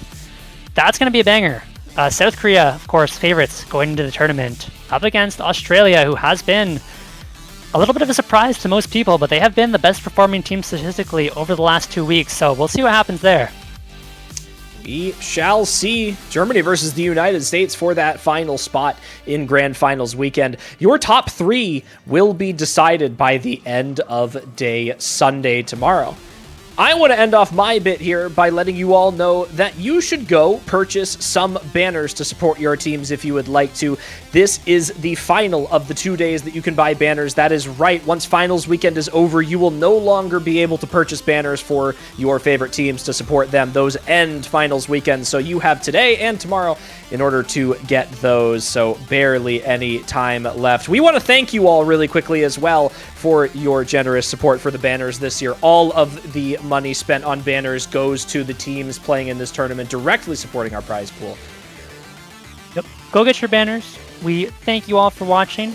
And guys, stay tuned for that Australia-South Korea match. I know it is late for all of you North Americans, but I promise you it will be worth it. That might be the best match of this weekend. So stay tuned. Thank you all for watching. Thank you, Chillier, for commentating with me today, and I hope you all have a good one. We'll see you back soon.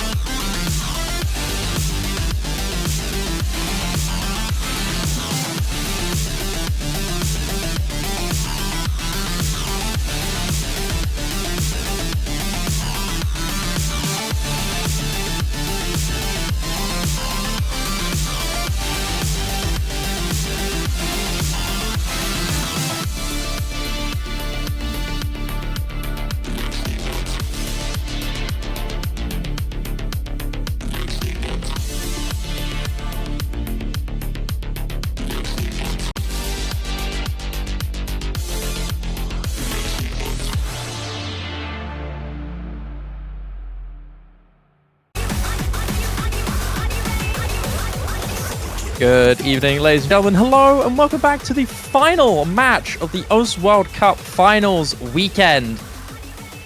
The last match of an explosive one at that. Finally, the biggest of the names and the biggest of the bunch have been duking it out, and some have fallen.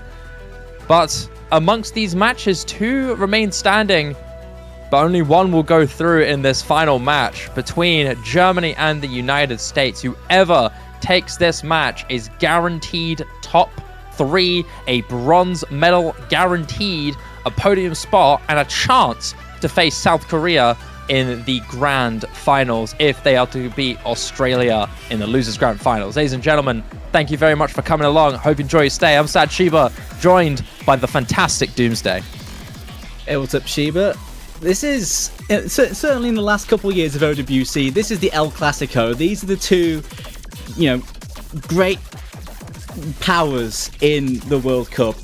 These 2 teams have so much depth, and they have so much depth to even get into this team. They're 2 very talented countries in terms of OSU tournament play, and these are 2 teams built for one goal, and that is to win the whole thing, and that's just it. And they've matched up a lot the last couple of years, right? Because of that. This is what, their 6th meeting in like 3 years? It's kind of insane. But these 2, they just find ways to have to duke it out. But this is very early on for an elimination match between these 2, because one of these 2 ain't even making top 3, Shiba. That's a daunting thing, right? You have to think about it. Both of these teams have faced each other so many times. There is so much history, but almost every single time, if not every time, it is Germany to have been the team to have fallen to the United States on their 5-year-long dawning spree. This could be one of many few chances left for Germany to finally get the revenge on this team. And with the finals pool approaching, not being as easy to rely on with the USA star, like peak skill cap players. Granted, there's a still quite high skill ceiling, so let's make that very clear. This map pool is still very difficult, but Germany still have a lot of room to take advantage of and abuse the map pool. But I think overall, when you're looking at this matchup, it's so evenly contested on so many strengths. Both of these teams are very familiar on mechanics, very good on aim, decently well-rounded on hidden.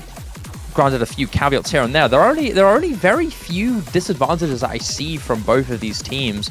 But I think the flexibility definitely leans in favor of the United States. I think Germany a little bit leaning on the lower ground here in terms of the favoritism, especially considering how well the United States have been doing in their later stage runs. Consistently showing that the higher the skill cap, the more threatening. Going from falling to Canada in the, I believe, the quarterfinal stage, they ended up then defeating a team like the Philippines 7-3 earlier today. 7-3. Quite an insane matchup considering the Philippines took South Korea 4-1 maps down earlier on in the semifinals. It's safe to say that this team has glowed up massively compared to what expectations were put against them earlier on in this tournament. So I'm looking forward to seeing what these teams are going to do. It's a historic matchup. And I cannot wait for this. Entry pick, immediately picked it from Germany, winning that role and taking the double time 3 as their primary pick. Going straight into some tapping, straight into those mechanics. Germany, one of the few teams that could really challenge US on high-end, top-end tournament speed would be Germany. They've loved it. They've always loved picking into this. And first pick shows confidence, considering how US have spec'd so hard into speed with their new additions.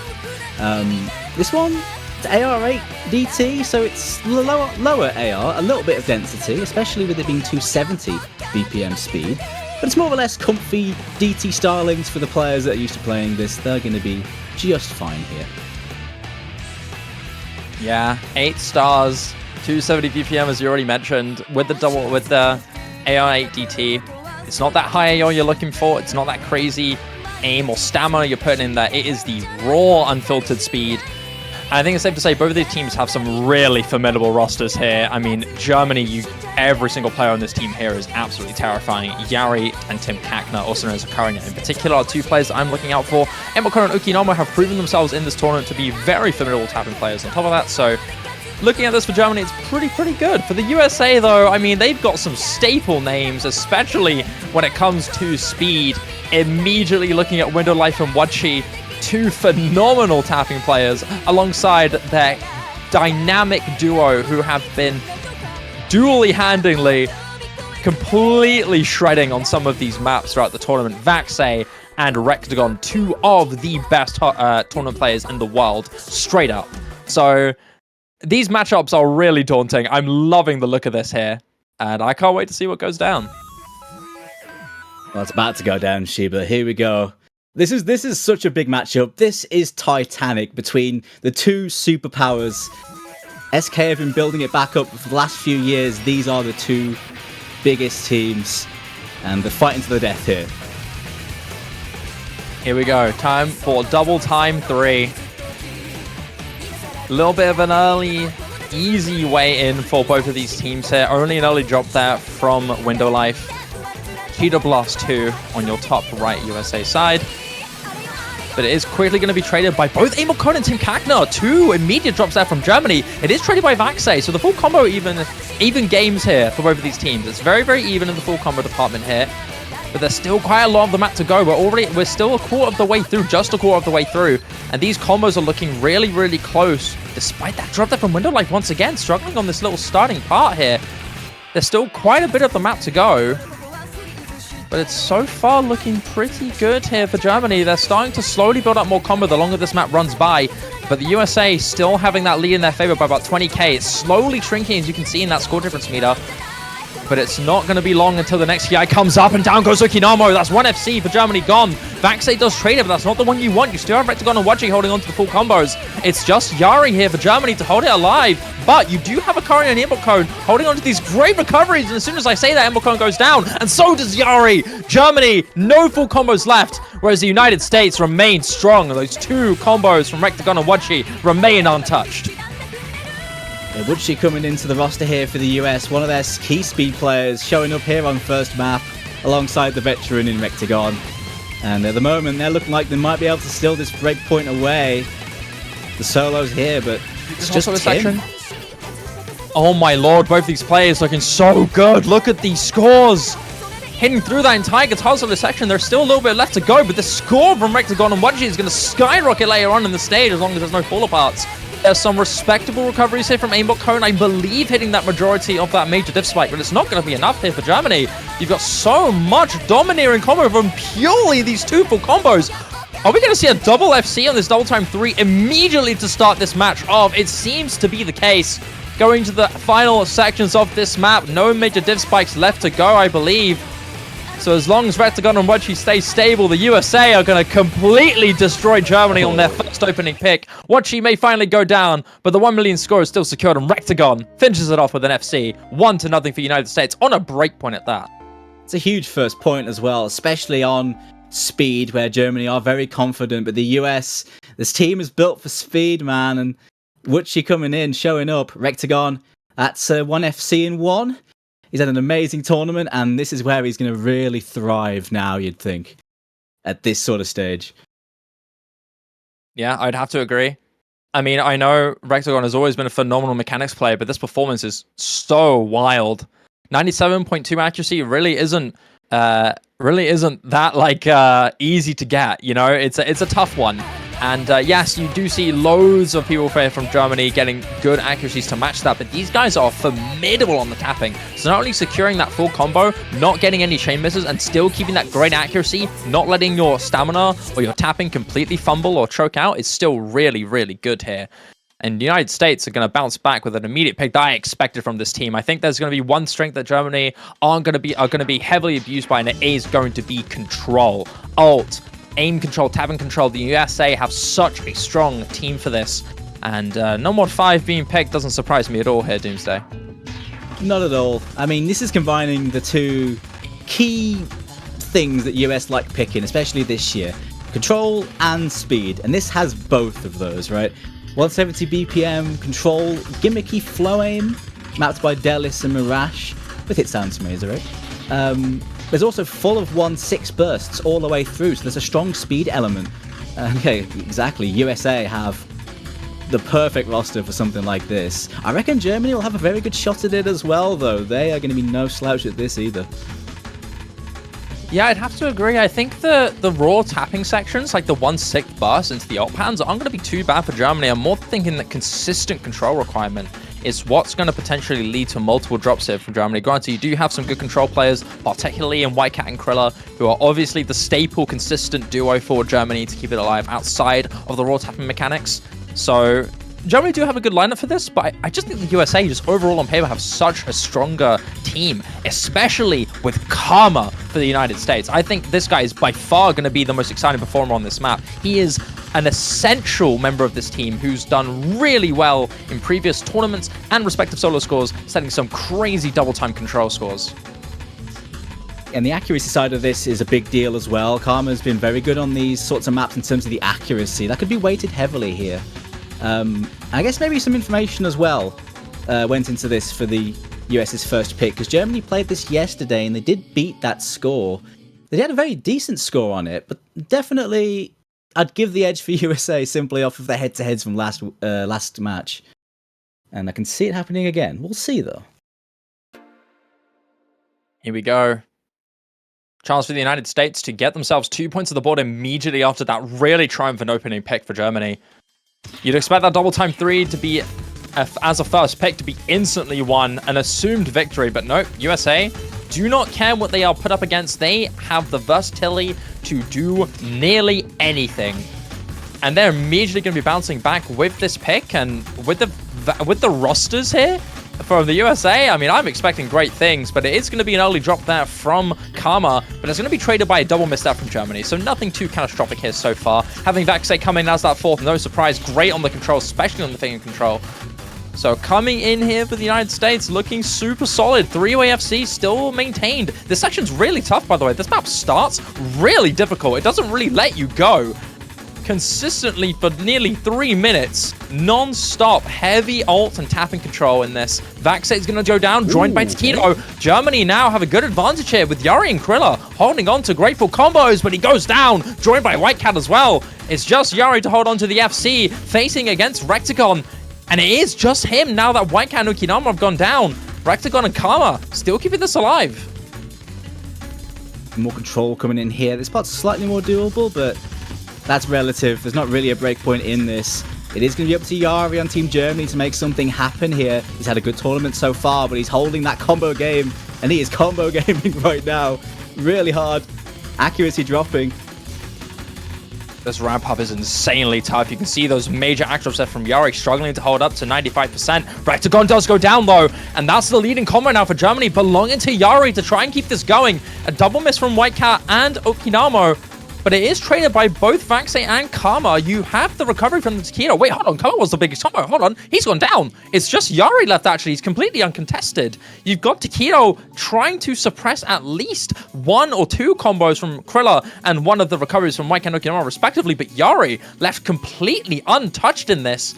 Going to the final quarter, this score is going to massively ramp up if he manages to hold. Granted, the accuracy is going to nerf that quite a bit. You're expecting to see about 700 to low 800k for this, but Yari goes down, and that lead potential for Germany is going to be completely shut down. You may have that combo back there from Krilla, but Taquito and Recticon combined are going to be able to keep this going and keep this lead out of the reach from Germany. Recticon may go down, Karma may go down as well, but Taquito is going to be the one to keep it alive for the United States.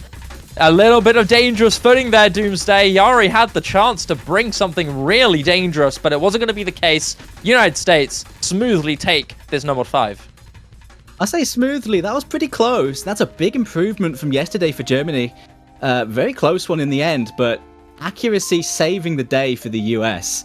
They got a 97% on Karma and a 99%, by the way, from Taquito's slider break. What the heck is that score? That is insanity, actually. The fact that it was just one slider break. Imagine a 99% FC on this map. That is insanity. Great score there from Taquito. Sadly, a little overlooked due to that break earlier on. But at least we now get to recognize it. Probably the best score on the map, honestly. Great recovery to kind of keep Yari out of reach there. And that's going to give the United States 2 points up now. Germany going to be going into that next pick. What do you think they're going to go for, Doomsday? Well, I mean, there's still plenty of speed open if you want to get into that, and plenty of aim as well. They've always liked their aim, and certainly the free mod 1, Hell or Hell, steps into that. They could break out those mod players. So could the US, though. Maybe playing it safe with a solid DT2 might not be a bad shout, although, yeah, she'll have DT3. It was a big loss, but I feel like it's just a case of the odd miss here and there can just swing your score from, 1 million to 600k, right? I reckon that DT2 is still contested. They are going to go for aim, though, it looks like. Yeah, they're going into the aim. If speed won't do it, it's got to be aim for Germany. Another super, super known skill set for this country. Great on the aim. Legendary aim players. Akarinya and White Cat especially. Probably the 2-star players to look out for there for Germany on Hell or Hell. This is one of the hardest mechanics aim tests in this pool. Really, really tough. Quite comfortable, but still really difficult. The jump spacing in this gets absolutely absurd. Yeah, this is high SR. It's fairly comfy stylings, but it is extreme mechanics. And of course, with it being on free mod, you got to take a Hard Rock and a Hidden. Hard Rock player has to deal with over 8 stars. Both teams aren't going to be afraid of that, though. They have the players to deal with that, no problem. Hidden's also fairly high AR, so it is more about just that aim consistency on the Hidden. But the 4v4 in aim head-to-head, man, I'm feeling Germany on this one, man. They love their aim, and the US don't like picking into it. They are very capable, but they don't like picking into it. It makes them uncomfortable. It's definitely the sort of thing Germany are not afraid of. It's shown here. Yeah, with these players out, you can kind of already tell what roster they're going to be rocking. Very likely to see a Karanya on the Hard Rock and Okinamo or Krilla on the Hidden. I probably expect Okinamo to be more on the Hidden here, but you never know. It's kind of a gamble with the two Hidden players. On the side of the United States, though, I think it's quite obvious that we're going to see Rectagon on the Hard Rock. He is far and away one of, if not the best Hard Rock players in this tournament, let alone in the entire world. So seeing him around is no surprise, and obviously we're going to be seeing Takedo on the Hidden. I don't think that's going to be disputed at all. He is a core Hidden comfort player. Wood is the kind of guy to take Hidden on TBs. So with 3 mod 1 coming around, Takedo on the Hidden is not going to be surprising at all. Any potential overmods here from anybody? So far, the calls have been correct here from both teams, actually. Yeah, that is going to be the case. Rectagon and Akaranya are going to be duking out on the Hard Rock with Okinamo and Takedo battling on the Hidden. The rest rocking the no mod. No overmods here from either team. As considering how difficult this map is, I'm not surprised. No one wants to be too brave on this. I like the fact that Germany have put White Cat on the no mod just to give more of a chance to have a guaranteed high combo on this. It's probably a good choice against the USA. Yeah, I'd have to agree. White Cat has been widely known to be one of the best, if not the best, no mod aim player ever, or one of at least. Granted, he hasn't made his name as out there this year, but coming back into the World Cup, he's already set some incredible solo scores. Many, if you've seen him on either on Twitter or on YouTube. The guy is a freak on aim. So he's going to be absolutely going to be rocking that no mod. You want him to be the most comfortable. You don't want him to be in risk, because having a map like this for someone like White Cat is a guaranteed cheat code, I guess, in essence. But so far, going pretty well for both of these teams. So the only drop being from Akaranya on that Hard Rock earlier on. Recovery's looking good, but we're going into this first Ki. First little essence of those big jump sections to come through here. No drops in this little early stage, but the jumps haven't wrapped up just yet. There's still a little bit to go. And down goes Window Life. That's the first to go. No mod score as well. The more consistent of the two need to stay stable, and unfortunately for him, it's not going to be the case. Takedo goes down on the Hidden, but it's traded by Akaranya. Germany take this early combo lead, and they're going to be able to establish a small advantage after this little tick. 1,000 in closing, lead now in favor of Germany. This map doesn't really have any major breakpoints. The verses are still pretty hard, but definitely not as hard as the chorus is. So there is an opportunity if they hold the nerve.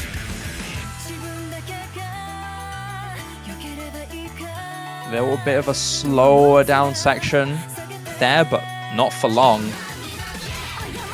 These combos here from the United States are still very threatening, especially from Rectagon and Vaxei. It seems to be Akaranya being a consistent struggle here, unfortunately, on this Hard Rock, not being able to get something down, but there's White Cat. That is a big drop there for Germany. But Vaxei's traded, actually. I didn't notice that. Yeah. It's only one FC. Rectagon on the Hard Rock, and that's on the Hard Rock. Even for Rectagon, that is precarious for him. Takedo's down. It's all up to Rectagon for the United States to try and keep this full combo alive here. But you still got both Krilla and Okinamo keeping both respective full combos. Great accuracy on top of that. So going into this next big Ki, you're going to have to really, really hope for one of those combos to go down here for Germany if you want something back. But Rectagon's going to be the first to fall. The rest of the United States not getting any major combo on the board. You may see a double miss there from both the Akaranya and Krilla, but you still have Okinamo bringing that full combo and keeping Germany's lead away from the United States' hands. White Cat has got a decent recovery here, but this is the bridge into the final section, arguably one of the hardest parts of the map about to come down here.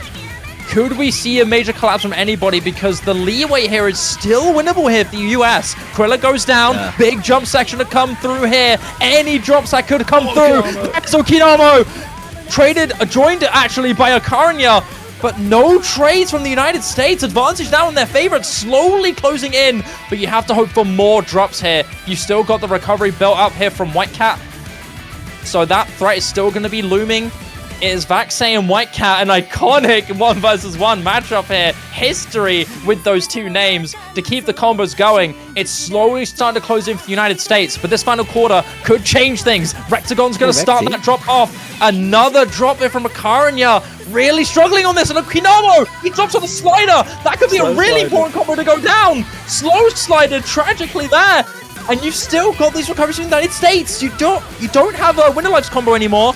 but Takedo and Vaxei are still keeping this going, and Courier goes down. Whitecat's trying to do something so hard here. He's trying to keep this going. Hits the whole space stream. The USA are still marching ahead. It's slowly starting to close in. Vaxei and Takedo still holding on. Can they do this? Rectagon goes down, but that's not the one you want. It's slowly starting to go. Can Germany keep this going? Okinawa's trying to do something here, and Whitecat as well. Final jump section. Takedo goes down. That's going to slow down the process. Vaxei, keep it holding. I don't think that's going to be it. I don't think that's going to matter. Germany's got it. Whitecat clutching it out with a late stage FC. Late stage towards the end. No FCs at the start, but still 700,000 is really, really strong. And Okinawa with that recovery just barely keeps it safe for Germany. But oh boy, man, if Takedo held on to that, that would have been completely over. Yeah, USA had a lot of insurance there, but for the Germans, it was all up to Whitecat, man. He saw at the break that he was the guy with the big combo and managed to hold his nerve through the entire ending, FCing it, and he really needed to, otherwise it would have been all over for Germany there. That's a huge clutch there from Whitecat at the end. What more can you expect from a player of his caliber, huh? Yeah, for sure, man. What He's a been score there, done from that. Whitecat. He is outshined by multiple scores, especially from players like Okinawa. But yeah, great comeback for Whitecat. Definitely the essential score needed to keep Germany alive in that one. But wasn't that close, Doomsday, man? If Takedo hold on for just a little bit longer, that flip could have been in favor of the US, and they could have been 3 points up.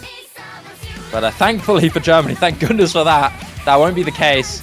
And the United States going in guns blazing, double time 2 being their next pick. They're thinking, you know what, we won the double time 3, maybe we can win the double time 2 as well. Yeah, going to play Germany at their own game. I mean, I'll mention about it being a possible Germany pick for the sake of comfort. I still think it is a decent comfort pick for Germany, but obviously the US are going to speed abuse. It doesn't matter who they're against.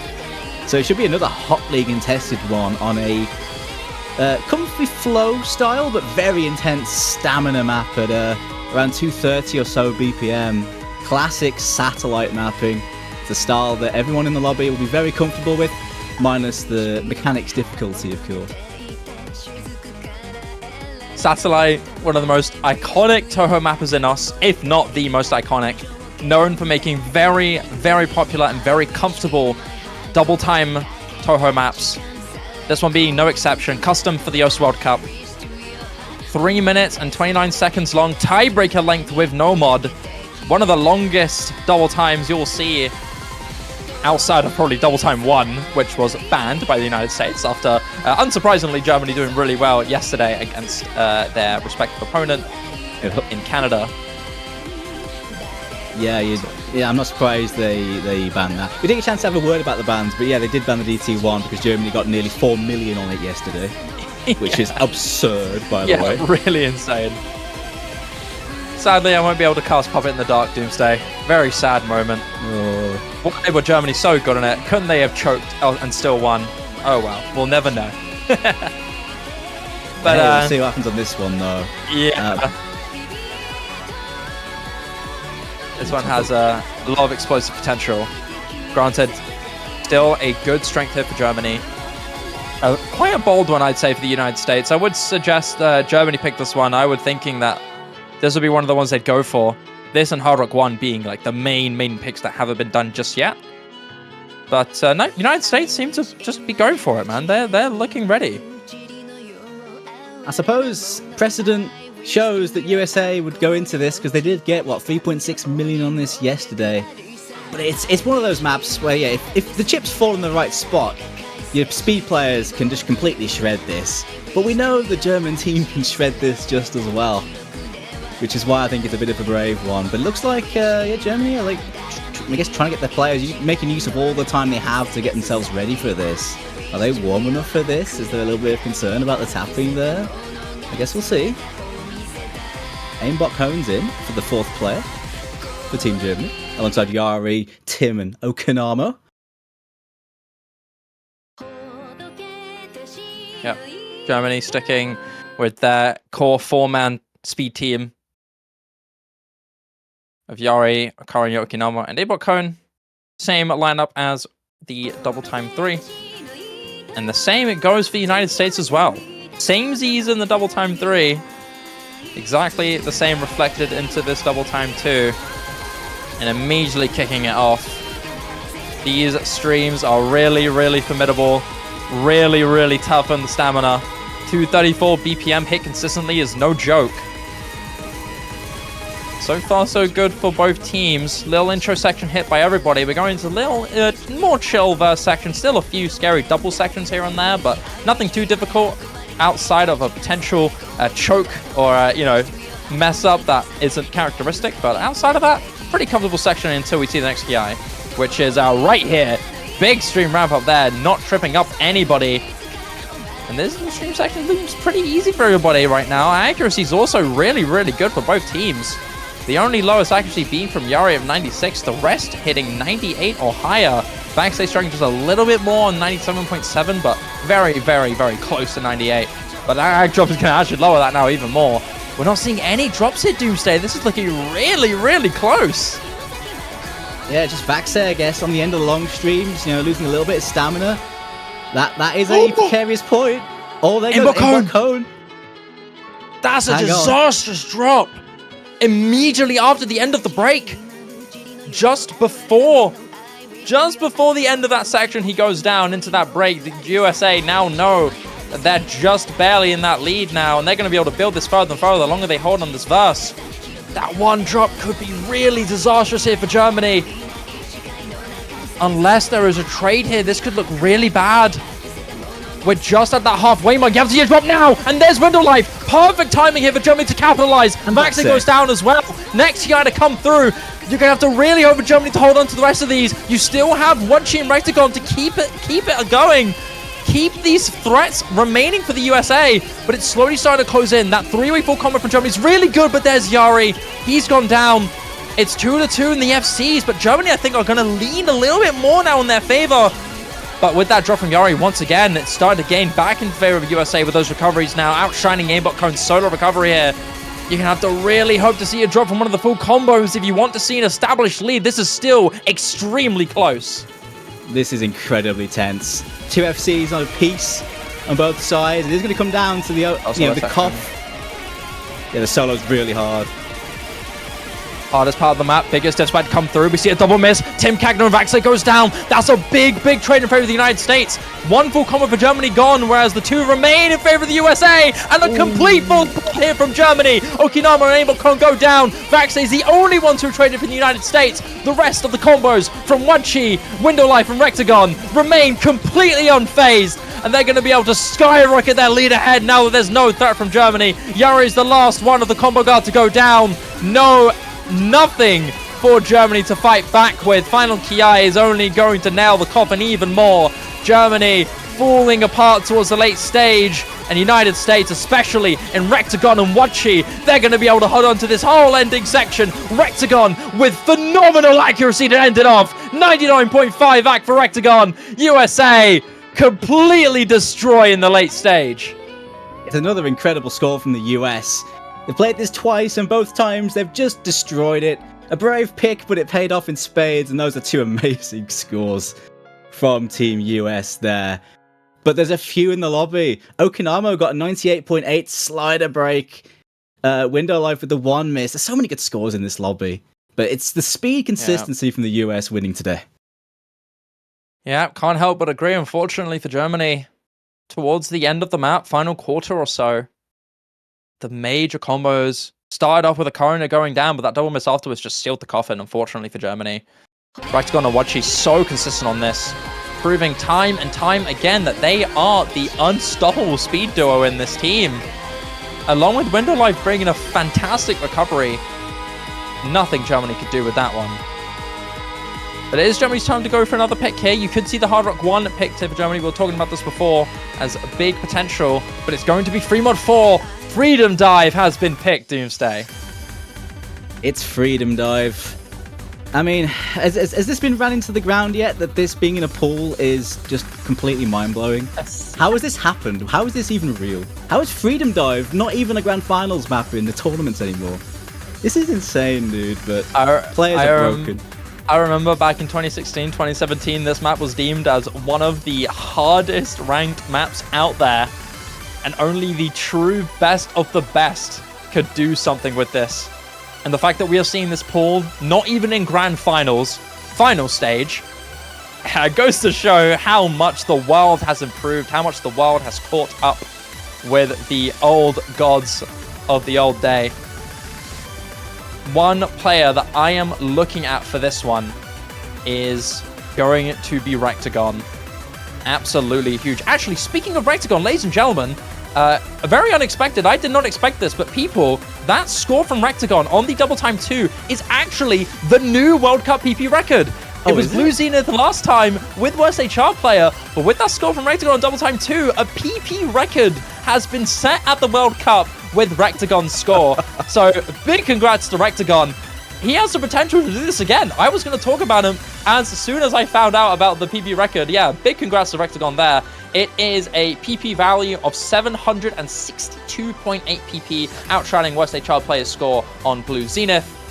And yeah, Rectagon have the chance to make this an 800 with Hard Rock on this one. Yeah, so, that was something. Considering that he is the biggest name to look out for on this very map, you can't help but be excited, man. Germany may have picked into this with their really strong roster alongside Zyfrost, who's done really well on these flow aim stream maps.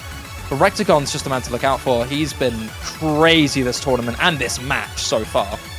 Yeah, he's on great form, but picking Freedom Dive, I mean, real talk, actually discussing Freedom Dive as a pick. Germany picked this yesterday. USA banned this yesterday.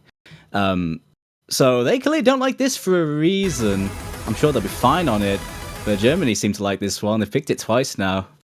And yeah, these days, this is more or less a reading map. It's AR9, high speed, density. Hidden is extremely hard with these awkward old school stream patterns and hard rhythms as well. Lots of doubles and quads and things like that. So a lot of reading in this as well as the stamina. Yeah, I love the duality with this map. If you're playing this on Hard Rock, it is going to be massive levels of flow aim consistency. And if you are a no mod or hidden player, it is a low-key reading test here. Some of these patterns are going to be really hard to process with the density in this. No matter what mod you pick, this is going to be massive 222 BPM stamina. And this is, I have to stand corrected from last week, this is going to be the most iconic map in the pool. Everybody knows of this one. Known to be a map set with a score of the most legendary player of all time. One of the most legendary, if not the most legendary score of all time, set by Chikatora with the hidden Hard Rock FC. Yet to be outshined by anyone, I believe. So, yeah, this map's iconic. And unfortunately for Rectagon, we're not going to see the PP record. We're not going to see the most iconic score probably in this tournament. No Hard Rock FC for him. Akarin still holding on for Germany. A drop from Zyfrost and Nokinama earlier on is going to give USA a tiny, tiny advantage. But with that drop from Vaxei back in favor of Germany now, they're going to be able to gain this here through and through. You still have the full combo here from Akarin, but that is the only full combo you have left. Yari has gone down on that hidden, and the break is shown. 2,951 score to fighting these two teams. Yeah, not a lot in it really. Still pretty much even Steven. Germany with a bit of combo, but we're getting into the first real nasty part of this in just a moment's time. The Hard Rock being the one to make it work for Team Germany. Big stream to come through here. Are we going to be seeing any drops? No, that won't be the case. Nobody gets tagged by the stamina, but we're immediately transitioning into this Ki, where the spacing of these streams get even more amplified. Take a look at these Hard Rock scores, particularly here from Akarin and Rectagon. You have to pay attention to these, because that's where the flow is going to be really, really tested. But some of these awkward linear and jump hands as well are going to maybe trip up one of your normal or hidden players. But so far, doesn't seem to trip up anyone. But there's a double miss immediately from Rectagon and Wachi. Advantage now immediately established here for Germany. I mean, that's going to flip very, very quickly as long as there's no fall apart here. And one more big stream to come through just after this big one here. Vito as well. Are we going to be seeing any more drops here from Germany? No! They hold into this entire bit.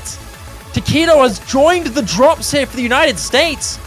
Vaxei seemingly to be the last big combo standing, unless he was to drop early and I missed it. Germany are going to be able to skyrocket this ahead in their favor. 731 combo from Vaxei and climbing. Only able to contest one of three of the giant combos here for Germany. Akarin still holding on to this full combo on the Hard Rock.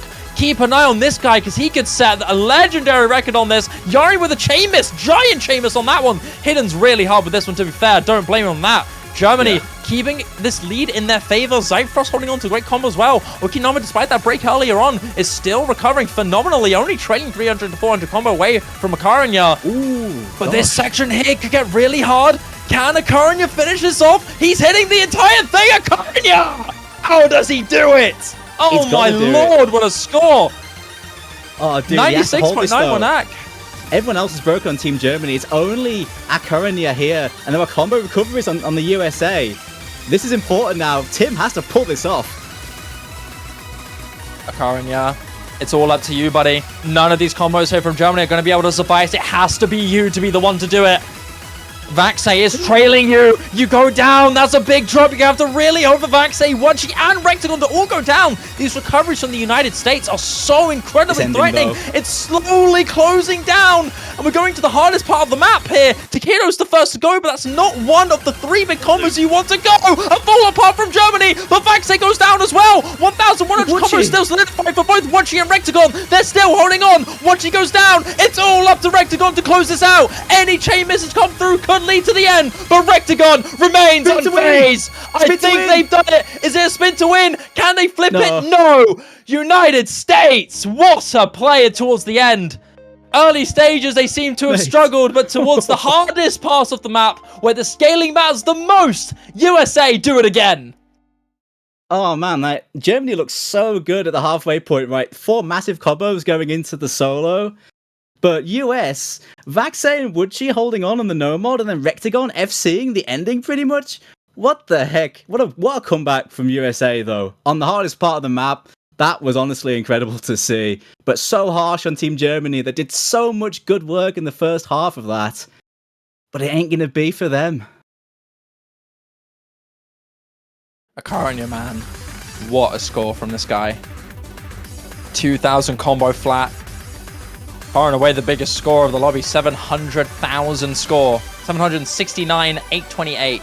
Far and away the highest score in the lobby here. But towards the late stage, man, you saw it. United States having a few drops towards the start, giving Germany that big leeway at the start to build and build and build up until the really hard section. But USA, after that, they locked in. They were ready, they were prepared, and they hit everything towards the end, especially with Rectagon holding on to about 1,200 combo, I believe, hitting the entire ending, the hardest parts of the map.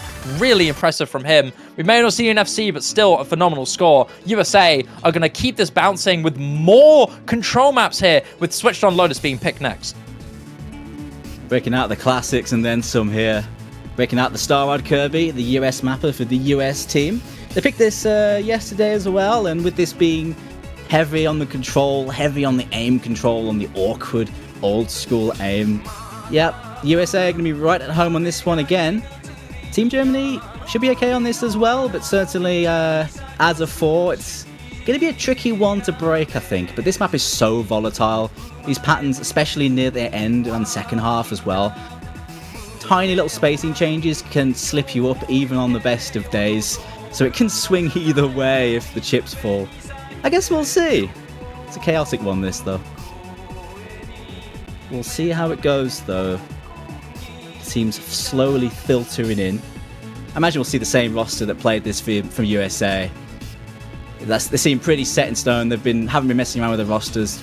We're picking the same maps, so... Yeah, for both of these teams here, we're kind of seeing an expected lineup here for the United States. Fiery Rage, Takedo, and Rectagon. A good trifecta for this one. Having their 4th wouldn't surprise me at all. I actually don't know who they would put in for this. You might see Karma, you might see Vaxei. You kind of have quite a few options here for the US.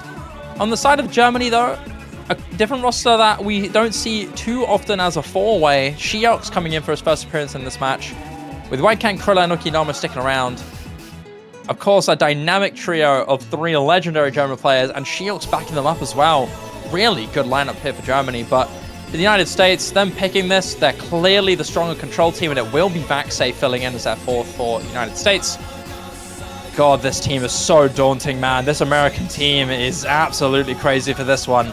Every single one of these players are really good on this double time control. And Switched On Lotus being an absolute iconic map, it's safe to say these guys know what's coming at them. As we already talked about Doomsday, CS5, AR 9.67, AR8 DT, 2 minutes and 52 seconds long. Tons of ridiculous aim control. Yeah, I mentioned as well about how the USA would stick with their same roster, but I was wrong. There's no Boshi Man, Rectagon filling in, which is not what they played yesterday. But I wonder if Boshi Man's here. He hasn't played a map yet.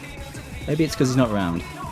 Yeah, we haven't seen the Major League gimmicky maps played just yet. We haven't seen the Nomad 1, nor have we seen any of the anti-mod maps or the Hidden 2. So Boshi Man is kind of more well known for this one. Granted, Control again is one of these maps that he can really play well on, but maybe not just yet. You may see him later on, but this roster for the United States is still really, really good. Despite that, though, saying that, Germany establishing a good early lead here. Multiple drops from Fiery Rage and Takedo, giving a small disadvantage here for the United States. You still have 3 full combos from Shiox, Whitecat, and Krilla. Okinawa being the only one to drop for the German team. But as soon as I say that, a double miss from Germany. Krilla, last man standing in the full combo department. You still have 2 full combos from the United States. It's only going to start flipping, but Vaxei goes down, joined by Takedo and Rectagon. Triple miss for the United States. Germany still holding on to this lead despite those drops that looked like an advantage for USA. 52,000 in favor of Germany now. We're going into a bit of a ramp-up section here. Difficulty amplified just a little bit coming up. This section being very easy, but here we go. That's the hard stream I was talking about there. Yeah. Tripping up a few players in both, and Takedo actually being the only one to fall, actually. I thought it was multiple, but nope, not going to be the case. It's just Takedo to go down. The slider! No! Krilla and Whitecat both dropping a boss slider. That's a hard way to drop, especially before the break. That's brutal on Krilla now, but it's advantage USA again by a little bit, not by too much, but they are going to reel him in slowly here. Spot's a bit more doable. It's slowly building in favor of the United States. The longer this builds, the quicker it'll easily be to flip for them. But the map here does not stop letting you go. It's still really difficult, consistently difficult there. That section's going to trip up Krilla. More advantage now in favor of the United States. Takedo goes down, but there's 3 combos from both Fire Rage, Rectagon, and Vaxei. All 3 of them holding on to great builds here. Completely outshining the entirety of Germany. Vaxei may go down, but Okinawa trades it. Still in favor of the United States. Shiox goes down. They can keep building this more and more and more. The hardest pan is yet to come, but these pans are still really tough. Shiox goes down once again. Rectagon and Fiery Rage keeping this going. Space Dreams jump section gonna drop Fiery Rage. Hold on, could these recoveries flip it back? No, I don't think there's enough time. I really don't think there's enough time. Unless there's a dramatic chain miss here. Yeah, that's what I was going to say. This could lead to a big chain miss here from anybody. Rectagon and Fire Rage go down. Might not be enough, I don't think there's enough time, no. Takedo may go down. And despite the great recoveries here from both Whitecat and Krilla, it's not going to be enough. 99,000, just shy of 100,000 score in favor of the United States. They will take another map. 5-1 in favor of the American squad. Yeah, the pick working out again, pretty close though. So many of these picks have been so close, and some great miscounts. There's a double 1 miss, I think, with a slider break here or there for Whitecat and Krilla. But team consistency doing the work, and a Rectagon coming up clutch again for Team USA, the pillar of this US team this year. Again and again, Rectagon never ceases to impress. Back-to-back incredible scores. Several top scores in the slow. I think the only map that you didn't top score this match has been Freedom Dive. Outside of that, nearly every single, if not every map, has been top scored here from Rectagon. Insane scores from this man, and he's done it again. I mean, Switched on Lotus is not a map that on paper, if you were to kind of know Rectagon on kind of on like a baseline level, you would expect him to be that really strong hard rock mechanics consistency player who's decently well rounded, but getting a top score on Switched on Lotus with multiple players who are known to be expertly good on maps like these is just so impressive, and just goes to show how damn well rounded he is. I mean, with him and the rest of his team, the United States are just skyrocketing this lead 5-1 already. And Germany have another pick to go, but there's so many few maps that they can go into. I mean, what do you see outside of the Hard Rock 1 Doomsday? Because I don't see that many. You maybe can see the Hidden 3, maybe the Hard Rock 2. But those ones are quite on the more gambly side. I mean, all I can really see is Hard Rock 1 and, what, maybe No More 2? Well, they see No More 3. That's where they're going. Going into some ult. So they are going to go into some control. So I guess this isn't. It's another thing where they're sort of playing the US at their own game because they like their control and their speed. And Germany aren't afraid to pick this depending on the opponent, but they don't pick it very often this tournament. So whether it's a case of clutching at straws or whether they've got something up their sleeve here, I guess we'll see. But it is going to be some fairly standard-ish ult styling. Plenty of flow aim ults, plenty of snappy, sharp angle jump ults as well, and very consistently difficult for 3.5 minutes. It's one of the more standard style maps in the pool, in my opinion. Custom map here from Paddle. CS4 AR 9.8, 3.5 minutes long.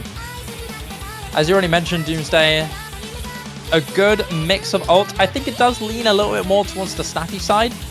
The map may be custom, but the song is a classic. Number 39 from Hatsune Miku and Nanahoshi Kangen Gakudan. Oh, I nailed that one, dude. God, I'm so good. Oh, let's go. Let's go, dude. But yeah, I think another characteristic about this map is that a lot of these ult pans actually overlap with sliders. So there's a little hit of reading in this. Not too deep. Most of these players are still going to be reading it just fine, especially being AR 9.8. But some of these patterns do overlap with some of these sliders that can make some patterns a little bit awkward. And if you're not sharp on your aim, could lead to a drop. On top of that, there's a really iconic, difficult guitar solo section that really carries the highest diff spikes in this map. Generally, it's quite consistent, but that guitar solo section really ramps it up to 11. Similar lineups filtering now for the US because they played this yesterday. Germany didn't. They didn't play this yesterday, so this is a different tactic. USA had a pretty decent score. They got like 2.4 million. Rectagon having 800k yesterday. We'll see if we can match that today. Looking like the same lineup that played yesterday too for the US. All four played this last time too. This lineup here for Germany looking pretty solid. I'm looking at Whitecat and Krilla once again to excel on this. Both of these guys are really good on this type of ult, especially being high AR, high BPM. Definitely in that comfort spot here. Inside of the United States, you've got a good lineup here. I mean, Karma, Vaxei. I mean, all four of these players are really good on this. I don't really know how else to say it. Rectagon, of course, being on his absolute roll. Doing so well on so many maps. He's going to be back into the United States. But this is Germany's pick. We haven't seen them play this before, so there's a good chance that we could see something special from this team.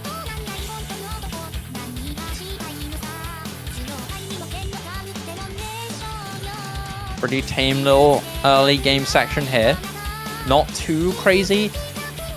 You get a little aspect of these little overlapping sections. As I mentioned before, not too crazy, not too iconic off the map. It really is this snap aim section. A few of these 1-2 low spacing jump sections as well that could lead to a drop. Space triples as well could lead to a big miss aim. Rectagon and Karma are the first to drop for the United States. 4-way combo remains in favor of Germany going to this PI.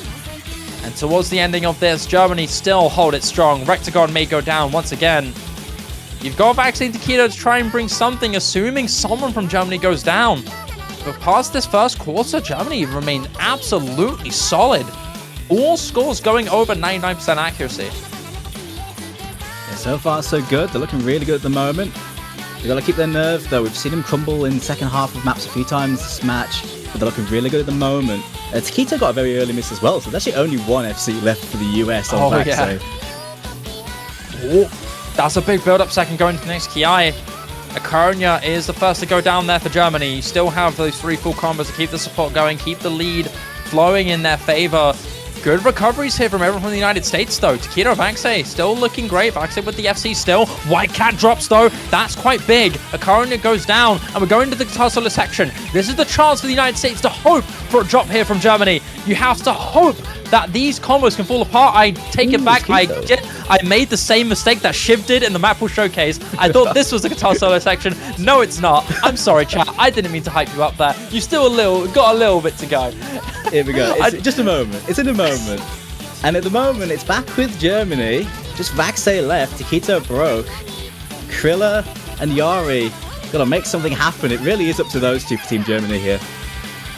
Here we go. Okay, here's the actual guitar solo section. As I was saying before, this is the part where you really have to hope for those full combos to go down. Yari drops. It's just Krilla left for Germany with these full combos. But the coverage overall from the United States are really, really threatening. Rexagon and Karma looking great. Not letting that early drop from previously face them. Here's the biggest jump disspike there. Another drop, none. No drops to go down here yet. Big display to come through. Akari and Takino go down, but those aren't the combos that you're looking for here. You're looking for the big combos, and those big combos remain untouched. US are reeling them in now. 20k in closing. Cheetah Blast and Rectagon right now. There's the lead. It's with the USA again. There's just a bunch of breaks. It's only Krilla, and Krilla is going in really well on this, but it's out of his hands at the moment. US team performance clawing it back. Look at this overall team score here from the United States. Rectagon once again not letting that break phase him. Keeping that supporting anchor to let Vaxei do what he needs to do. What a great score from this guy. You know Vaxei for being such a well-rounded and strong mechanics player. But on top of that, man, his control is a staple characteristic of his skill set. Him alongside these great recoveries from the United States, no combo below 1,000. Is going to give them match point.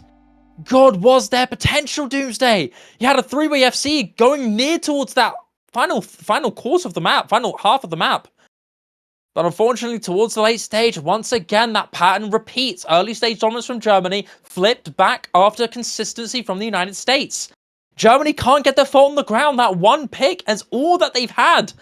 And the United States now can pick one more map and finish it off for good. Yeah, man, this scoreline is not doing this match justice, man. These have been so close. Yeah, Germany every time, man. Yeah, Germany have had some great early runs on these maps, but they drop a couple times at the end, and the USA recovers so many times. We've seen that on a bunch of maps. Yeah. But yeah, USA, their mental is pretty strong to come back after those early misses right now. You got to give them props for that, because now this is an amazing position for them against one of their big rivals in this tournament. Yeah, I think consistency is another big thing to know about with the United States. With long form maps, like if you have an early drop, they really don't care. Like they will happily maintain the same performance that they did, and if not amplify it even more. I think so many members of this team are known for being really good on not only any map, let alone really long form maps. Rectagon being well known for hitting some of the greatest scores in OS with 5-minute long maps like Astral Empire, for example. Of course, players like Takedo, Vaxei, so many long, consistent players on top of the sheer mechanics and just great well-rounded into the tournament scene. The players on paper are just so good. They don't have to worry about an early drop because they just know they can recover and build, and that's been the kryptonite here for Germany. Unlike the United States, dropping on the easy part and hitting the hard part, Germany have done the complete opposite. They're so consistent towards the start, but once it starts to ramp up, their skill cap starts to shatter, and Germany just flip, they just lose everything. And Hard Rock 2 could be the final nail in the coffin here. Amobium, mapped by Levski. Tell us about this map, Doomsday, because it is crazy. This is precision, extreme precision. It's CS7, CS 5.4 base, which is smaller than usual for your Hard Rock precision picks. Very flow aim heavy precision as well, with lots of little spacing changes, lots of control on the extreme precision as well. So it's not just about dealing with small circles on Hard Rock, you gotta have that control as well. Again, it goes in the realm of control maps for Team USA. But I feel like Hard Rock is a good spot for Germany, especially for a map like this. I wonder how they'll do as a 4 on the extreme precision. I think that's the big question mark here for Team Germany. And Germany, it looks like Zyfrost is making an appearance in this one. Germany has some scary potential on this one. I'm a little surprised to not see Tim Kakner around, also known as Zakaranya. I think he's one of the big precision Hard Rock players for this team that could perform exceptionally well, but that doesn't seem to be the case. It doesn't seem like that spacing, high precision flame is not for him. We're not going to be seeing him in for this one, but you still have a good roster for this one. I think Zyfrost especially, White Cat as well. Those two I'm going to be looking out for hitting some great stuff. Krilla has always been a superstar for this team. He has the potential to do some of the most explosive things that nobody expects. So I'm looking forward to this German team. They have great potential on this one. Known for being really good on Hard Rock, this team has a good shot, but the United States even picking this one. It's safe to say they are comms one. They are roaring for this one. Fire Rage, Rectagon, Vaxei, and Karma. A quad set of great players for this one. I'm expecting this one to be just as close as the other maps that we've seen. It should be a good fight. It should be another one very competitive here. It's going to have to be for Team Germany. US on the cusp of another top 3. A couple early misses here actually for both teams, mostly for Team USA. It's even again now, 1 FC to 1 either way. Very even start. A lot of misses as well, to take note. You only have the full combo here from Krilla. The only man standing with this combo to kind of keep their score flying in their favor. Zypfrost is going to go down, traded by Vaxei. So many drops. These recoveries from the United States just outshining a little bit, but Krilla for now is going to be able to build this and keep this alive. Karma goes down. Fiery Rage goes down. That's a big one. Just before the spinner into the break. It's all up to Krilla for Germany to keep this anchored. You do have some good recoveries from White Candle Kinoma to try and build something. The map is consistently difficult. Approaching this halfway mark, Krilla, as long as he can hold just a little bit longer, won't have his score as capped as dangerously, assuming the next pattern that's going to come up is going to trip him up. Hoping for Germany, if you're watching this, it's do or die for this team. You are praying for this man to do something! No! Krilla! How does that miss happen? Drops on a buzz slider, and now as the ending stage is starting to approach us nearly, the USA are going to be able to start slowly building. But hold on, you still have White Cat. There's a little bit of hope, but that drop from Krilla is going to make stuff really scary. It's slowly closing in now in favor of the United States. That drop from Okinama is going to solidify the advantage now. Karma goes down, but you still have that 500 combo from Rectagon to oppress White Cat. You've got Fire Rage to try and do something, but this lead is so stable. It's not flipping anywhere. The longer this goes, the more tense this gets. Okinama goes down. White Cat, you've got to hold. You have to hold just for a little bit longer.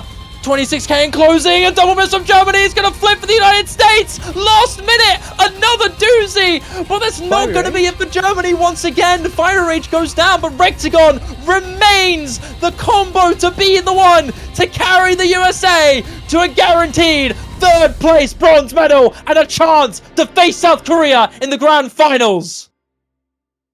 Man, USA had to work for that. That was a game. 7-1, but that scoreline does not do this justice. So many close fights here. But today, it's going to be the US. The champions are not out yet. They are guaranteed top 3. Germany not making top 3 this year, which is an incredible result. But that's the way this tournament's been, man. Very well played for them, though. I'd say that was really unfortunate, the way this one's worked out for Germany. They've had some good scores here. Played better than they did yesterday. But just a little bit, really, for USA on so many of these maps. Taking them to that W.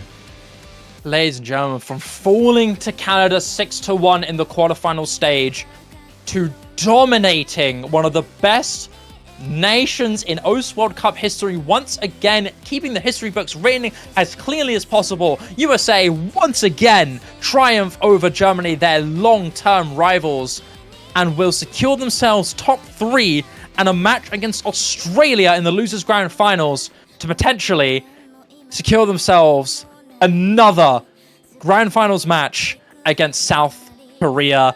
The finals weekend, the grand finals weekend could not get more exciting as the finals starts to close. Only 3 teams remain. Ladies and gentlemen, thank you so much for watching. Next week is going to be a doozy, but we do have Maple Showcase come back next, so don't go anywhere. But for now, thank you so much for watching. I'm Sad Shiva. I was joined by the fantastic Doomsday. Thank you, Doomsday, for casting with me. It's always a pleasure. Ladies and gentlemen, the matches may be done, but don't go anywhere because this Maple Showcase is going to be a banger. I guarantee it. Please stick around for our Maple Showcase coming up very, very soon, I believe. I don't exactly know which time. There we go, 20 UTC, so in 30 minutes exactly. Yeah, and that's it, people. Thank you so much for watching. We'll see you at 8 UTC. Don't go anywhere. Bye-bye.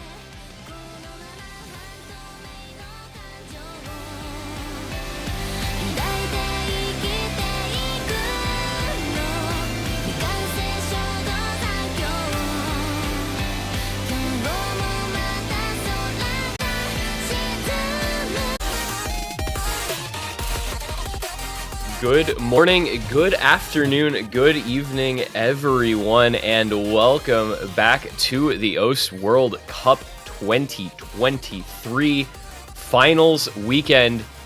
It is time for the winners bracket final, and what a match we have set up today. It is overall number 1 seeded South Korea taking on number 7 seed Australia in a matchup between two teams whose stories could not be much more different. South Korea with 6 players from last year's team that got all the way to grand finals.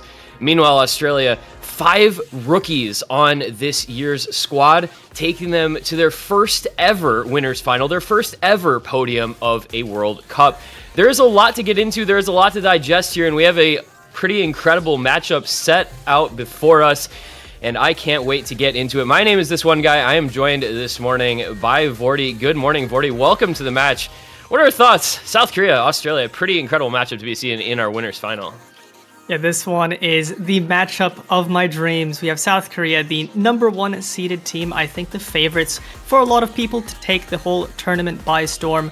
You know, coming back from being the first team, I think, to take the United States out of winners bracket last year for quite a long time, and having the closest chance to the title other than the United States for quite a while, and Australia on the other hand making a miracle run, I think defying the expectations of a lot of people, getting this far into winners finals, looking so strong. Their only matchup where they really seemed tested was up against Poland, where they won on tiebreaker. And I am, as an Australian, I'm so excited to see this team at this level. I think the skill cap of the Australian team is so good. Obviously, you have Emrek, potentially the highest skill cap player in the entire game, but backed by, you know, players like Box, CS2, who's AKNZX, and Dummy, notably as the core forward, some great backing players. I think this Australian roster is really going to be able to shine on this really difficult finals pool. Yeah, and I think the pool is a big topic of discussion going into this match. We've seen Australia pick into kind of a very specific sort of skill set so far over the course of this tournament, right? They've emerged as this absolutely phenomenal tapping and mechanics focused team. You come into this finals pool, which is one of the hardest pools we've ever seen in an OS World Cup, and you don't see as much of that skill set available to them. They're a team that's picked into things like your Nomad 5s, your DT1, DT2, DT3 maps. They're a little different this week. There isn't that kind of raw tapping skill set so as present in this pool, and you could make the argument that that somewhat favors South Korea, because you see guys like Worst HR player so good at all of the gimmicks that are going to be present. The aim control, the tapping control, the reading, all of those skill sets are things that South Korea has in spades. They've shown themselves to be a team that feels like they never run out of picks. They're incredibly well-rounded and incredibly well-versed in a lot of different styles of maps. And so I think in this particular matchup, we're going to have to see South Korea, you know, picking into those maps, and we're going to have to see Australia on the other side stepping out of their comfort zone a little bit. They're going to have to find picks that don't necessarily line up exactly with what they've been playing before that's gotten them to this finals. And we're quickly seeing that first ban going right at that skill set from Australia. South Korea banning out the DT1. That's one of those very few maps that felt really Australia favored in this matchup. If you look at their scores from last week and you look at expectations, Australia probably going to have to ban out a couple reading picks here in response to do the same thing that South Korea is trying to do to them with their bans. Yeah, that's an interesting DT1 first ban. I still think it's one of the maps. It's still a fair ban. I'm a little bit surprised to see it banned out over the double time too, so maybe South Korea actually feel like they have a higher chance at breakpointing on the raw stamina map that is DT2 over DT1. A little bit surprising, because I do think the stamina roster on Australia is absolutely insane. Probably the best in the tourney, only matched by the likes of United States at this point with the teams that are left. But we do have, I think, Dummy accidentally banning the Hidden 2, banning Nomad 1 instead. So those were the 2 low AR maps of the pool, Hidden 2 being AR8, Nomad 1 being AR 8.2. There was the potential to ban both of the low AR maps, so they're actually leaving Hidden 2 Mayday open and banning out Freemod 3 instead. And to be honest, I do think Freemod 3 was one of South Korea's best picks. So I think it's still a fair ban. However, you know, that is going to leave DT2 open for Australia. It's going to leave Hidden 2 open for South Korea. And South Korea also banning Freemod 4. That's fair. Obviously, if they could, they would likely double ban Double Time and ban something like DT2 out instead, but they cannot do that. So instead they ban out Free Mod 4, Freedom Dive. Unfortunately, we'll not get to see it.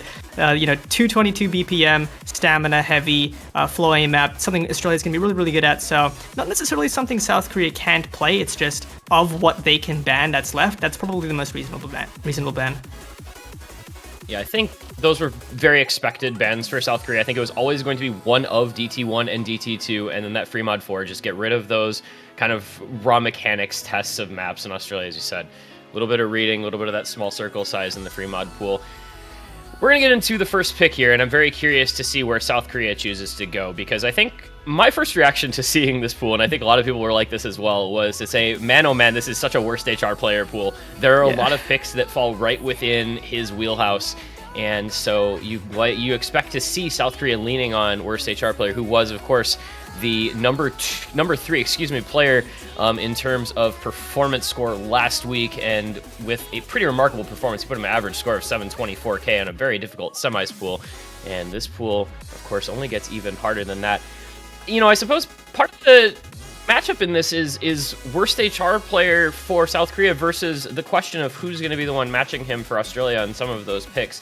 Obviously, as we mentioned, Emrek, probably easy to say the highest skill cap player in the game. We've seen what he's capable of on some of these incredibly late stage pools, but worst HR player feels like he's sometimes in a tier of his own on those maps that really suit him well. So interested to see if South Korea kind of goes that route the way Canada did, for example, picking into cut paper maps a couple weeks ago against the United States. South Korea picking into worst HR player maps here, I think is a high likelihood. Yeah, for sure. But, not just the fact that some of these maps are worst HR player maps. A lot of these maps feel really suited to South Korea's strengths overall as a team. When I think of the South Korean types of maps that they would like to pick, I think of things like Gimmick, things like Tech. Right now, they're picking the Hidden 3, which is a Tech Hidden. Also a very good Hidden team, of course. But there's a lot of maps that fall into some kind of alt control tech style, and they're starting with it Hidden 3. I think this is likely their best Hidden, other than Hidden 2 as well. I don't know if they'll really want to dive into the Hidden 1 at some point in this matchup, but here we are, Capchi, Tiny Fate, a Captain 1 map. This is, something like a map you'd expect to see in a normal No Mod 4 slot. It's a pretty standard tech map, obviously very difficult, just a touch under 7.4 stars, with Hidden as well, definitely adds to the difficulty of this map. I do think this is something that South Korea is going to feel really, really good on as a 4-man. Yeah, definitely a map that suits them pretty well.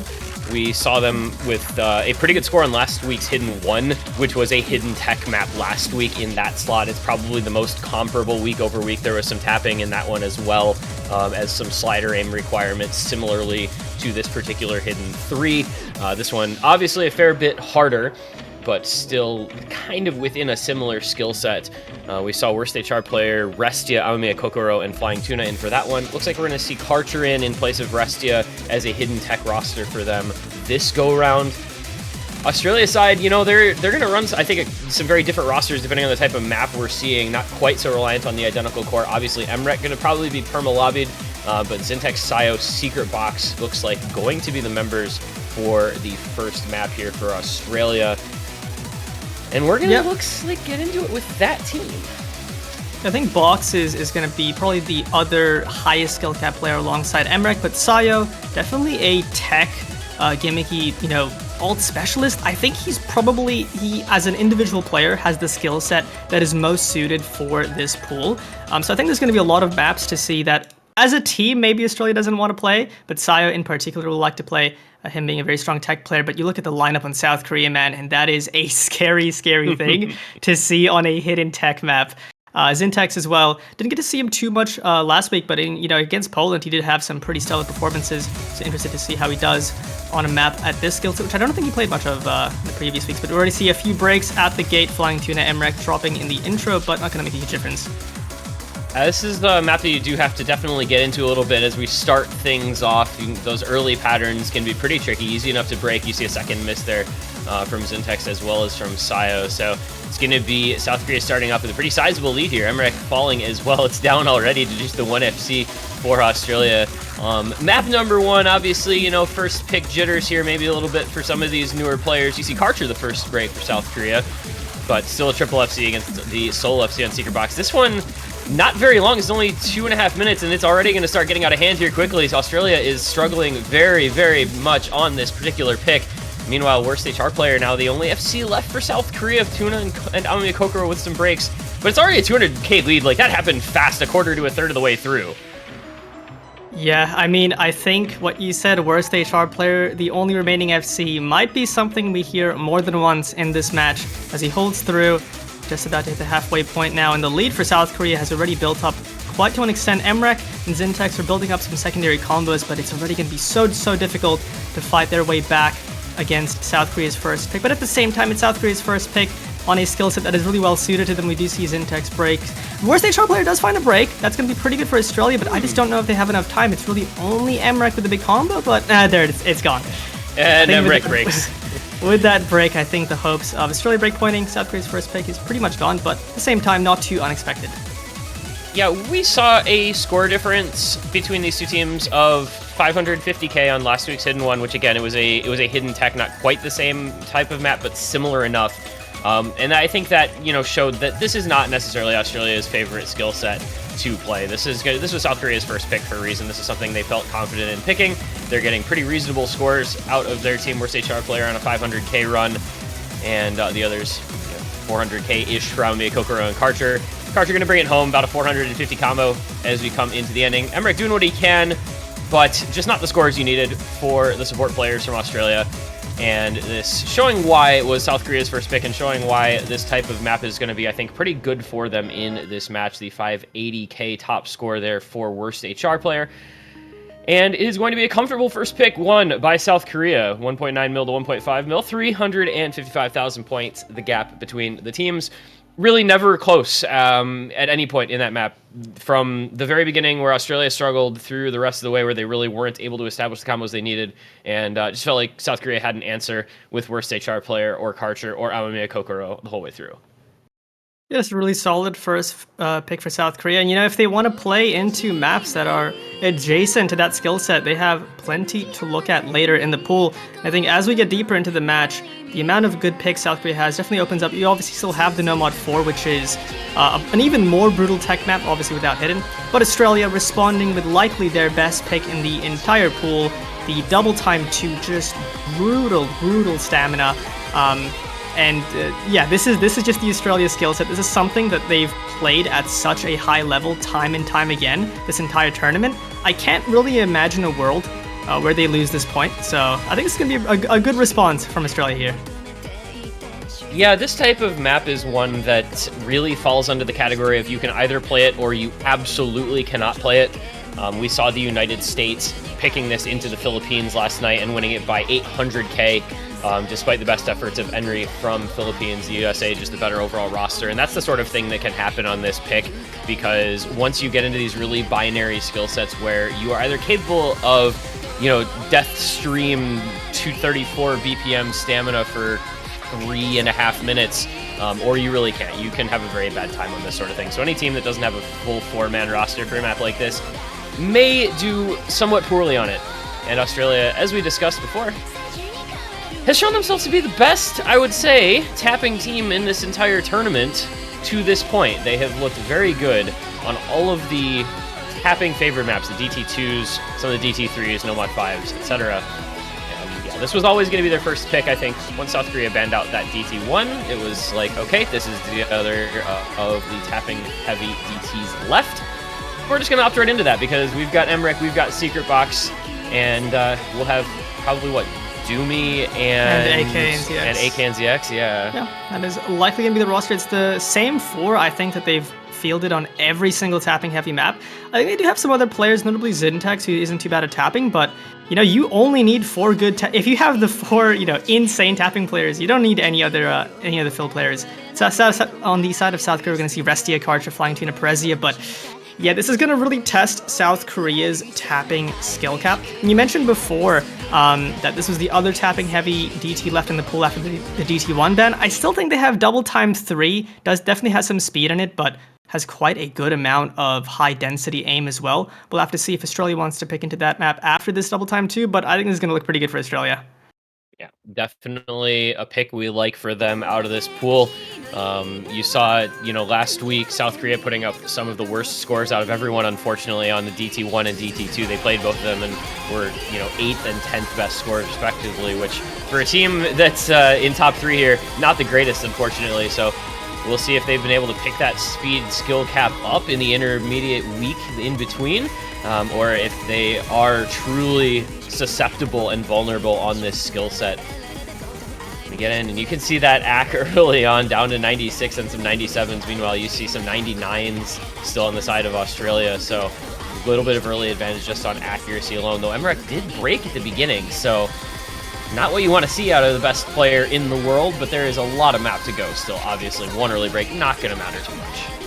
Yeah, especially with these accuracies still holding the score advantage for Australia. And I do think this is, it's a kind of map where you could play the intro, you could hold on to the intro. It's a break from box, kind of scared for Australia now, but can the tapping team on South Korea hold on? This is only a little over a quarter of the way through the map, still plenty of stamina to go through. I think the real difference maker is going to be which team can hold their stamina the longest, but it is South Korea out the gate, still holding their 4-way in. If South Korea holds on, this is going to be a break point, but I don't know if necessarily they can. This break here is actually beneficial for them, gives them time to rebuild their stamina in their fingers, especially with this little early section, this chill section in the middle. It's kind of scary for Australia if South Korea doesn't find any breaks. Yeah, you get that little bit of break for your fingers before the death streams come back in. You get to reset that stamina a little bit. We'll see how long South Korea can continue holding on. Maybe just playing possum, some poorer scores last week. They won that match anyway, and now they say, actually, we're secretly going to be a tapping team. Little did you know. As they continue to hold on to the 4-way, it's building up to 130k lead, and there's a break from AKNZX. This is getting really scary for Australia here on their own first pick. We are now past the halfway mark, and it's going to be a 200k lead for South Korea with that 4-way full combo still intact. This is not something that I don't think we anticipated to happen for South Korea. I don't think we expect them to come out and be this strong on tapping after what they put up last week, but clearly something is clicking for them with this particular pick because they still have a 4-way 1400 combo in for all 4 members and a near 300k lead. This is looking dire if you're Team Australia with only a third of the map left. You are in a situation where you have to rely on the other team missing now. Yeah, this is an astronomical score from South Korea right now. I don't think anybody expected them to play this well, but they're still holding onto their 4-way. That's the first break from Rusty and Flying Tuna. They're both down. It's now 2 FCs up against the full combo from Dummy, the recovery from Emmerich, and a good recovery from Box. I think Australia maybe has enough time to take this back if they hold all their combos, but South Korea might maybe even find another break. It's going to come down to the wire the deeper we get into this map, but that break from Emmerich is not going to help Australia at all, and Dummy's gone as well. That's all 3 of the combos gone from Australia. It's just Box, and I don't think there's enough time for him alone to make up from this deficit that South Korea is holding on, especially with Garcher and Ferrazia holding. I think this is going to be a break point for South Korea on the double time too. Yeah, even with that late break from Karcher and Parisius, they do suffer a couple of misses at the very end, but there's just not going to be the time left that Australia would need. This score gap will come down a bit with Secret Box on the 1600 combo, but it's going to be too little too late. And that is a very, very bad way to start out your match if you're Australia. A map that it felt for all the world like was infinitely favored to them, instead is going to go over as a breakpoint to a South Korea team that wins on a skill set that nobody anticipated them winning on, the DT2. Their lowest score, 660k, but Karcher at 1 million with that late slider break. Parisia just shy of 1 million as well. And maybe those lights just a little bit too bright for Australia here. They blink a little bit on their first pick, and that's a quick break point down in favor of South Korea, a team that you do not want to give up early break points to. These guys so good at playing with the momentum and able to run with those leads. This is not how you want to start out if you are the underdog in this matchup, is losing on your best skill set. Yeah, Australia, I don't think they played the double time 2 that badly. It's South Korea performed. I was doubting the double time 1 pick at the beginning over the double time 2 pick, but they clearly proved me wrong, just popping off on the tapping, really showing why they're the seeded first team. I think, before people were talking about tapping being South Korea's worst skill set, and despite that, they put over a 3.3 million scoreline on the double time 2, clearly showing that they can play just about a bit about anything. And if that was Australia's first pick, and undoubtedly I think their most solid first pick out of the pool, it's looking really, really bad for them going deeper into this matchup. As we talked about before, there's so many good picks for South Korea. I think Australia's ideal situation was winning their first 2 picks on the double times and then going from there, seeing if they can get any breakpoints, but not an ideal way to start it. It's going to be a tough ask, I think, for Australia to find many breakpoints against South Korea's here, because they have so many picks that feel a little more favored to them, I think, than Australia has favored to them, especially after seeing what just happened on DT2. It is going to be a Hidden One second pick here for South Korea as they look to consolidate on that break point. So we are going to go into a very traditional Hidden One, 222 BPM, Air 9.5. You've got some very difficult aim, kind of dense aim, some linear and geometric patterns, a lot of kick slider jumps in this one as well. So it is really what you expect, I think, when you hear Hidden One as an Osu standard tournament viewer. There's a lot of the typical elements you see in this slot present in this map. And we mentioned at the beginning that South Korea felt like a team that would definitely be looking to pick into the Hidden One and the Hidden 2 and the Hidden 3. And they say, we're going to go the Hidden One as well. We're just going to work through this Hidden pool, opening up with the Hidden 3, now opting into the Hidden 1 to follow. Yeah, I think the hidden roster for South Korea is fantastic. And as you mentioned, this is what you would expect from a Hidden One. Somewhat dense, AR 9.5, 222, so not super dense, not undense, but yeah, definitely just focused on a combination of comfortable, big, mechanical aim, as well as some anti-aim mixed in between. So it's really just all the types of aim you'd expect to see in a Hidden One in this map. It does make it very consistent. This type of Hidden One aim is very easy to find a break on pretty much any section, so it's really going to come down to the consistency of the players to hold onto those combos for long periods of time. And with how we've been seeing South Korea play, especially on that Hidden 3, it's going to be looking pretty good for them. But at the same time, Australia does have a really good mechanical team. I think the base map without Hidden is really, really good for them. So as long as they have enough levels of Hidden comfort, I do think they have a chance at performing very well in this map. And as we mentioned, of course, Hidden One last week, not really a very similar map, but it was Australia's worst score of the week on last week's pool, and one of South Korea's many very solid scores. Quite a different map there compared to here. So take a look at the roster. It's going to be Amami Kokoro, worst HR player, Flying Tuna, joined by Allegrisimo. On the Australian side, you've got JGLF, Emrek, Box, and Zintex coming in for this one. And I think it would be pretty huge here if Australia were able to find the breakpoint right back, but this does look like a pretty solid pick. South Korea, good with the aim, good with the consistency, obviously very strong in the hidden pool as well. A lot of things go their way with this type of map, and so we will see what they're capable of here as we get into it. 3.5 minutes long, so that consistency definitely going to be called into question alongside some geometric patterning, some anti-aim, some linear aim. You've got a lot of these aim elements thrown your way in this one. And it's early breaks from Australia once more. This is a pattern now. Couple maps in a row, some early breaks early on in this match. It's JGLF and Zintex, the first two to fall.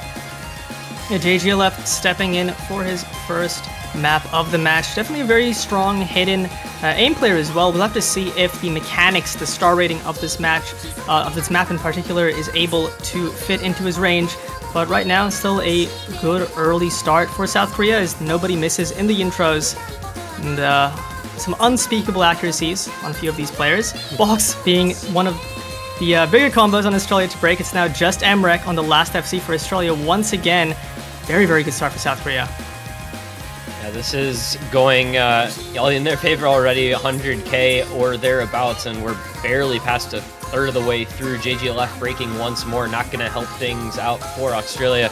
That four-way still intact for South Korea, and it's 1-100, I believe, for 3 of their members, so the accuracy staying very clean, very crisp alongside the combo. And look at that lead go, 200,000 points, not quite the halfway mark. There goes Box again, and there goes Zintex as well. It's a double break in response from South Korea, though. Amami Kokoro and Flying Tuna fall. It is Emrek 1v2 here against Allegrisimo and worst HR player. Not much supporting combo for Australia against that double FC. There goes worst HR player and Allegrisimo. It is Emrek time now. The lone FC left in the lobby, and he can work on bringing this score gap down, especially with some supporting combo finally building up on JGLF. Yeah, I mean, there's plenty of time left in the map. A lot of those breaks from South Korea were at the halfway point, score capping them the most out of any miss in the map. Here's a massive horizontal aim section, and Emrek gets through it.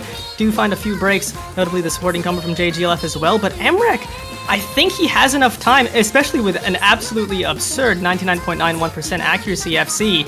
If he holds on to the end, I think this could be the much-needed breakpoint for Australia.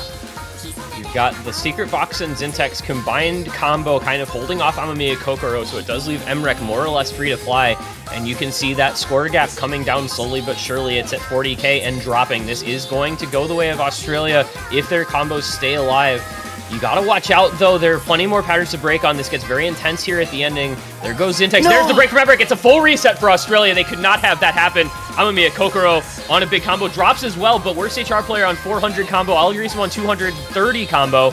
It's enough for South Korea to take this lead back, but Allegrismo breaks. It's all on worst HR player's shoulders, as we have come to kind of expect on some of these picks. And he is putting in this work in the back quarter of this map. Unfortunately, Australia does not have the combo anymore. It's breaks for everyone. Amamiya Kokoro and Secret Box basically the only ones holding alongside Flying Tuna, but 60k looking like it might just be enough. The chance was there for Australia if Emrek held on through, but just the consistency of the whole lineup of South Korea, everybody getting a relatively solid score, 460k being their lowest, which beats out the second highest of Australia, and that just really goes to show that you can have a player like Emrek who pops off, gets 800k on this hit and one at the finals level, but you need that solid lineup from all four players to really make the difference, and South Korea just had it. It's why they pick into these hit-ins. They're just so good at this skill set as a team, and despite Emrek's best efforts, it wasn't enough. South Korea now up 3-0, going into Australia's second pick, and this is where Australia really needs to get a point. Yeah, in a best of 13, you don't want to say map number 4 already feels like a must-win, but when these scores have been going the way they have, with South Korea looking so good on their first couple of picks and taking that early break point, it starts to feel like must-win territory a little earlier than it otherwise might. And the team support just better so far for South Korea. Australia has had some struggles on these supporting members. You know, a couple times in a row you've seen, you know, the hidden 3 was Emrek at 500k, no one else over 400,000 points. This was Emrek at 804k, no one else over 450k. They need to get that supporting score going if they want to have a chance in this match, because South Korea just has too deep of a roster if Australia's supporting members continue to have problems. And, you know, maybe a little bit like it talked about at the start, Australia's got 5 rookies. These are players that are not used to a stage that's quite this big. Yeah, they've played plenty of tournaments, but OWC and the OWC finals at that are just a whole different beast. It is going to be that remaining DT that feels friendly to them for Australia's second pick. It's going to be DT3, so we're going to go into Watashi no Kimochi. Very older style, fairly dense, aim and burst heavy DT pick here. Yeah. 270 BPM, AR 9.7 does make this relatively dense. I think even more dense than the Hidden 1 potentially. Somebody can do the math conversion on that, see if that statement is true, but I think it is, obviously without Hidden. But, you know, despite this map having a good amount of bursts, and some of those bursts are also spaced enough that I'm not sure if you can quite get away with double tapping them, a lot of the aim here, because of the density and because of some of the spacing and the consistency, is quite missable. You could be a very strong speed player, and Australia has a lot of those, but you could still find a lot of misses on the aim here, and I do think that favors South Korea, because I think if this map was just pure 270 BPM tapping, I think Australia would be really favored. But with the added density element, the added aim element, that adds some volatility to the map, and I think that's exactly what South Korea wants on this double time 3, which on paper should be Australia's territory to shine. But with how the double time 2 went, honestly, South Korea could perform very well on this map as well.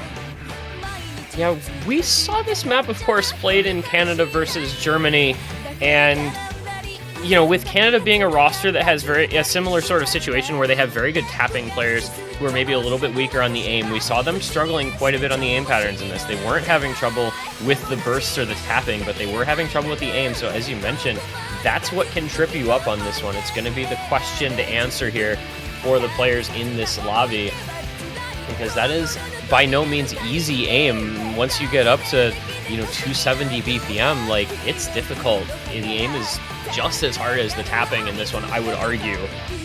And South Korea is a team that's looked very good on aim, and on that DT2 they look good on tapping as well. So we'll see. Australia needs some good scores here. You expect it out of Emrek, but they need the supporting combo. They need somebody to be stepping up, because if not, they're in for a rough time, I think, on some of these picks, even on their own side.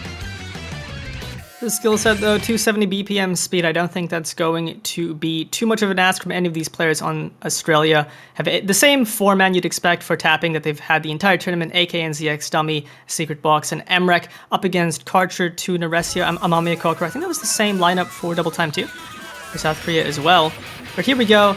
So as you can see here, you have the occasional burst that is obviously pretty fast, but lots of aim to break on as well. And it doesn't really come through, but the density on this map does make it just quite a little bit uncomfortable if you're not too comfortable with that AR 9.7. But I think the players on Australia are honestly well suited to density, so I don't think they're going to have too many issues. We'll see whether either of these teams has any issues. It's going to be Doomy with that first big break for Australia. That was several misses in that stream, so that will be advantage South Korea. Accuracy staying pretty decent on 3 of the 4 members. Amamiya Kokoro struggling a bit, but if you look, you see AKNZX and Doomy both struggling a little bit with hack as well, so they'll have to build that back up. It's going to be a bit of an early lead here for South Korea. Nothing too crazy, only 40k with that one miss from Doomy. Third of the way through. Breaking on the acceleration from that stream.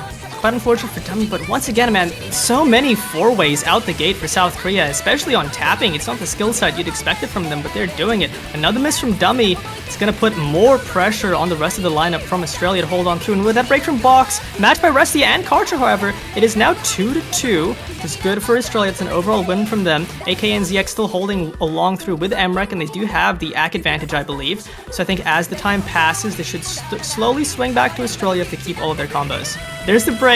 Adds a little bit of nerves, but Amamiya Kokoro dropping along with AKNZX. It's now just Emrek up against Tuna, but you can see the accuracy on Emrek just under 99%. And Flying Tuna with that break, it should be good as long as Emrek can hold on to this Double Time 3. They called, and Emrek answered.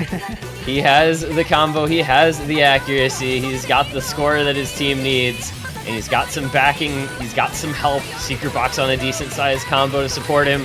AKNZX holding that FC for quite some time, but it is all Emrek right now. We are watching the FC still intact for him. It's built up to a 400k plus lead. This is going to be Australia's first point going on the board, and the only question left to answer is whether or not Emrek will bring home the FC, because that's something that I think he's going to need to do. He's going to need to put up some good scores, because even getting the best out of his teammates, I think he does still need to be the big carry here. And he is showing off his ability to do just that on this pick. It is going to be a full combo for Emrek, a 3 million team score for Australia, an 863k victory on the DT3. That's more like the Australia we've come to expect over the course of this tournament. That's the performance that they're capable of on these high BPM DT picks. And that is a big part of why Emrek is #1 in the world and considered one of the best tournament players in the game. And also shoutouts to Box. I think just the one slider break and some pretty good backing scores from Australia. That's exactly what you'd expect to see from the team on speed, but that's the thing. There's really not much tapping left in this pool in terms of pure tapping. You have Nomad 2, which is, I think, a 200 BPM, but that's more of a flow aim map, way more focused on the insane flow aim and acceleration and deceleration than the tapping itself. You have Nomad 5 as well, which has some 255 bursts in it, quite a good amount, but also a lot of aim control. And both of those, elements in both maps is going to make those a little bit more favored for South Korea. So in terms of pure tapping, like we saw out of DT2 and Double Time 3, there's really nothing left for Australia to pick into. So they have to go for a different skill set. Maybe they go into some aim, like Hard Rock 1, Free Mod 1. But we'll have to see as South Korea gears up for their third pick of the match. The question here, South Korea opening up Hidden 3, Hidden 1. Do they just round out the Hidden pool and pick into the low AR, the Hidden 2? Or will they now switch it up with maybe, we talked about Nomad 4 being a good pick for them, that techie, very slider aim heavy pick, or even the Hard Rock 3 if they want to go a different sort of, kind of aim control tech pick. I think those are both pretty good options for this South Korea roster, very strong in that skill set. Taking a little bit of time here on this choice, though. Yeah, I mean, Hidden 2 sounds pretty reasonable. He won the other 2 Hiddens. They banned out Nomad 1. They instead go for Hard Rock 3, which, as you mentioned, this is a tech-heavy Hard Rock with some pretty difficult flow aim sections, sort of akin to some of the patterns in Nomad 2, but mostly focused on tech, a lot of aim control. We saw some fantastic scores on this map in the United States Germany match. Philippines. United States Canada. Yeah. United States Philippines. Philippines. My bad. Germany Canada. United States Philippines. Those were the United two States earlier Germany matches. is going to happen later today. The USA put up some outrageous scores on this map though. Yeah. I'll be surprised if we see a scoreline like that, especially because at this stage, having 2 near FCs at this level of pooling is so difficult. It's more expected to see on some of the things like DT1 Double Time 1 as well, and Double Time 2, but this map is quite a tough one. It is a little bit short, just under 2 minutes. It does make it a bit more volatile, but also a little bit less consistent. If you get through the hard parts, you can get quite a big score. I would say though, this is one of the harder maps in this pool, I feel. It's very, very tricky. The United States' scores, I don't think are going to be the norm on this pick. You saw those performances out of Rectagon and Vaxei both getting over 900k. Those were, I think, pretty far outside of the standard expectations on this map where, generally speaking, you'd consider 600 to 700k to be good scores. So we'll see what the players in this lobby are capable of. Of course, you've got Worst HR player, amazing aim control. You've got Emrek, skill cap player. Gonna be expecting him to do on just about everything in this pool.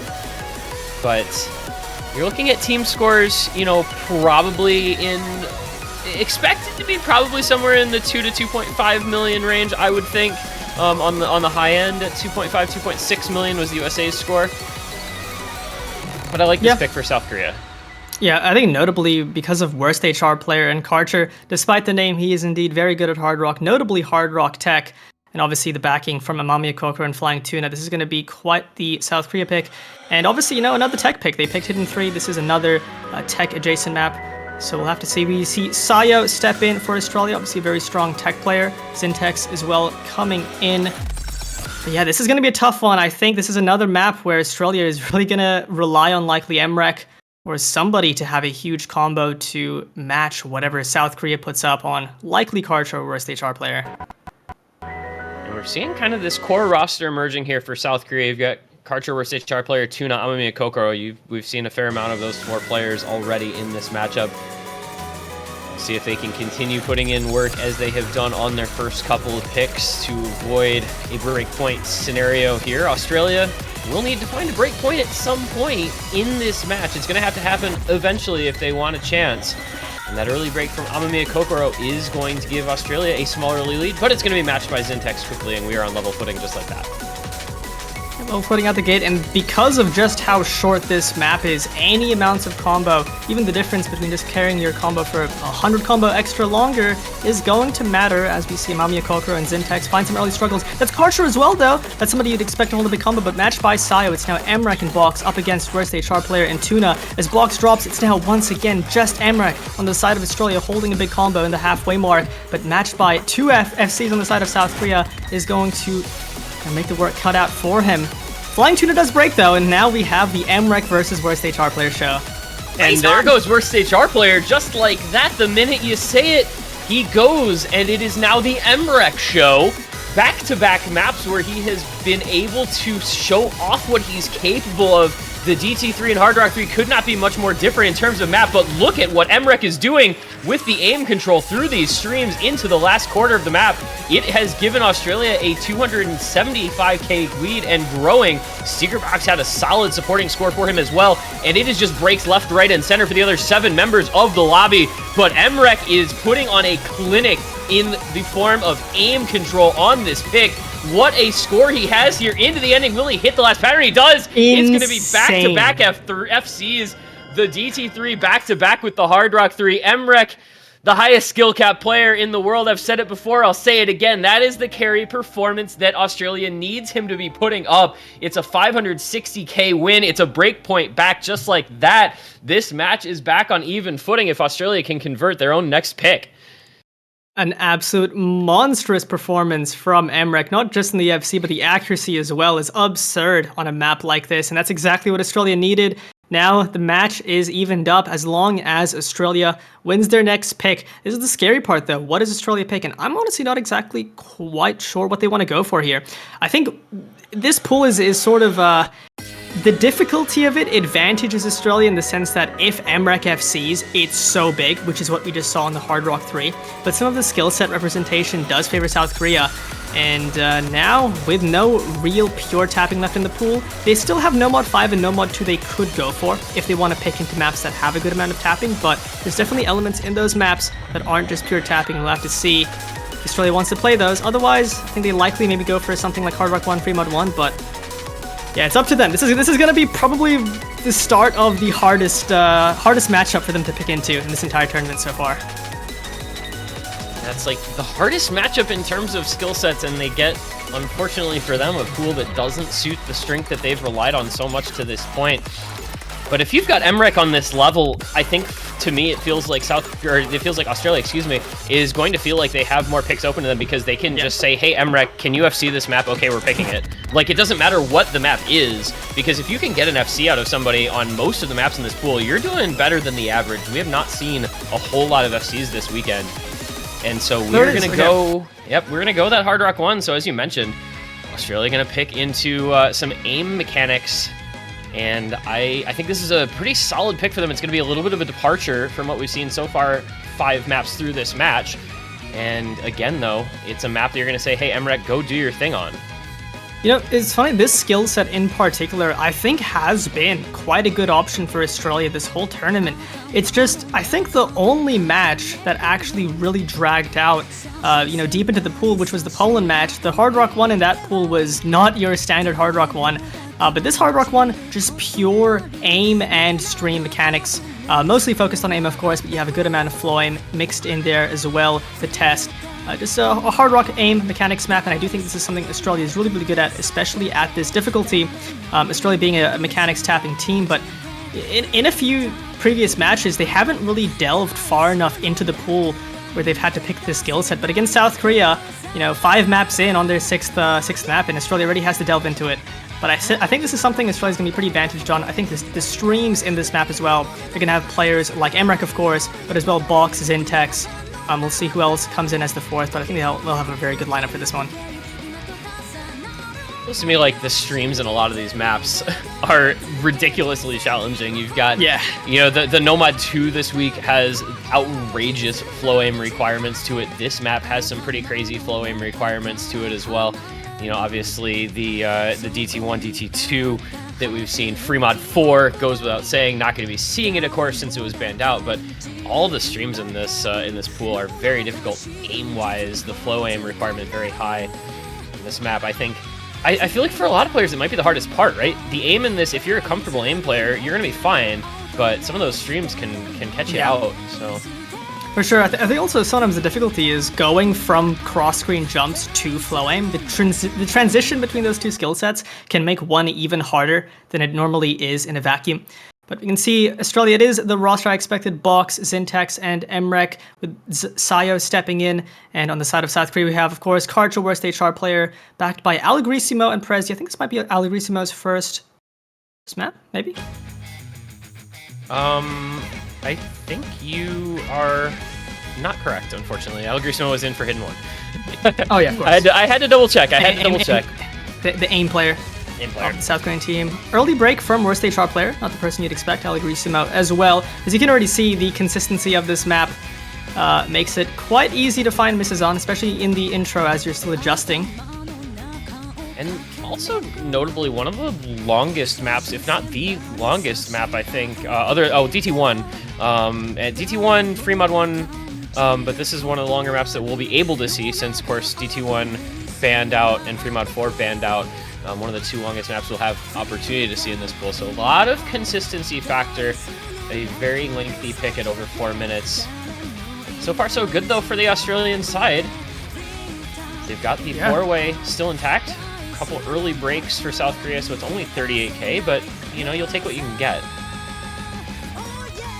Everybody hitting those aim patterns other than Prezi and Allegrisimo finding some breaks. It's now 2-4 as Australia now the team looking super solid in the intro. But as you mentioned, this is a very long map. Karcher going to be the one to break. I think if there was anybody you were looking at the South Korean roster to find a really good score on this map, it would likely be Karcher. We know how good he is on this kinds of skill sets, but even a player of his caliber can find breaks. It's now just Worst HR player on the recovery, not actually the full FC, to beat up against the now 3-way of Australia now that Zintex is broken, and they can just carry on at least 2 of these combos to a deeper part of the map. Australia's going to be looking pretty good, and especially with that break from Worst HR player. Yeah, that was the biggest combo left on South Korea as well after he broke just at the very start of this pick. There goes Secret Box. It's going to be a trade with Allegrisimo, but all you've got is Karcher and Parisia on about, 700 combined combo. Meanwhile, you've got Emmerich on an FC, you've got Sayo on an FC, you've got a 270+ lead for Australia. So everybody gets through this flow section, and it's just going to be the break from Zintex. Not really going to be any movement in that score line. It's still going to be Australia feeling good. There goes Sayo, though. So that is a little bit of that safety net now gone for Australia, as Emmerich is the lone FC remaining, and the backing combo is not that big. On the other side, Karcher and Parisia are building up quite well. If Emmerich were to break, the door would be open for South Korea, and we're going to be getting past the halfway mark, and you're seeing Zintex and Sayo having to roll. There goes Box as well. And, well, now you're in danger here a little bit for Australia. Despite Worst HR player and Allegrisimo breaking, it's Parisia and Karcher able to hold as we get into this solo here coming up at the 2/3 mark. It's going to be huge to see whether or not everybody can hold through these difficult flow patterns. I think this solo is going to make the difference. It is Parisia breaking. It's now just Karcher and Emmerich on any big combos. Emmerich on the most insane FC. This map is so consistent. You can see that massive stream going across the entire screen. Karcher holds throughout as well. Karcher breaks. Emmerich holds. Emmerich doing? Insane pattern. What is he doing? He's on his 3rd FC in the row, and this one, dare I say, would be the most impressive if he can do it. I think he's gotten through the solo section, getting through everything. Absolutely insane. Emmerich is doing unholy things in this match right now as he looks to take his team onto their 3rd point. The big question coming into this match was whether, was how this was going to go. Is this a pool where you can see solo carry performances because you have the best player in the world on Australia's side? Is this pool hard enough where one player putting up massive scores, FC's 900k plus scores, would be enough to carry a team through? And Emmerich is answering that in the affirmative now 3 times in a row. It is an FC holding into the very end for the astonishing superstar from Australia. He is doing it once more. It is going to be another very solid win for Australia here, 600k plus, and a big chunk of that is on the shoulders of Emmerich, who is going to drop another FC. Unreal, that is 3 in a row on a finals pool in the winners final. Emmerich is just, the training weights are off, and he is showing us what he can do, and all you can do is sit back and be amazed. Yeah, phenomenal score from Emmerich, and to say for the rest of the team, Sayo getting the 2nd highest score in the lobby, Box just behind, Zintex beating out the lowest score on the side of South Korea. The whole team lineup from Australia was, I think, a notch better than South Korea, but that full combo from Emmerich making an earth-shattering difference as he is on pace for one of the best performances, if not the best performance of the tournament so far as an individual player potentially. Now the match is 3-3 as South Korea goes into their 4th pick, and after that Hard Rock 3, they got to be a little bit worried about what Emmerich can do on some of these potential breakpoints. Emmerich just, he's putting the fear of God into South Korea at this point with those plays. I mean, and it's 3 so different types of maps in a row, right? You have the Hard Rock Tech, aim control. You have the high BPM aim and bursts, and then you just have the Hard Rock consistency. It's doing everything that you can ask of a player. Now it just needs to be like a hidden 2, and Emmerich needs to FC that as well, so we can just all, just go home. Because bow down. Just bow down at that point, yeah. Hidden 2 is pretty wild. I don't know if any player would FC that back. That is a rough one, but we'll have to see what South Korea picks. Hidden 2 is definitely an option, so we could see if the Emmerich FCing Hidden 2 is potential there, and there it is. There's a Hidden 2 pick from South Korea. Probably one of the most expected picks, considering their hidden performances in the match so far, and the No Mod 1 ban, but yeah, this is an absolutely brutally consistent, challenging Hidden 2 AR8 consistency map. Yeah, this, if Emmerich's FC streak continues here, I will be amazed. this is not a map that we have seen a whole lot of great scores on because it is very, very difficult. It is in line with the rest of the pool, but the skill set it represents is very, very challenging. You've got overlapping patterns, you've got plenty of difficult reading, you've got some aim, some finger control bursts even, though it's a lower BPM, so they're not super challenging in terms of speed, but they're there. And, you know, it feels like late round, these hidden twos just are such a challenge for just about everyone. And, you know, South Korea saying, all right, we're going to get away from the tech, we're going to go into reading, and we're going to see if MREC can beat us that way as well, because obviously, you know, you've got to now come up with answers when he's on a day like this, and maybe getting into a skill set that he's good at but not the most known for would be the answer. But man, when you've got MREC on a heater and you've got JGLF, who's such a good reading player, I'd be scared of Australia on reading maps just as much as on anything else. Yeah, I do think the reading lineup from Australia, despite the fact that they have banned out the Hidden 2 quite a few times, I do think they're pretty solid on this skill set despite that. Likely expect to see MREC, JGLF, probably Dummy. I'm not sure who the fourth is. Probably Box, likely as just being such a comfortable hidden player. But yeah, I mean, this is a skill set that South Korea is known for. They're feared for on the low AR consistency, especially where Stage Sharp player might be one of the best low AR players like in the world. So we'll have to see how it goes for Australia. But I think we're going to see Sayo stepping in, as well as MREC, Box, and JGLF. And that's going to be Amami Kokoro, worst HR player, Restia, and Flying Tuna. I gotta like South Korea's chances on this pick. I think this is, I think, a return to what we would expect them to be doing a little better on in this particular matchup. I think normally I don't mention this in the middle of matches, but MREC is almost one match cost ahead of the next player. It's 2.367 to Kartra's 1.445. That is some of the most insane statistics I've ever seen, especially at this level. If MREC continues on this pace, it's gonna be pretty interesting. But yeah, here we are in the Hidden 2. As you mentioned, this is a map that is gonna be pretty tough to find in FC on. Yeah, MREC putting on a clinic so far. We'll see if it can continue. This is a very different style of map. Once again, we're seeing a lot of different kind of facets of this pool being picked into. It's early breaks from Amami Kokoro, Restia, and Secret Box, so 3 FCs to 2 Australia favored at the moment, but you've still got worst HR player Flying Tuna on the FCs. Tuna not looking great on the accuracy, though, all the way down to 96%, so we'll see whether or not he is truly comfortable with this pick. Worst HR player obviously going to be doing well on this. This is his wheelhouse, I think, in a way that maybe some of the other maps weren't quite as well. The reading is something that he is very, very good at. And there's the break from Sayo. So it's going to be 2 FCs against 2. Combo advantage to South Korea now as they bring the score lead back to their side for the first time in a few picks now.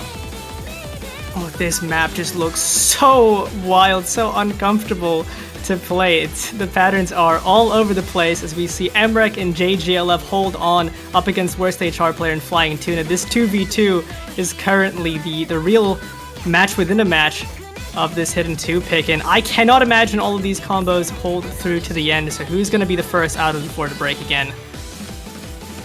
It feels to me like Tuna should be the least comfortable, and there he is going to be the break, but it's going to be traded immediately. Yeah, JGLF with the break as well. Restia, though, broke also, and there goes Sayo in Secret Box, so there goes all the supporting combo, and there goes MREC as well. EFC streak broken, and now it is worst HR player off to the races. He says, hey, MREC, I saw you carrying those last couple picks. Guess what? I can do that too. Halfway through, still holding onto the FC, 99.81 accuracy. Worst HR player put here for these types of maps. This is, I think, part of how he became so well known, just comboing things that nobody else could combo on these really challenging, gimmicky types of picks, like the low AR hidden maps. And man, oh man, that FC is putting in work when you look at the other scores in the lobby. The other supporting combo really not there, but there's just nothing on the Australia side that can combat what worst HR player is doing right now. This is a little bit of a reverse of the Hard Rock one. It's now worst HR player's time to shine, and really his accuracy speaks for it all. This map, other than being insane to aim, lots of the rhythms are pretty tough as we see a lot of these players. Worst HR player does find a break, but as I was talking about how insane his accuracy was, however, I think he's still done more than enough. No significant combos on the side of Australia, just the recovery from MREC, but there's not going to be enough time for Australia to take this back. This likely will be South Korea's win on the Hidden 2 as There's some absolutely insane patterns in this map. Yeah, Emrek quietly has hit everything, so this could have been an FC for Emrek. I think this is on a 1 miss, but even then, it would have been a tough ask to be able to win this one. It would have basically required, if he had FC'd, this would have been winnable for Australia, but that's a tough ask for sure. Yeah. And worst HR player, 99.25 act, gonna drop just shy of 800k. It's a 791k score for worst HR player. And you look around the lobby, and again, we're just seeing some solo carry performances on this incredibly difficult pool. Next best score for South Korea was the 438k of Flying Tuna. Emrek down at 538k. And dropping down to 420k for their second best score. So the gaps, that can occur when you have one player who is so comfortable on a map like that, the way worst HR player was here, just speak for themselves as to how difficult this pool is and how good some of these players are at some of these skill sets. And that is South Korea stopping that skid, stealing the momentum back a little bit, as Australia had brought it back to 3-3. Now 4-3. South Korea sticks their nose back out in front here in this matchup. Yeah, back to Australia for their fourth pick, and they don't, take that much time to think about it. They go for the Nomad 5. I mentioned this before as being the last map in it that has some level of speed in it, has some 255 BPM bursts, but a good amount of 170 BPM aim control as well, some patterns that are more akin to an alt or a tech map. But this is definitely a map where you could have a carry performance make the difference, and with how Emrek's been playing, as you mentioned, if the team asks, hey Emrek, do you think you can FC Nomad 5, and he says yes, well, it becomes a good pick. And with the tapping lineup of Australia, I think it's just going to come down to holding on through those aim control sections. I think Australia will be fine in the tapping, and for South Korea it's going to be the opposite. I think it's going to be, holding on to the tapping sections. I think they'll be pretty fine on the aim control sections, notably worst HR player. Yeah, this is not a slot that has been consistent week over week. This Nomad 5 is not the tapping heavy Nomad 5, as you mentioned. A lot about the aim control alt in this one. As I think to be expected from a Delis Mirash collab, you're going to get some really crazy aim control patterns. The tapping does show up, but I think even somebody who's not known for speed like a worst HR player can at least get through the bursts, and his aim control will serve him very well on basically every other aspect of this particular pick. But yeah, the question does come up again, can Emrek go up, put up the FC or something close to it, because that's what it feels like Australia needs, point in and point out. South Korea kind of getting the same thing out of worst HR player, though. It's a little bit, as we talked about at the beginning of the match, right? It's worst HR player who's looked so good. It's Emrek who's looked so good. There's a little bit of a 1v1 aspect over the course of this match. Emrek put in the work to get the 3 points, but worst HR player firing right back, so that battle, that duel between those two is going to continue, I think, on a pick like this that's suited, I think, to both of them. Yeah, for sure. I think Emrek is going to feel pretty good on this map, but worst HR player as well. He's gotten faster on the speed aspect of this game over, especially this last year. I think he'll be fine on the 255 BPM burst, and I think after that, the aim control sections is going to be his playground. So I think Emrek and worst HR player are both going to be pretty matched on this Nomad 5. The question is going to come down to the backing players, I think. But, even saying that, if one of these players between worst HR player breaks, and, worst HR player and Emrek breaks, and the other holds, that alone will make the difference as well. So, yeah, pretty tricky map, pretty multifaceted map, but we'll see quite fast what this is all about. And we go back to that kind of classic 4-man core roster for South Korea here. You've got Tuna, worst HR player, Karcher, Amamiya, Kokoro. We've seen them time and time again on a lot of these picks. Emrek Box have been in for a lot of picks for Australia. Sayo, Zintex, the other two on this particular map. And we saw that this map is solo carryable earlier with the Enri performance in Philippines versus USA, putting up an FC to win it by 187k there. So we'll see if that sort of thing happens again, as the breaks are already coming in. You see Flying Tuna, Karcher, Zintex, and Secret Box all breaking in the intro. Worst HR player, Amamiya Kokoro, 2v2 now against Emrek and Sayo. Emrek is going to break once again, so yeah, not going to be starting up a new FC streak here. And that's advantage South Korea, as the double FC is going to eke out a little bit of an early lead. It's just Sayo now on the side of Australia to hold on. Still only a quarter of the map in, but the longer that worst HR player and Amamiya Kokoro hold, the more damage it's going to do to Australia, especially with Emrek breaking again. And Sayo dropping, that's all of the full combos gone from Australia. It's just Zintex in the recovery. Amamiya does find a break, but it's still worst HR player to hold that FC. Karcher matching Zintex. That score lead is going to get bigger. as this worst HR player FC remains. And I did mention, despite the tapping, I do think this is still squarely a worst HR player map. It's just Emrek unfortunately not being able to match, and Syntax breaking and Box breaking. That's all the recovery is gone. It's looking pretty dire for Australia at this stage.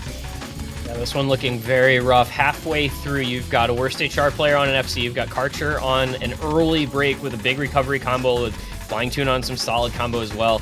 And really not a whole lot going here for Australia, as Emrek is really struggling with this pick. I expected much more out of him on this map, and it's just not happening. Sayo with a decent recovery combo, but it is really just the South Korea show once again on this map, putting up an incredible team score thus far with worst HR player. Like we said, you know, the aim control is going to be good for him, and he can probably get through the tapping. Nobody has good accuracy, so the fact that he's at 96.18 just doesn't matter, because not anybody in this lobby that's doing any better.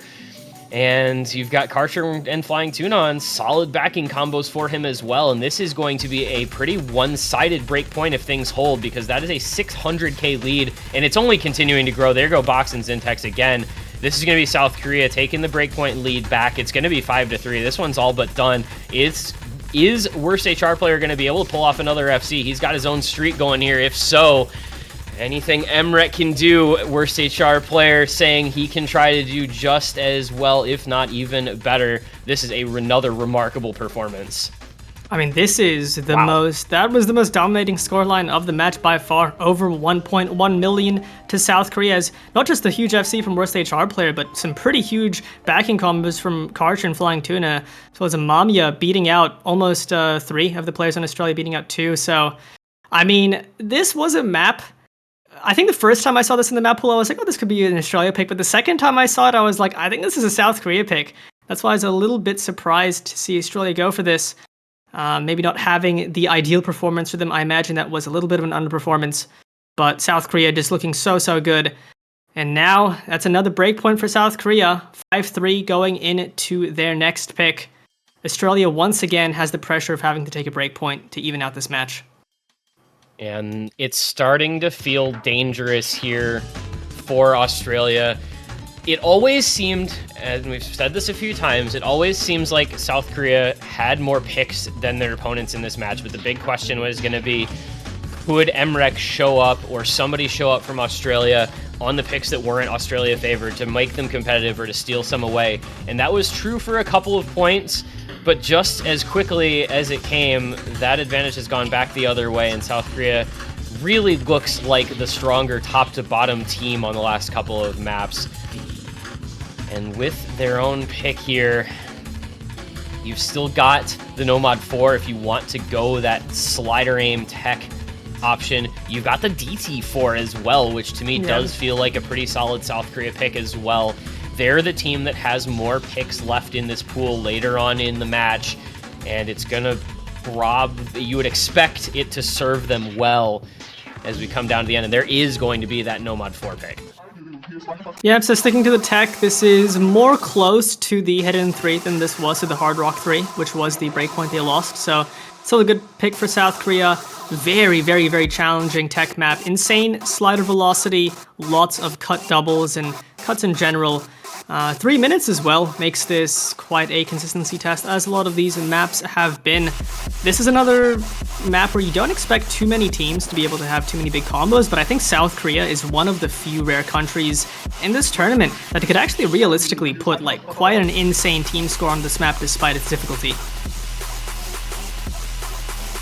This is I don't know, this is one of the hardest slider tech maps I think I've ever seen in an OWC. This is definitely up there. We've already seen some pretty good scores on it though. We saw Enri with an S rank 650k, Taquito with an S rank 600k, Kiak with a 638k. Like, this is definitely a map that people are capable of doing pretty well on. But you know, you saw what Secret Box said in the lobby after the last map, where he FC'd it 3 times in a row in practice and then dropped a sub 300k score in the match. And I think that's the sort of thing that can happen on a lot of these Nomads, where you can just have a somewhat unfortunate run in the match because they're not maps that are easy to be consistent on, especially not in a match setting. And I think this is another map that's kind of like that. Yeah, for sure. I mean, especially this skill set feels so hard to be consistent on. You blink and you'll find a random break on a slider or on a cut. And this is going to be another map where I think the pressure is going to be on some of Australia's star players. But I actually do think, Sayo, very strong tech player. Emmerich obviously has been doing some Emmerich things in the match. Box as well has the potential to play quite well on this. I think Zintek's coming in. I'm not sure how comfortable he is on the tech, but likely will have to match whoever is the fourth on the side of South Korea. But yeah, we have worst HR player, Flying Tuna, Karcher, Mamiya Kokoro, the core roster for South Korea.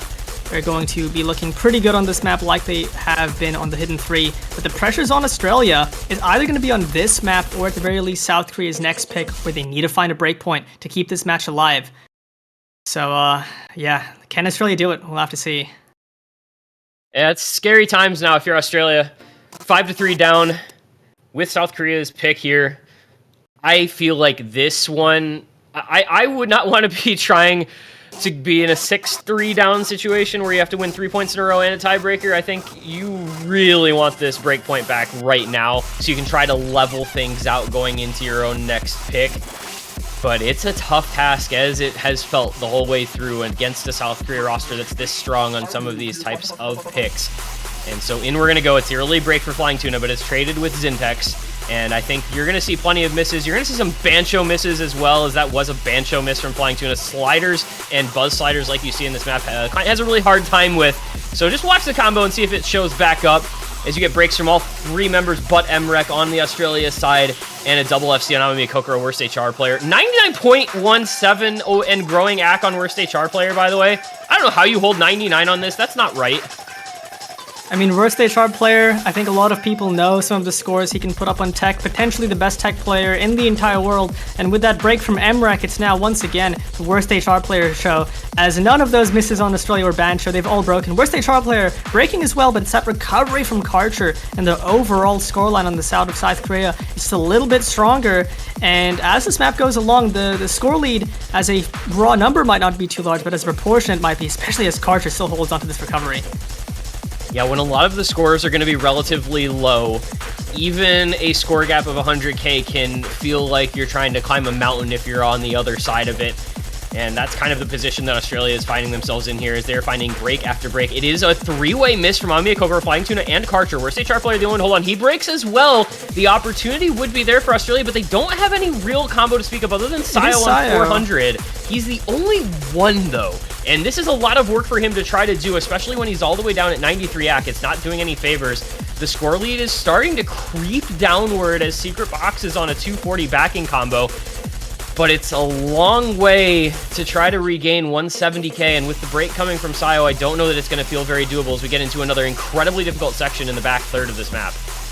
This map is just so rough to hold on through as all of the players find difficulties, but still South Korea just a little bit more comfy on this insane level of tech, and as you mentioned, this might be the lowest scoreline of the match so far just due to the map's insane difficulty. And with like an eighth of the map left, I think this 200k may as well be 500k for most other maps. I think this will likely just be a solid pick from South Korea. They'll take this match 6-3 and really put Australia on the back wall to not win just two of their picks, but the next pick from South Korea as well.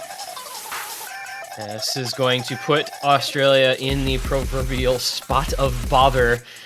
It is not a good situation to be in for Australia, and it's exactly, I think, the situation you might expect to have South Korea in this match, in a pool that looked very good for them. They're getting the performances they needed. That is another really, really solid score out of worst HR player. It's only 467k, but it is almost 98 AC.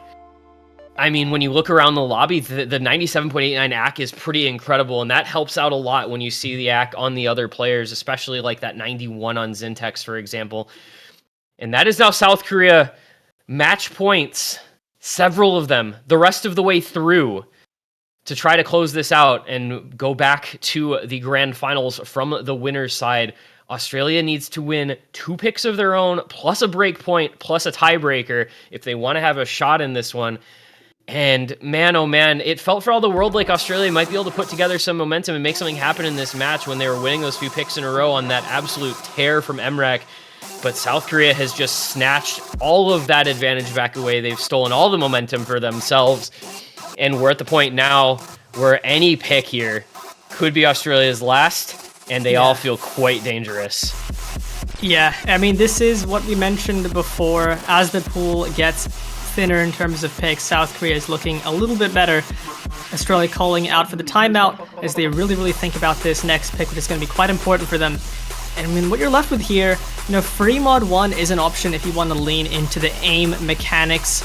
That was President Hard Rock 1, but it's also looking pretty good for South Korea. I think the free mod element of it, having to go no mod, having to go hidden on top of that Hard Rock player, is going to likely favor them. You have free mod 2, which is like an awkward aim map, has some tapping in it, which could be good for Australia, but still not really ideal. DT4 looks like a worst sharp player map. Hard Rock 2 looks like the type of gimmicky precision map that you just wouldn't want to go into against South Korea. No Mod 3 as an alt consistency map isn't necessarily something I think you'd want to pick into South Korea as well. And No Mod 2, despite being a stamina flow aim map that Australia normally likes to pick into, its awkward angles and deceleration and acceleration kind of favors some of the players in South Korea. I still think potentially at this stage it might be a choice between No Mod 2 and Free Mod 1 as your last two picks, but it's looking scary. There's really nothing here that is clear cut for Australia. Yeah, I think after what we saw from Emrek on the Hard Rock 1, I think I might like the Free Mod 1 angle here for Australia. You're going through the list of available maps and none of them feel super great, but if you can get that kind of performance from Emrek again on the Free Mod 1 on the big, difficult aim consistency pick, that might just be the angle because nothing else feels very good. You're picking the least of the remaining evils if you're Australia in this particular scenario, and just kind of hoping for the best because you're on the back foot. You're down to your last life, and you're taking the time out even, so trying to collect and gather. But I still think that the picks just favor South Korea with what's left. So going into another consistency aim pick and saying, hey, Emrek, can you give us what you gave us earlier in this match at least one more time to stave off elimination into the loser's bracket, one more map. But it's going to be the Hard Rock 2 instead. I am a little surprised to see this pick. I didn't really consider this for a second. It's going to be CS 7.02, so it is small circle size, kind of flow aim, kind of a flow aim Hard Rock pick, I guess. It's a little difficult to categorize. I would say this falls somewhere into alt aim control. It's 143 BPM. There's a lot of 1/4s, active 1/4s at that BPM, which at this circle size, like this map looks absolutely brutal to play. But at the same time, despite this looking like something that South Korea could have picked into, Australia did have 2 of their 3 wins on the Hard Rocks. So honestly, I think staying in the Hard Rock lane when that's worked pretty well for you, even on the Hard Rock 3, which on paper looked pretty good for South Korea, that was won off an insane FC off Emrek mostly, so we'll have to see if Emrek can play to the same level on Hard Rocks that he's been doing. So far, he's 2 for 2 on the Hard Rock maps, but this map is likely to be the hardest one to FC. And because of that, I do think this is going to be the one where the backing combos matter the most. And at CS7, with some wacky alt aim control patterns, this is going to be a skill set that I think very few people are going to be comfortable to play. Yeah, I have to think that backing scores are not going to be super great on a map like this. This is the sort of pick where you have maybe 1 or 2 players on it that can do very well at most, and then the others may well just be along for the ride. Because it's so hard to be good at this type of skill set. So few players really practice this sort of small circle size pick. And we might be seeing Spectre coming in? Are we seeing Spectre coming in for his first map in 2 weeks for South Korea?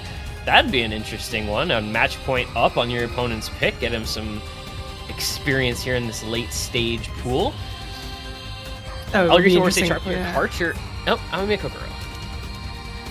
We'll not be seeing Spectre in on this one. Algoritmo, Wesley Sharp player, Kokoro Archer, Sayo, Zintex, Box, and Emrek. And this is for everything. Australia's pick going in down 6-3 on match point. They have to win this and the next 3 maps, including tiebreaker, if they want to win this match. It's a tall order. And it starts with this. 2 minutes, 40 seconds of very, very, very brutal Hard Rock 2. I don't expect to see many big combos. Likely to see a lot of early breaks. We see a break from a few players, I think, before the break like pop-up even comes up. The And feud there- from Algrissimo, Kokoro, and Emrek. It's 3 early misses. There goes Karcher as well. Is down to guess who? Worst HR player. The lone full combo remaining on South Korea through the intro. Zintex breaking along with Emrek again. Man, Emrek went on that amazing run. He's got to recapture that magic, and it just doesn't look like it's happening. But fortunately for them, Secret Box and Sayo are both still holding along with that FC from Worst HR player. But there goes Box, and that's going to be advantage South Korea as Worst HR player holds, and Algrissimo has the backing score. There is not a lot of backing combo. There goes Sayo as well. This is going to be dire straits already, only a quarter of the way through. But the consistency just doesn't look like it's there on this for Australia. And meanwhile, well, wait just a second, as there's the break from Worst HR player, but look at the combo coming back together from Algrissimo and Karcher. It's going to give them a bit of a gap here for South Korea, just under 100k lead. Some decent build-ups from Australia as well, though. Zintex is about to hit 400. Another miss from Sai, but Emrek and Box both on 200 combo. This is going to be relatively close. It's essentially a 3v2, but Algrissimo and Karcher on those 2 big combos. Halfway through the map now, there's those breaks. There's the nerves building up as everybody sees the scoreboards. And this is going to come down primarily to Zintex right now as well on the highest accuracy on the side of Australia to hold on to this Hard Rock 2. I don't think he's been having the best match so far for his standards, but this would be his opportunity to show up for Australia and keep them alive in this match. This map doesn't get any easier, though, as we move into the final third of the pick. There are some very difficult flow patterns, some very difficult slider aim as well. There goes Amamiya Kokoro, there goes Zintex, there goes Secret Box, and it is now Algrissimo and Karcher. Algrissimo breaks. It's now Karcher and Worst HR player, I should say, but there is just not anything for Australia. They don't have the combo, they don't have the scores. And Worst HR player Karcher, the duo that has done so much work for South Korea over the past couple of years, looks like they might just be bringing it home here.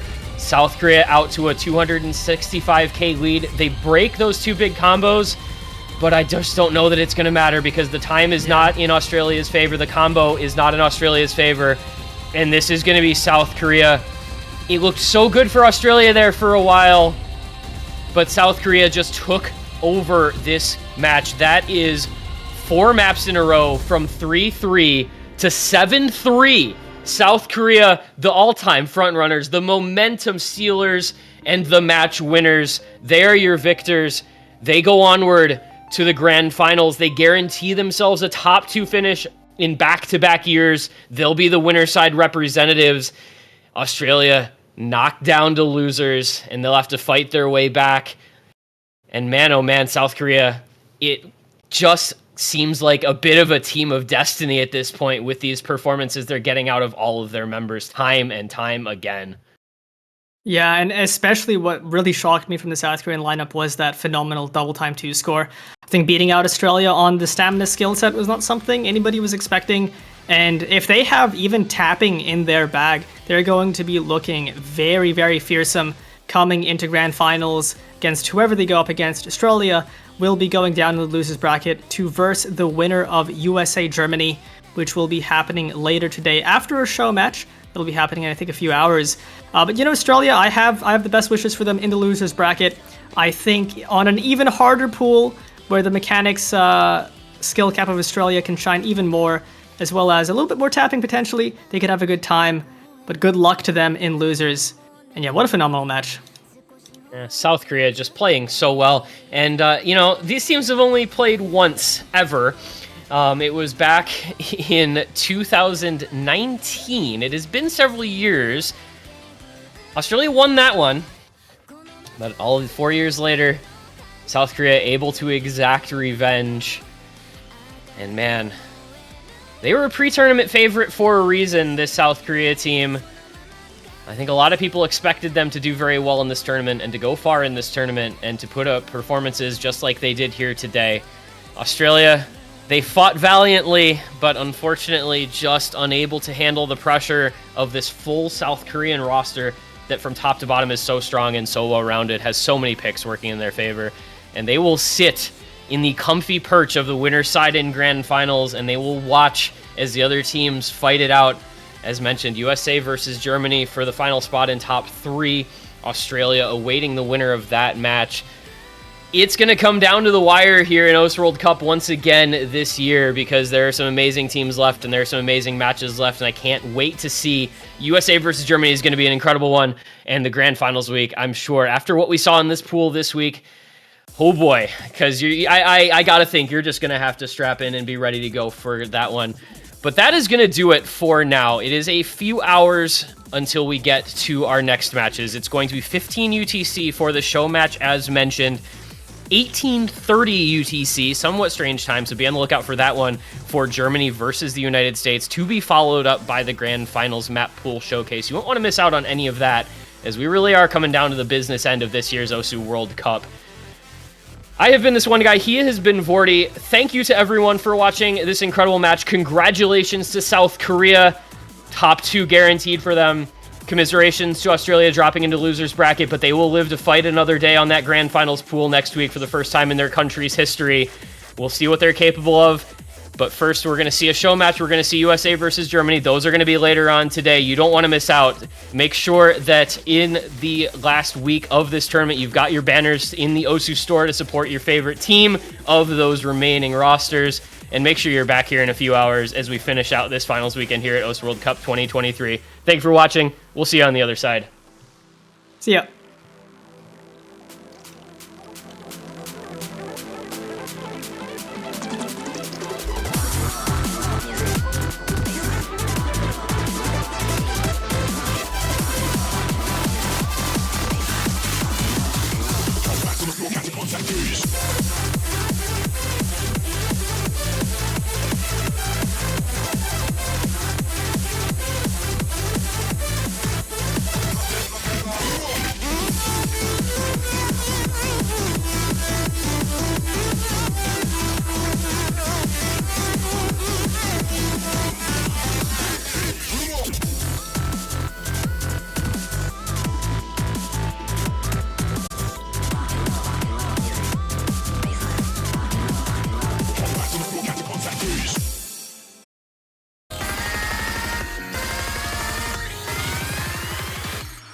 Good morning, good afternoon, good evening, everyone watching from home. Welcome back to the OS World Cup 2023 finals. We're here for a sort of lighthearted break from the action we've been seeing in this finals weekend.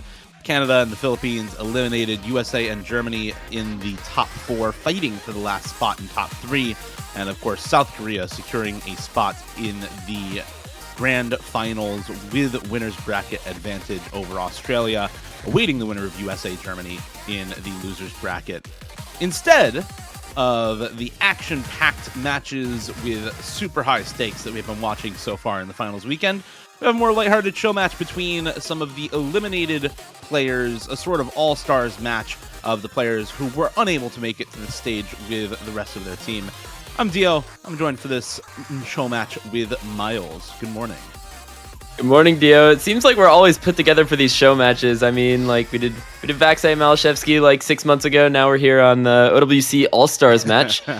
So we've got a couple teams that have been formulated for your viewing experience. We've got Lucrease, Akolabed, Scylla, Sigi, Suntan, Freezed, Intercamping, and Mbappe up against Ekoro, Kurochi, Chikoni, Mustache, Nineric, Reedcat, Arj, and Kingling. I think this should be a pretty good match. Yeah, I think these teams are pretty well balanced, generally speaking. You have a good speed roster on both teams. You have pretty good hidden on both teams, pretty good hard rock on both teams. And I think a lot of no-mod comfort for very many of the players on both of these teams. Couple of national duos as well, right? Arj Kurochi on the side of Team Blue, for example. A bit of national rivalry between Ekoro and Mbappe for maybe. So we'll see how this matchup goes. I'm really interested to see if we can get some of the maps that haven't been picked yet in this show match. Stuff like the No Mod 1, No Mod 2, stuff like the. Actually, I think all the double times have been picked already. So then stuff like the Free Mod 1, Free Mod 2, I think those are the only 3 maps that we have not seen yet. And of course, on the finals pool, everyone is hoping for a tiebreaker. So we'll be rooting for that in the meantime while we make sure that everything is set up. We're on best of 13 here in the finals. I'm not sure what these teams are going to ban, honestly. Although, actually, it's a show match. I forgot. No bans. As it were with the playtester show match last weekend. No bans for the eliminated players show match this weekend. So hopefully we can get those 3 maps that haven't been picked yet into this matchup.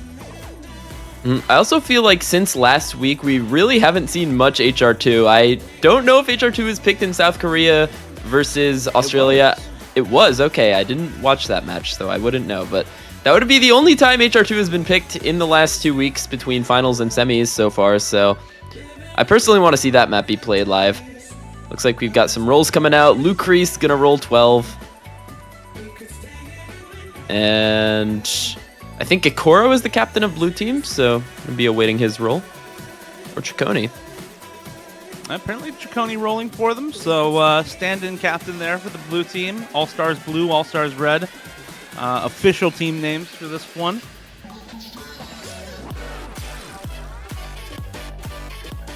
And it is going to be the win for Team Blue on the rolls. I think, if I had to guess, just based off of the lineups, we might see some of the speed maps get picked up by Team Blue, and some of the Hiddens and Hard Rocks, for example, picked up by Team Red.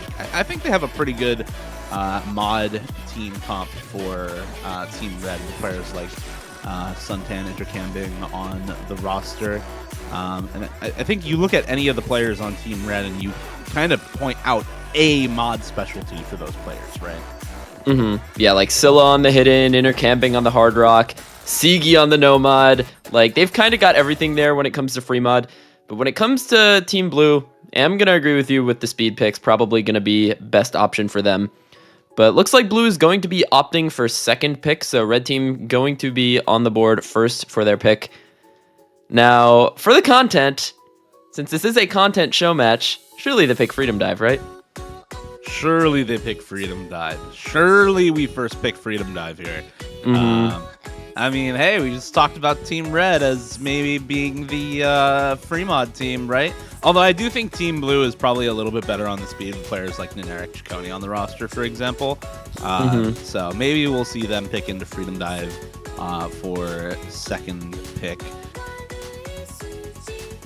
In the meantime, I'm hoping for one of Freemod 1, Freemod 2 to get picked up, as, again, we haven't seen those maps.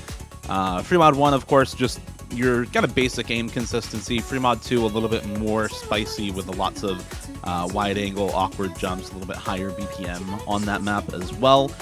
And, of course, Freemod 2, also one of the OS originals this weekend. Would be a shame if that song goes unpicked after having been commissioned from Rohi. So really hoping to see that get picked up here, just to make sure that we do see all of the originals, including Nomad 2 as well. That's the other original that has not yet been picked. And I think Nomad 1 actually has not been picked as well. So those are 3 originals that have not been picked so far this weekend. That's actually really unlucky. I didn't realize that all 3 of those maps were OS originals. But yeah, that Nomad 2 has just been so like difficult, I think, to pick into. Yeah, and it's gonna be a DT4 first pick coming out of Red Team. So Switched on Lotus, another classic coming out, gonna be the first map pick. This map, very difficult alt patterns, very difficult, honestly, slider map. Some of the slider ends on this are nigh impossible to hit even if you're aiming it properly. This is one of my favorite maps, just straight up. This is a great map. I'm really happy that this stayed in the pool, although there was a little bit of wavering back and forth on exactly what we were going to go with in this slot from the map pulling team. This is alt style aim control, like 176-ish BPM after doing the conversion, right? 0 bursts in the map, so it plays more like 115 BPM on Nomad than it does 230. And so on DT, it is around like 175, 176 BPM, somewhere around there. This is just a Kirby Mix classic, right? Like, if you played one Kirby Mix map, you kind of know what you're in for with this map. Really, really iconic sorts of stream patterning that feels really, really good to play and looks extremely, extremely hard in comparison. I feel like this map is way more comfortable than it looks at first glance. But it's really, really fun to play, and a lot of these patterns are very, very satisfying from a player standpoint. And here we go into the first map here with the DT4 first pick for Team Red. Of course, not a speed DT here, so not at all surprising to see them pick into this first. A couple of misses come out from both sides. Intercambing still holding on to the 1FC in the lobby. Mustache and Kolibet not too far behind right now. This map, I think, is probably one of the more accessible ones in the pool. And as Dio mentioned, I think this is the type of map where I think anyone in this chat can just go boot this up with DT no fail, even if you're lower ranked, and probably have a pretty good time with it. So, definitely pleasure to play, seeing lots more breaks. Kurochi finding a drop right after the break, but joined by a Kolibet and Kingling. But it is going to be Intercamping and Scylla running out with the big combos right now, with about a 55k lead in their favor as continued breaks come out from the side of All Stars Blue. Mustache as well with a pretty big combo for All Stars Blue at the moment. Unfortunately, not going to matter as Intercamping still has the full combo, and Skilla not too far behind him there with 350 or so on the board. And this is exactly why you bring in these players into the finals weekend, right? Their teams might be eliminated, but these are players who are more than good enough to play at the finals level. Even with that break from Intercamping and Skilla, this is actually now looking pretty good for All Stars Blue. Mustache Kurochi holding on to a really big combo. It's just Lucrece for All Stars Red, and those two breaks from Intercamping Skilla really mattering here. Sorry, Faker Camping Skilla. As Mustache popping off on this. Oh no! I'm sorry, bro. The reverse slider catching out Mustache. But yeah, on that Scylla break, his accuracy also went way down into the dumps, all the way down at 94.5 now. That really tanked his score.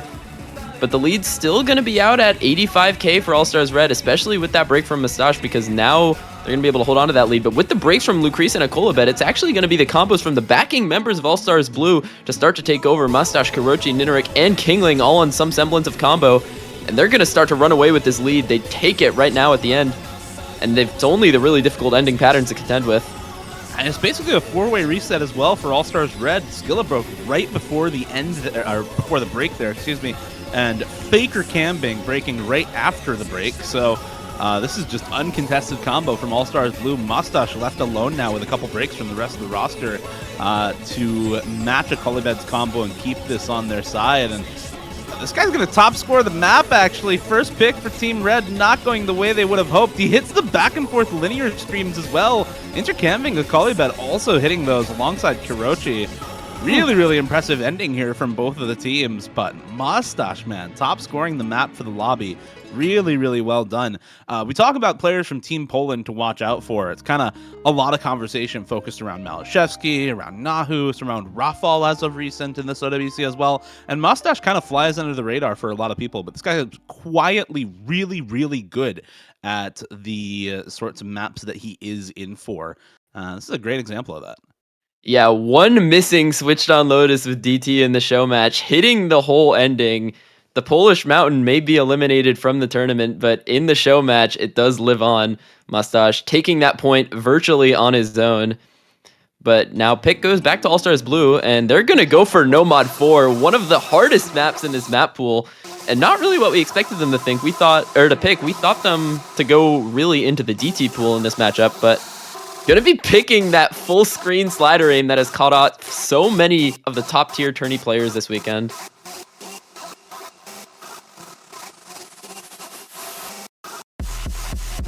And we're gonna see some more members enter the lobby for the show match. We see Ikoro and Chaconi and Arj take spots in the lobby, while we see mostly the same four players on All Stars Red for now. I think this roster for All Stars Red is fine for this sort of map. Like, I don't know who you would sub in for this map. Maybe you see a player like Sigi come in for the side of All Stars Red. I would not be surprised at all to see Sigi come in for this, but I think it's you sub out like one player for Sigi and that's it. I don't really see Suntan, Freezed, or Mbappe coming in for this. So I like the roster from All Stars Red, and from All Stars Blue, I think this roster is also very, very good. Ikoro, obviously, very, very good aim control player and tech player. Same goes for Chaconi. Made a name for himself on the speed and double time, but also very, very good on Nomad and Gimmick and Tech. It's part of the reason why the Russia roster this year was so good on those skill sets, is because of that extra specialization of so many of their all-rounder members into that sort of thing as well. So not at all surprised there. And same for Kirochi and Arj, of course, two of the MVPs for Team Italy this year.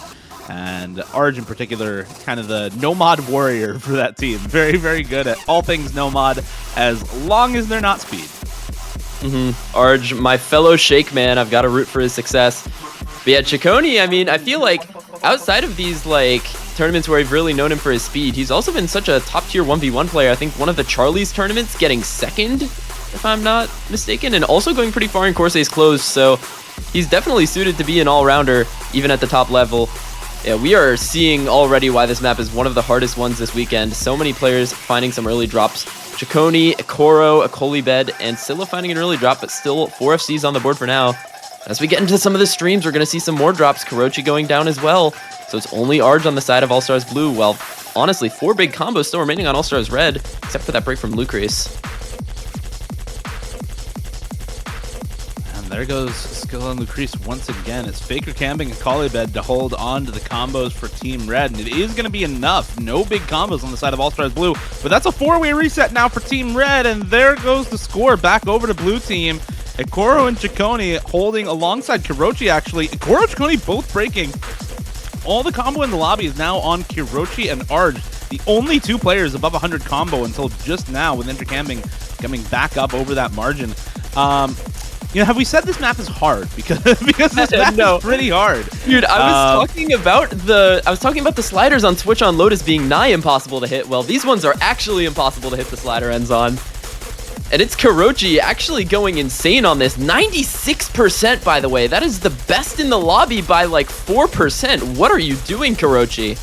Yeah, only Intercamming is close at 94. Everyone else is like 92 or below. Arj and Skilla finally above 93 there on the accuracy. So 96.5, really, really good for Kirochi. Finally the drop to come through. But big combo held for Chaconi and Arj as well here.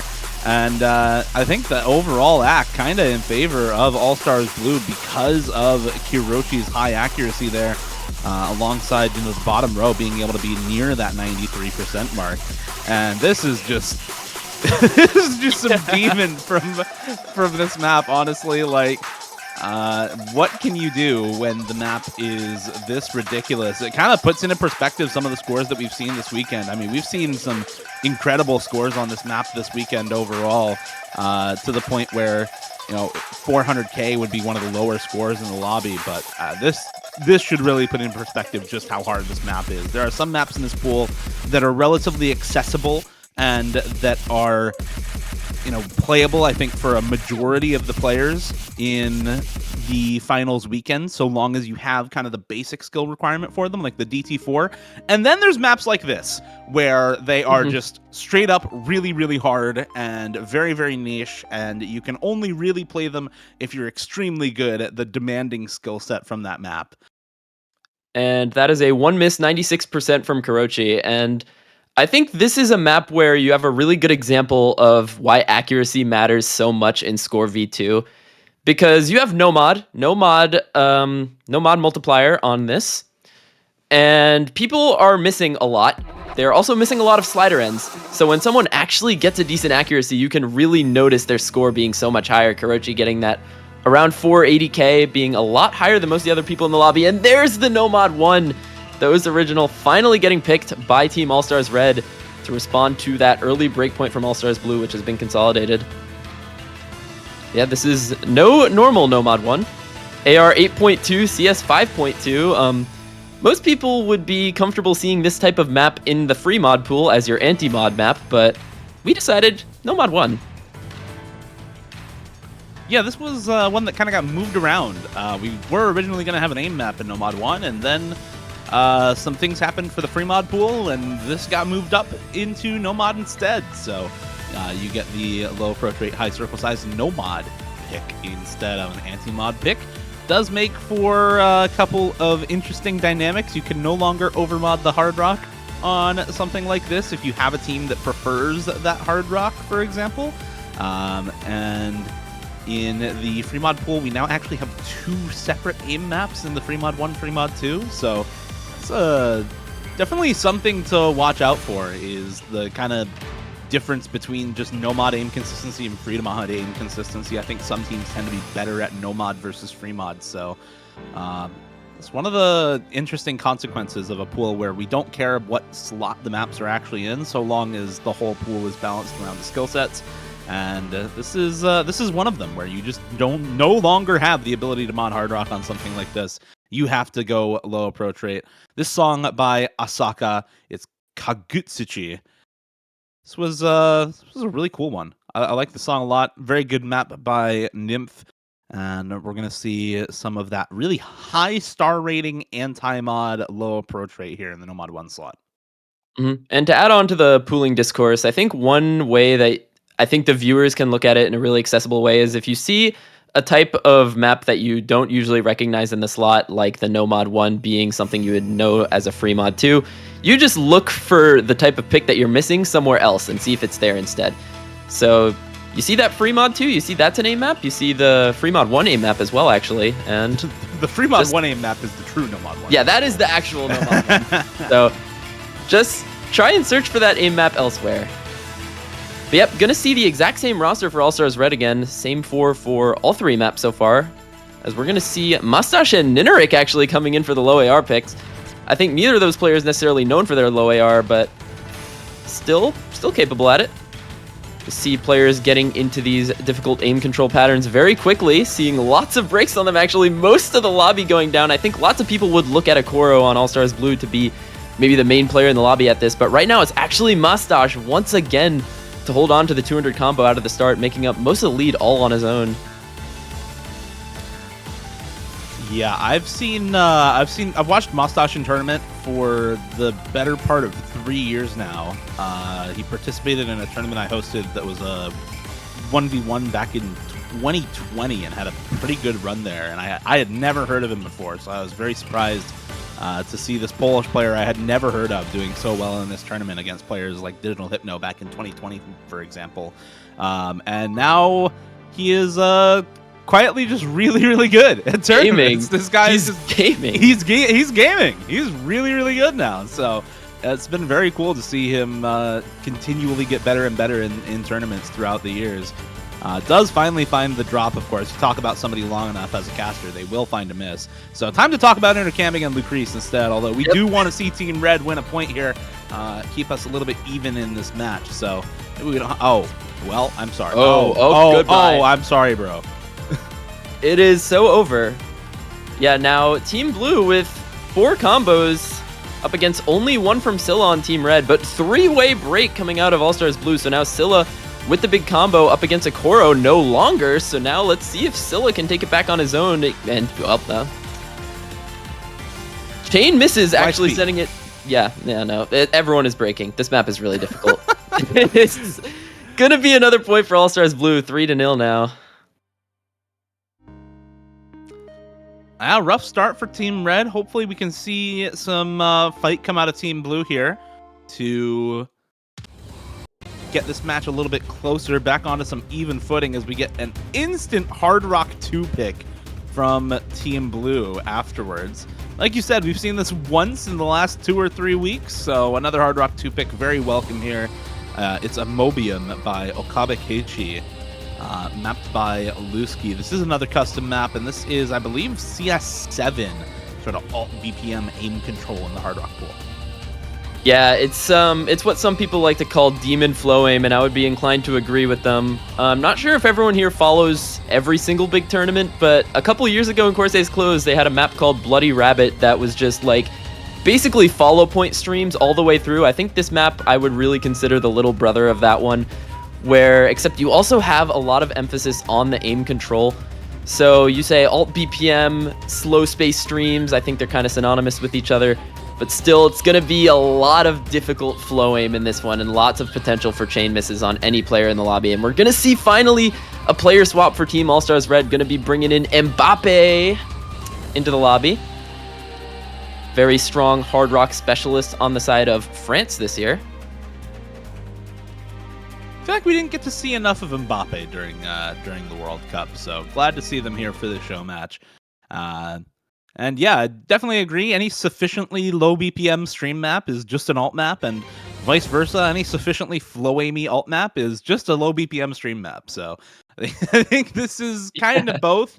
But the main factor for this one to watch out for is, of course, that circle size. CS 5.4 no mod for this map, so above CS7 on the Hard Rock. And well, I would say you can see that, but it's kind of hard to see exactly what size the circles are on this screen right now. So we're going to be watching out for a couple of players to maybe be a deciding factor here. Kirochi, Kingling, Mbappe, and I think Lucrece, honestly, is really, really strong on this type of stuff. And he is holding on to pretty good combo right now. I'm going to stop talking about him so we can see the red team points at some point during this match. And we'll talk about Chicone and Eric right now, because they're holding a little bit of combo for Team Blue, helping bring this over to their side because of some of the more frequent breaks from the other members of Team Red. Chicone, I think, really quietly a very good aim control player, and again, need to stop talking, but I feel like he'd always go for like the half-slashed map in Hard Rock when playing 1v1s. Like, his aim control is scarily good. Also, players like Kingling, leaderboard players, typically very good at these more niche skill sets, like in the precision, but... And I just made the two of them break, so now Team All-Stars Red, no... Dude, like, this is an all-time first performance right now. Like, this is an all-time LeBron for both of us, man. LeBron Like... 2016 NBA Finals level cursing going on here. But yep, only 27k in favor of All-Stars Blue. Slight combo advantage on all four of the members, actually, apart from Lucrece. But still, for Team All-Stars Red's sake, gotta root for them here. Can't go down 4-0 this early in a finals pool, because that momentum will just run away with not much of the DT even being picked yet, which we thought that All-Stars Blue had such an advantage on. It's Kirochi and Kingling holding combo right now for All-Stars Blue. Kirochi and Kingling, such good Hard Rock players. Kingling, Hard Rock specialist for Team UK. He's actually still holding combo. I'm doing my best here, guys, for Team Red, but Kingling is just popping off right now. He's holding on to the combo through this last quarter of the map. He finally goes down on the slider break, and now it's up to Team Red to bring some of this back. Chicone taking up the mantle for Team Blue, though, and that's going to keep most of this on their side. Team Red dropping the combos once again. It's another four-way reset for Team Red, and Chicone left alone in the lobby with the only combo here. Another three-way reset for Team Blue. You mentioned Chicone earlier, Miles, with that Hard Rock aim control. Have to agree, this guy's really, really strong on this sort of thing. It's, again, part of what made this Russian team this year so different from a lot of the Russian teams we've come to expect in previous years of the US World Cup. And Chicone going to finish it out with the combo intact. A 168k score lead by the end of the map, off the back of some pretty big combos from, honestly, everyone on the side of Team Red. And Eric quietly... good ACK and good combo up at 345k or so, which is better than half the team for Team Red.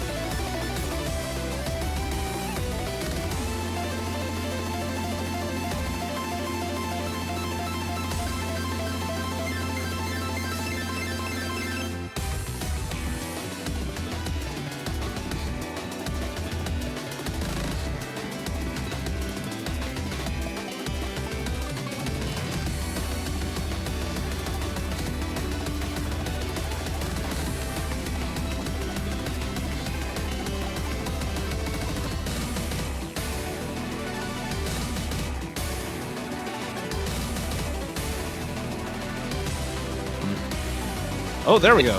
Hello. Are we Hello, alive? We are back. Turn from the void are the commentators. All right, we are back. Hello, welcome back, guys. Nomad 2. Nomad 2, we're here. Ofeb by Orange Gentle, mapped by Camo, 200 BPM Deathstream map with Camo style streams, which are super high curvature, tons of changes in direction, tons of changes in spacing, very, very tricky on top of the stamina requirement. And Team Red going ahead and picking this, I think going to be really, really fun to see exactly how well all of these players do on a map like this, as we should be getting started with the map here in just a moment. There we go. Get switched over to that. Lucrece, Freeze, Intercamming, and a Colibed in for Team Red. Arj, Mustache, Chaconi, and Ikoro for Team Blue. Freezed coming in for All Stars Red. I think he's a player who is just like perennially underrated. Always comes in for Team Finland and plays like one of the MVPs of the weekend, always on the first 2 weeks. So we don't typically see him playing up at the finals level, so really excited to see how he can do on a really difficult map like this Nomad 2, as we can already see the streams getting underway. People are suffering. Lucrece, Akolibed, Chaconi, and Mustache finding the breaks. It's going to be Intercamping, Freezed, Arj, and Ikoro to make it through that first set of streams. It's actually an early break from Freeze. Yeah, Freeze SS that long stream, by the way, at the end of the intro, which is kind of obscene. Not really sure how you're supposed to do that. Arj, Ikoro holding onto these FCs right now, though, for Team Blue, and only Intercamping on the FC for Team Red, with some struggles on the accuracy, though, for Intercamping and Ikoro. Arj on 99.7 AC right now, which is disgusting. Like, I don't know how you're hacking this that well. Arj finally drops a 1 miss, is still up in the 99s right now, but no longer has the combo to back it up.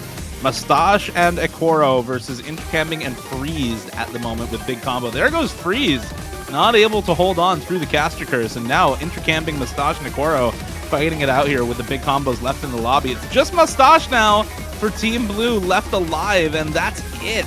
This is a really, really rough map once again. This is potentially one of the hardest maps in the pool.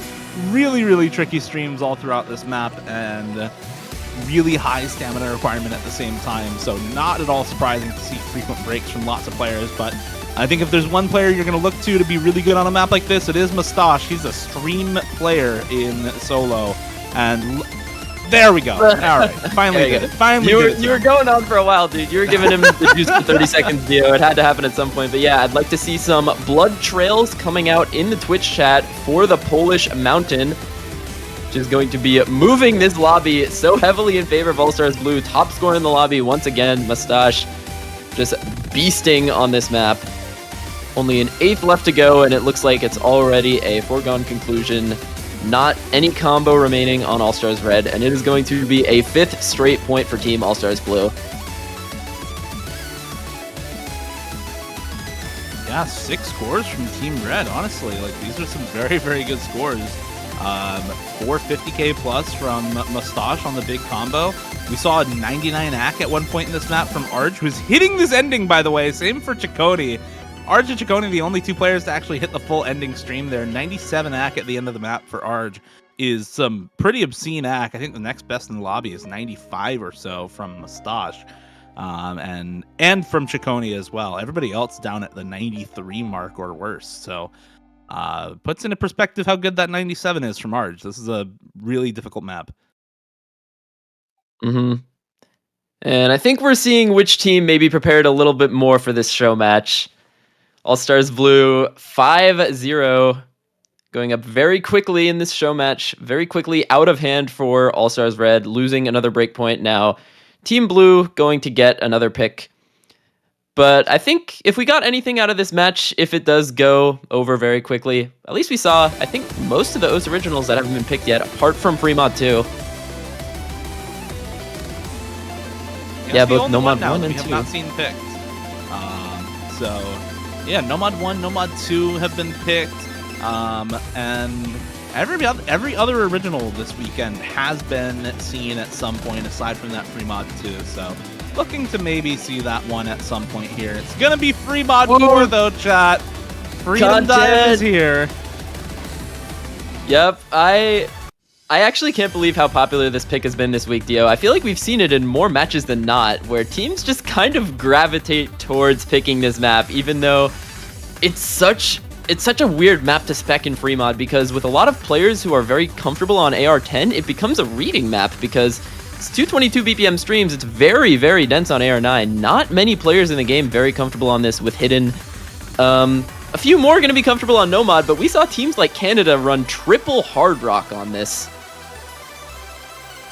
Yeah, I mean, you know, the players from 2011, 2012, maybe 2013, I think a little more comfortable on the AR9 death streams than more recent additions to the game. I say recent kind of in air quotes there. I think if you started playing the game in 2014 or after, you're probably not all that comfortable with this type of density on AR9, despite AR9 still being pretty popular back then as well. So you look at a lot of these players, and very few of them, I think, actually started playing the game back that early on. Probably Ikoro is going to be most comfortable on that Hidden among the players in the lobby right now. Although I don't know if we're seeing in from Ikoro. We're seeing Hidden... I'm sorry, Easy Flashlight from Ikoro. Of course. That's something that can happen. Obviously. I mean, why wouldn't you? Hidden from Akalibed, Hidden from Neneric, and double Hard Rock from Origin Chaconi. Hard Rock alone for intercambing on the side of the red team. Because of course you go Easy Flashlight on Freedom Dive. That's just the obvious free mod combination here for Ikoro. Oh yeah, I was also mistaken. Apparently this was banned in 2 out of 3 matches, but the one match it was left open, it was picked. So that might be where I got that fake statistic from. But yeah, already seeing a lot of struggling. I think honestly fewer Hard Rocks than I actually expected. Only intercambing Chaconi and Arj taking up the Hard Rock. We're seeing Neneric and Akalibed trying their best on Hidden, but Neneric actually got a really good replay on this for the showcase on Hidden. I think he got like 650k, so maybe a bit underrated at this very dense streaming skill set. But can we just look at Ikoro? He just has like 320 combo on Easy Flashlight. Like, what is he doing? Does he have this map memorized already? Yeah, I don't know. There's definitely a little bit of like Flashlight screen cheesing going on there, but this is what am I watching? Like this isn't a tournament show match. Yeah, I don't know. Okay, Hard Rock players are still doing pretty well though. It's Chaconi and intercambing with good combo at the moment for either of these teams. And that is going to favor All Stars Red. They do have a couple Nomad players who have some pretty solid combo right now. Freezed as well on 99.74 accuracy at the moment. And ask and you shall receive, I suppose. Lucreece still on the pretty good combo for Team Red though, and this may be the start of the first point for Team Red. I'm intercambing. Yeah, somebody said I sounded like Fire Rage earlier. I feel like that put the fear of God into these players, maybe. I don't know. Yeah, but luckily for Team All-Stars Red, there are no combos on the side of All-Stars Blue, only Arj up at 130, and there goes Lucreece as well, so now not much combo anywhere in the lobby. Oh, okay, I was gonna mention Freeze and Akalibed, but they beat me to the punch.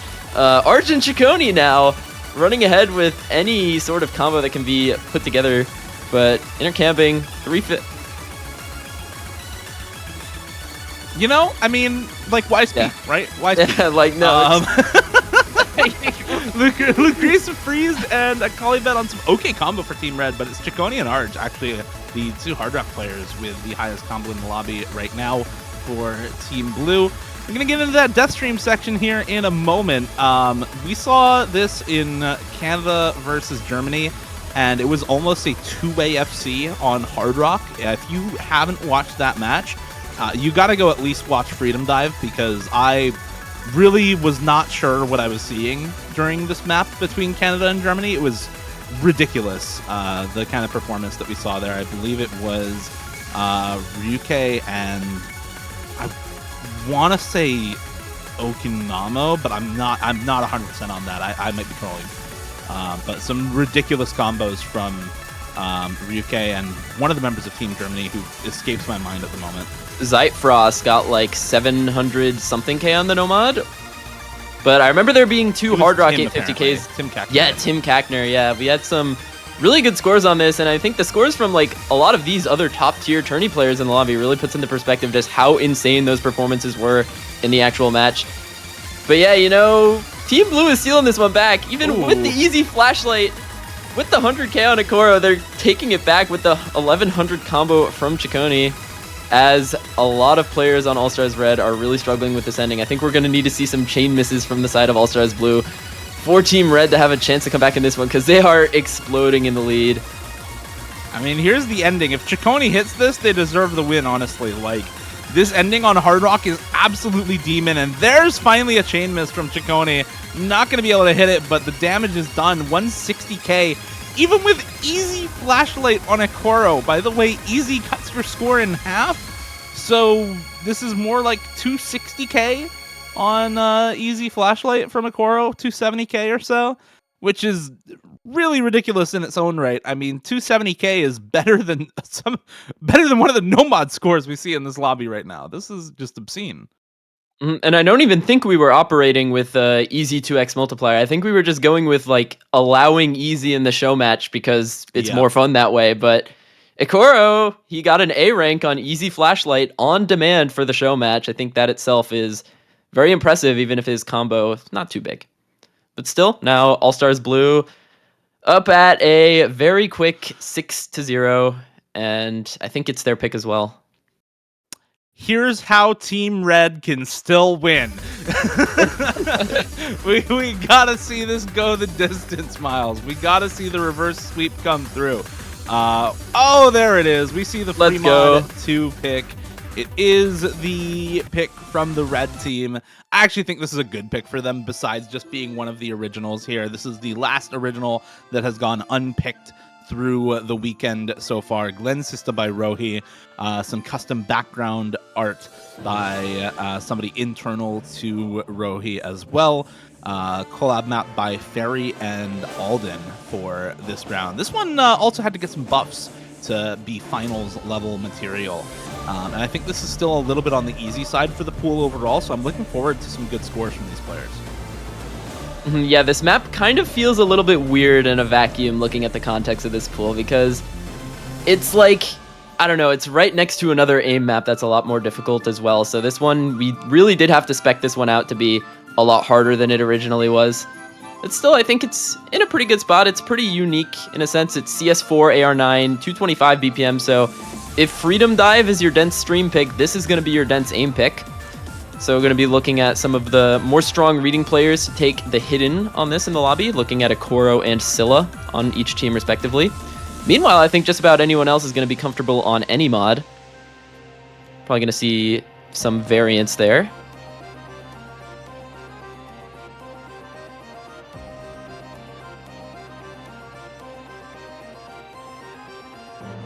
All right, a couple other players coming in for this for Team Red. Sigi swapping back in on their side, so Lucrece, Skilla, and Akalibed going to join him there. Arj, Mustache, Ciccone, and Ikoro on Team Blue, looking to close it out 7-0 in this show match, make quick work of the other team. And Team Red looking to start up the reverse sweep. It begins here. If they're going to force the tiebreaker, they've got to start somewhere, and it's got to be on free mod 2 here. We'll see if they're able to make it happen. 225 BPM, AR9, awkward aim. Some easy once again for Ikoro, and the full team overmod for Team Blue. Double Hard Rock and Hidden for Mustache, Ciccone, and Arj, respectively. Meanwhile, for Team Red, just the mandatory 1 Hard Rock, 1 Hidden for Akalibed and Skilla, respectively. Lucrece and Sigi on the no mod. I think that mod combination makes a lot of sense. This map, 225 BPM, a little bit dense, but not super challenging on the density, as you see from a lot of other AR9 mod picks at the star rating. Yeah, not too hard on the density, unless you're Ikoro, who decided to put it down to AR4 to just give himself a little handicap here. Playing this map once again with the easy. One of the few easy specialists, honestly, so still going to expect him to put up an okay score, but really for the side of All-Stars Red, you want to see them get on the board here. Finally bringing in Sigi, the Mongolian warrior. First time having a team for OWC was Mongolia, so going to be able to see Sigi here on, honestly, one of his strengths, the aim consistency skill set he's been very strong on over the years. unfortunately, not a good start for Team Red here. Everyone missing in the intro section except for Akalibed. Mustache finally finding the drop, but there goes Akalibed as well. It's Arg and Chaconi holding the only full combos in the lobby at the moment. That is not what you want to see if you're rooting for a close match, Miles. It's already 6-0.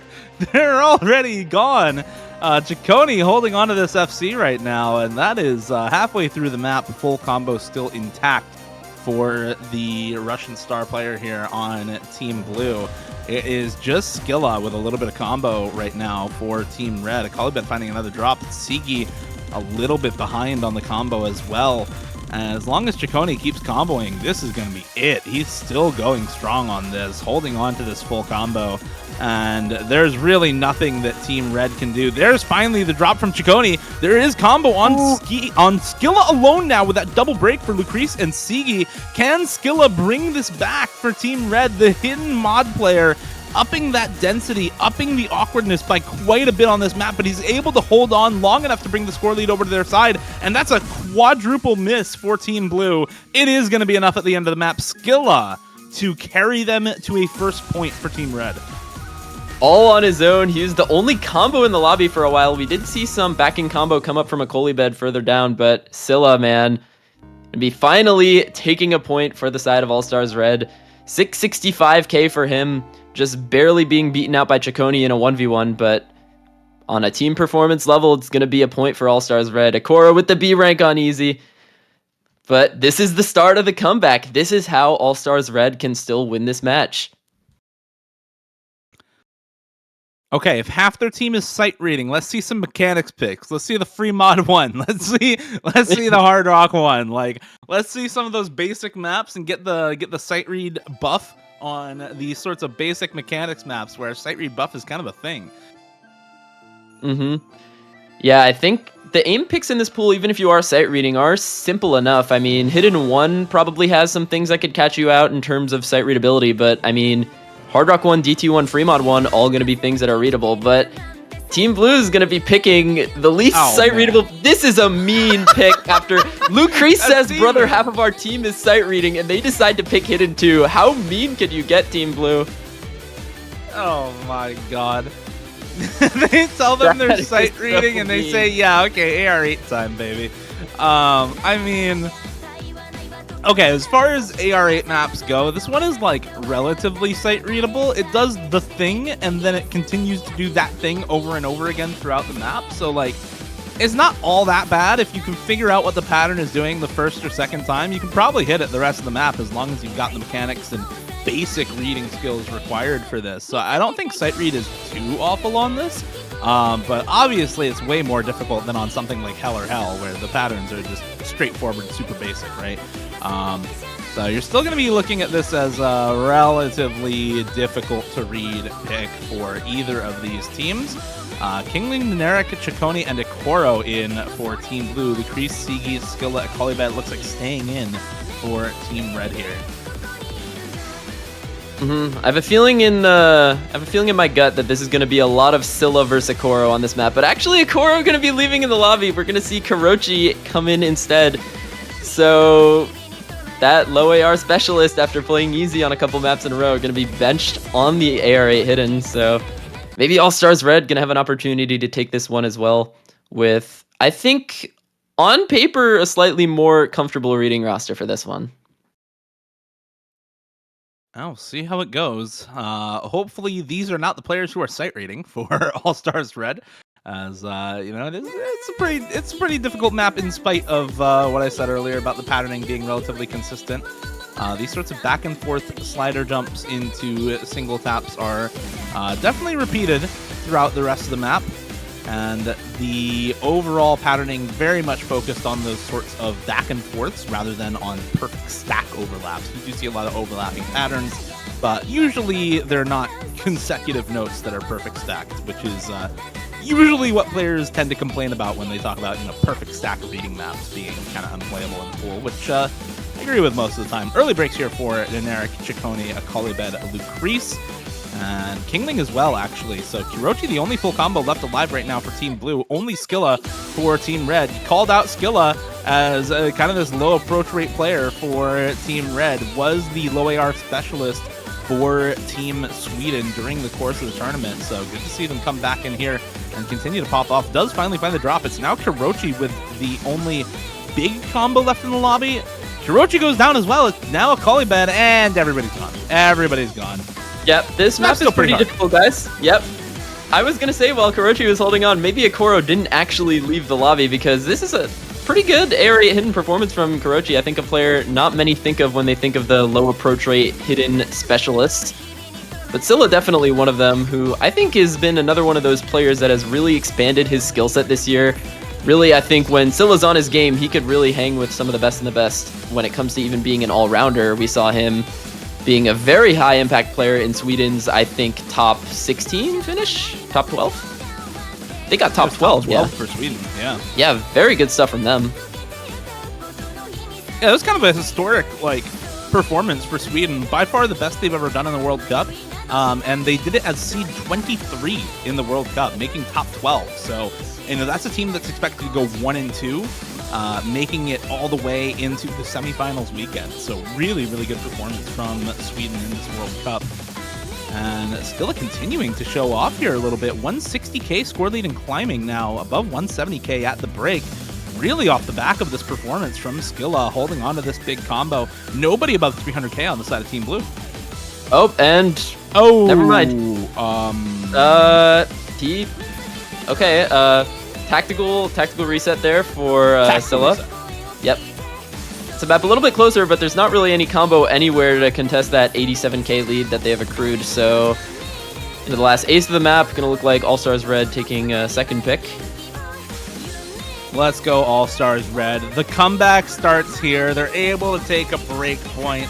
They're able to put a second point on the board. Not sure if we're gonna see that continue to be the case here, but you know, some success on the free mod 2, some success on the hidden 2 here as well. Maybe we see them opt into that free mod 1, one of those more basic mechanics maps, and see some of those sight reading players do a little bit better where the map itself allows for sight reads. Yep.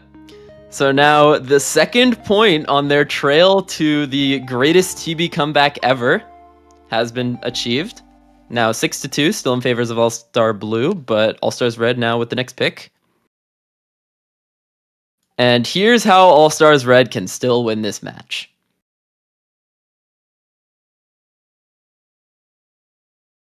I've actually got nothing. Free mod 1, right? I mean, let's see some mechanics maps. No, like, let's see some basic mechanics maps here. Here's how All Stars Red can still win. Let's pick some basic mechanics maps and see where that leads us. Again, free mod 2, hidden 2, the only wins for this team so far. There's no low approach rate left in the pool, so I think you probably want to run with the relatively mechanics-focused maps. Chaconi talking about DT1 in chat there. I'm not sure exactly what he's saying about Double Time 1, but probably something good. It's Puppet in the Dark. The song's a banger. Map's a banger. It's a classic as well. I do think we'll probably see it at some point during this match. It's a relatively popular song, relatively popular map. I think a lot of players are probably not going to have to sight read something like that because nearly everyone has played that map.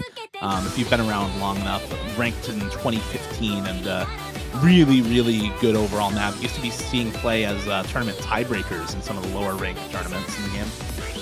Yeah, I mean, in 2017, I remember a specific tournament where I played it as a tiebreaker in Nomad in group stage, and I think I've seen it, but yeah, it's a pretty much like a mid 5-star aim map, which we're starting to see a lot more common as DT1s in these high tier tournaments. But it's going to be the Nomad 3 pick coming out, so the Awkward Aim Alt custom map going to be coming out.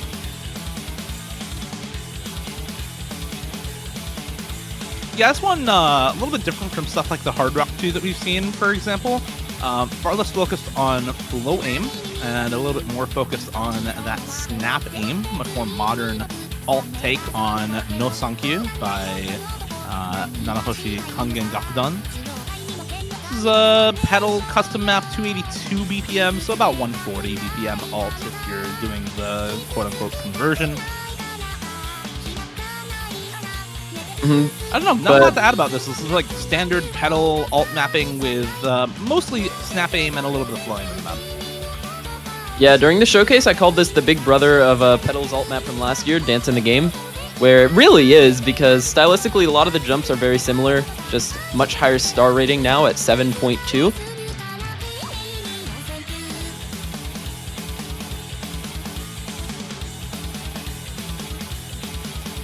Looks like we're seeing a pretty similar roster from Team Red once again. Actually, Mbappe coming in for a Kolibed. So Lucrece, Sigi, and Skilla to stay in alongside Mbappe. Kingling, Nineric, Arj, and Kirochi in for All-Stars Blue. So Chaconi subbing out there. It looks like just for Arj, I think. And that's going to be the rosters for both of these teams. Start command is out. Can Team Red continue the comeback, or will Team Blue finally close it out 7-2 in this match? We're about to see. I think you're probably looking at Lucrece and Sigi for this sort of map, although Skilla also, I mean, a really good all-rounder. Again, part of the reason why Team Sweden was able to get as far as they did was due to how good Skilla has become over the last year or two in tournaments. This map is a long one, 3 minutes 35 seconds, so you'll really be relying on those players who can manage to chain together about a 1k combo or higher. That's really where you're going to be making impact in this map. And I think all these players have the skill set in their arsenal to do so, so you're going to see who manages to convert on the day. Going to be some early misses from Nineric and Mbappe as well. Yeah, Skilla and Arj trading once more for either of these teams. So it's Lucrece, Sigi, Kingling, Kirochi holding on a combo into the first PI time. There goes Lucrece. So just Sigi now for the red team. Kingling and Kirochi holding on to these full combos still intact. 99 act for Kirochi, and there goes Kingling. So it's just Kirochi and Sigi. 99 act on the full combos. And there goes Kirochi now. All the combo on the side of Team Red. A little bit of recovered combo here for Nineric. But that full combo still intact for Sigi is going to do more work and slowly bring that score lead back over to the red team side. Called 1,000 combo as the point where you start to really make an impact in this match. Sigi getting a little bit closer to that now, up near that 700 combo mark, not quite into the second PI time yet. Yep, this is another one of Sigi's main skill sets. That Nomad alt is something that he's reliably picked for so long, and we're pretty much seeing why right here. He's putting on a masterclass right now into the second chorus, still holding on to that FC. 830 combo, highest in the lobby by far. Some combos coming back for the side of All-Stars Blue, but they are falling one by one. Only Arj and Kirochi to hold up against the three-way big combo from Sigi, Lucrece, and Scylla. And Arj breaks as well, so this lead is now going to go very quickly in their favor, but Sigi and Mbappe finding the drop, so it's only Scylla and Lucrece to bring it forward. But only Kirochi really opposing them, still going to be trending towards their favor. No longer, though, as Lucrece finds the drop there after that second PI time. It's Skilla versus Kirochi with a pretty much identical combo at the moment. Better accuracy for Kirochi, so a little bit more score going the way of Team Blue as well. Pretty much the same supporting combos for both of these teams. If anything, a little bit of an advantage for Team Blue, and now a bigger advantage is Sigi finding the drop there.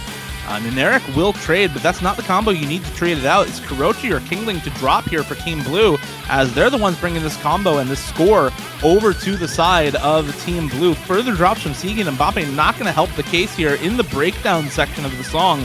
Can Kirochi continue to hold and bring this over to Team Blue? Can Skilla continue to stave off the start of advance? Kingling finally drops. It's Skilla and Kirochi just popping off here. 1k combo for both of them. Still holding through the jump section. Kirochi breaks to the end of it on the linear triple, and now it's all Skilla. He's holding for Team Red. This is the kind of comeback you want to see. Actually extremely close on this map as Skilla pulling out the big score here for the team. Mbappe struggling a little bit on this, but honestly, it's not going to matter all that much. You have Sigi, you have Lucrece on the good supporting scores there for Skilla. And even with a little bit more combo on the side of Kirochi, it's a 100,000 score lead. Not going to be enough time here at the end of the map. And that is going to be a third point in a row for the red team.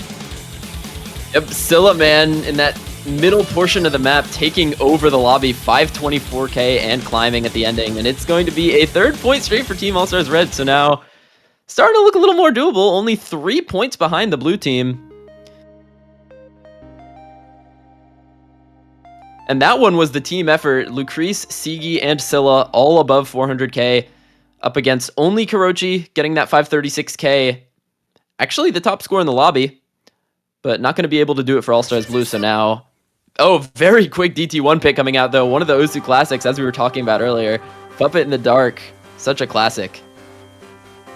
Yeah, they were talking about this in chat. Chiconi, I think, asking Lucrece to pick this on their last pick. So not surprising to see this come out pretty much instantly after the map is over. 6 minutes and 23 seconds before double time. So extremely consistency focused. This is a relatively long intro section of about a minute or so. And that 300 or so free combo is pretty good to start off the scores for a lot of players before you get into the more difficult jump sections and a little bit of a stream section about 2/3 of the way into the map.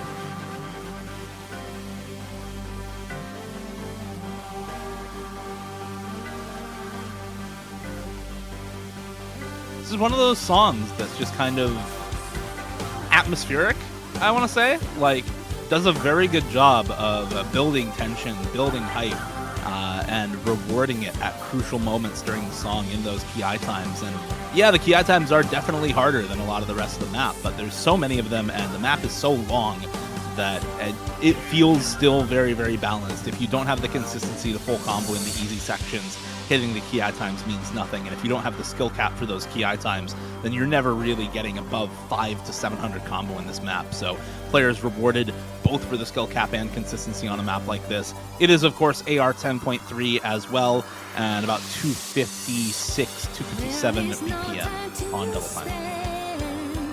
I feel like there's definitely a world of difference between those 400k scores and those really high scores on this map, because as you mentioned, like, pretty much everyone here is going to be able to hit the easier sections of this map, going to be able to get some sort of baseline combo. But when you're really getting your combos into the 4-digit range, that's where it's going to start to actually show who's very consistent on this type of map. And I'm seeing some pretty consistent speed players in this lobby. A Kolibed, Freeze, Neneric, Chiconi, I think 4 players to really keep your eye on this map. But actually, a funny thing, before we even pulled this, I saw Kingling RS this in a scores channel, and he got like 1.8k combo, so he's also a player who's going to be very capable on this map. I think we're seeing a Koro coming into easy DT this, by the way. I think that's what we're seeing with this MP Mods DT free mod from the referee. And yeah, there's a Koro. Surely he goes DT easy here for Team Blue. One of the strongest easy DT players in the game, might I add. If you go to his YouTube channel, he's just got some crazy easy DT scores on a lot of maps that I think a lot of people don't really know. So if you want to see some very high-level easy DT gameplay, you can go check out his YouTube channel. But we're gonna probably see some of that during this map. All right, 10.3 for all but Ekoro, where instead is I don't know what's AR 4.5 with double time. Somewhere in the 6 range, I think. Yeah, probably somewhere in the 6 range. I'll go ahead and find the number here because we do have a little bit of time in the intro. There's not much going on here at the start of the map. Yeah, about 500 free combo, where hoping to not see a break somewhere in this lobby. That would be really sad.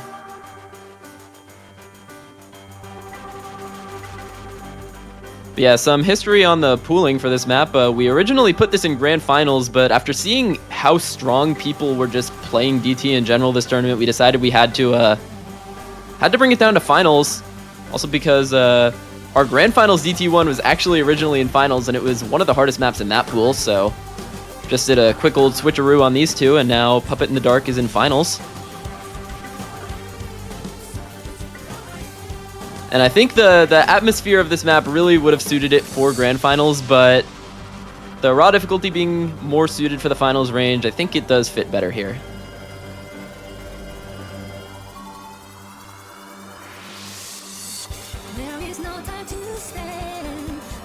Okay, now the map really begins a little bit.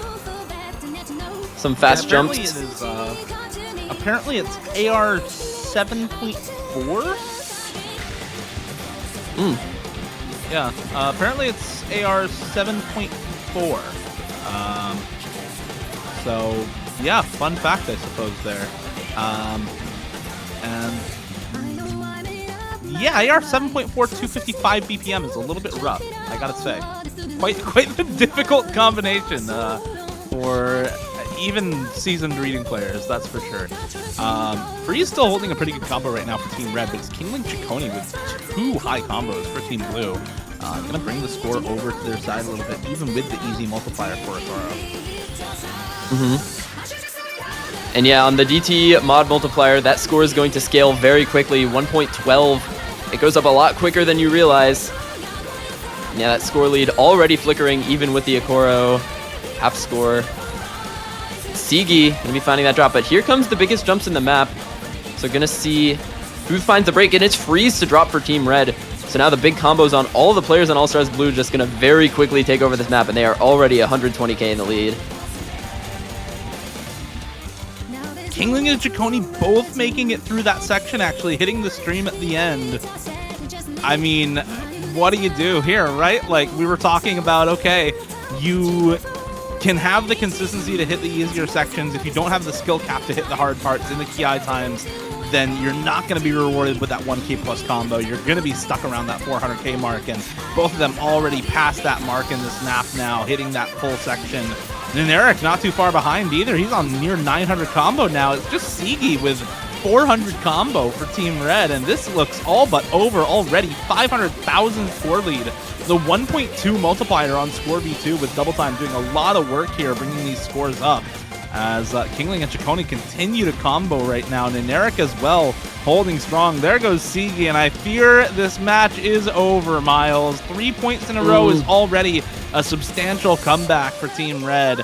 But even with those drops for Kingling and Ciccone, mix the two names there on accident. Even with those drops for them and Neneric, it's not going to be enough. There's just no combo on the side of Team Red. Only Freeze with a little bit of combo for the red team, and he drops as well. That's going to be GG. We're going to see Team Blue taking it 7-3. Good scores coming out from all the members of All Stars Blue, honestly. If you take into account Akoro's ZZDT, I could say that's a very good score. Yeah, Kingling 750k and climbing. Ciccone almost 900k going into the ending, and that is going to be a very definitive victory on the last pick of All Stars Blue. But I believe we are going to be seeing a TB show match between these teams as well. Make sure this TB gets played.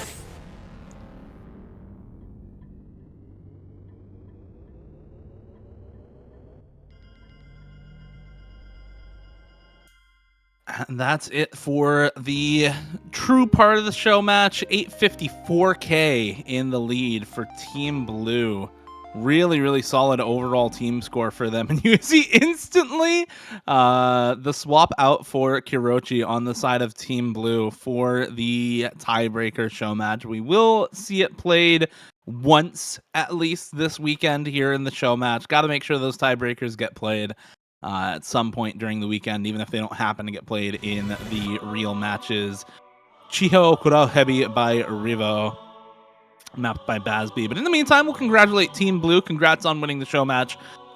Their prize is honor and glory here in the finals weekend of the OS World Cup. Their prize is the Junihun recap, when they can see that they are indeed the winners of the show match, and a pat on the back from us. So good job. Yeah, now the TB. This map is not a lot of people know this map. I'm not sure how many plays it has. I don't think much more than 1,000 submitted plays, but I think this song is a final boss theme from a JRPG called Bravely Default. And a lot of people were hyping up some of the older tiebreakers like Azure Arbitrator because of how atmospheric the song was. And I think this type of song is, or this song in particular is very similar to that. I think it's just very hype naturally. I mean, it's literally final boss music, right? Like, I feel like a lot of tiebreaker songs want to be that sort of final boss track in a rhythm game, and this is literally a final boss track from a different game. So, if anything, this has all the right to be kind of that atmospheric, intimidating presence that a tiebreaker at this level should be. And this map itself is very intimidating as well. You've got some really tricky aim control all throughout the map. You've got a really difficult aim sections, very difficult high spacing stream sections. I think the one thing this map doesn't really do is the speed, and to some extent tech, although there are some tricky sliders in this map as well. But above all, it is definitely a well-rounded tiebreaker. Other than the speed and the tech, as you said, it does really check out every single one of your skill sets. Lots of difficult aim, lots of difficult aim control, some space streams as well, some slider aim as well. So, team's going to be putting in, I think, their non-speed rosters for this. You see Lucrece, Scylla, Mustache, and Tiki. Wait, are they trading? They are swapping teams? They're swapping players. Mustache on red team? Mustache on red team. Faker Camping on blue team. Maybe a little bit of tomfoolery on the side of the players here, but you know what? Sure, we ball, I suppose. We're gonna roll with it. Mustache is now on the red team, and Intu Camping now on the blue team, joining Kingling, Kirochi, and Ciccone for the blue team during this one. Mustache joining Lucrece, Scylla, and Sigi for the tiebreaker.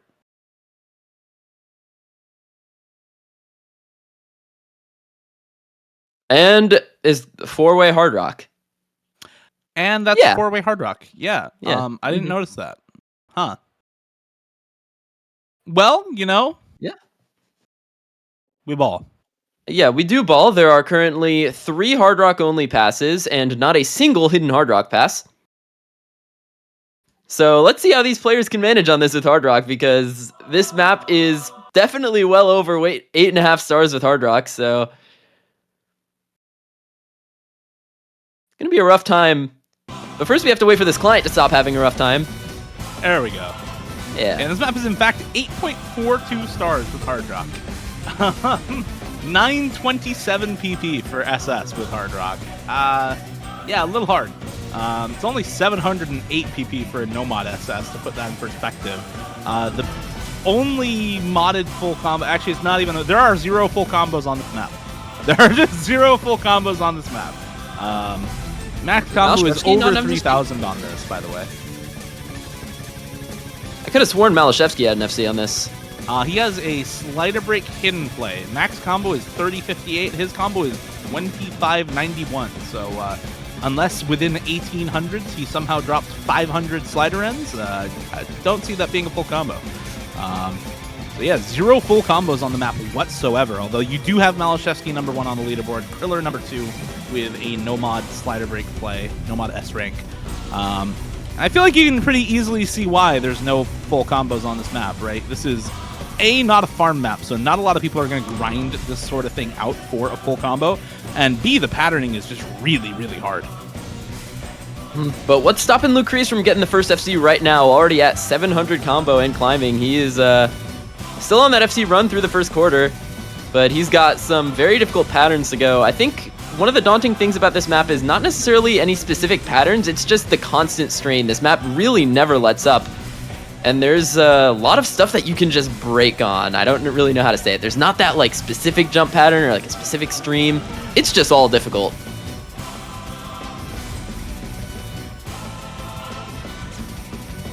And there he goes. I guess that triple is going to stop him from getting the first Nomad full combo right here, right now. Not able to hold through that pattern, but did secure a pretty big score lead for the red team in the meantime.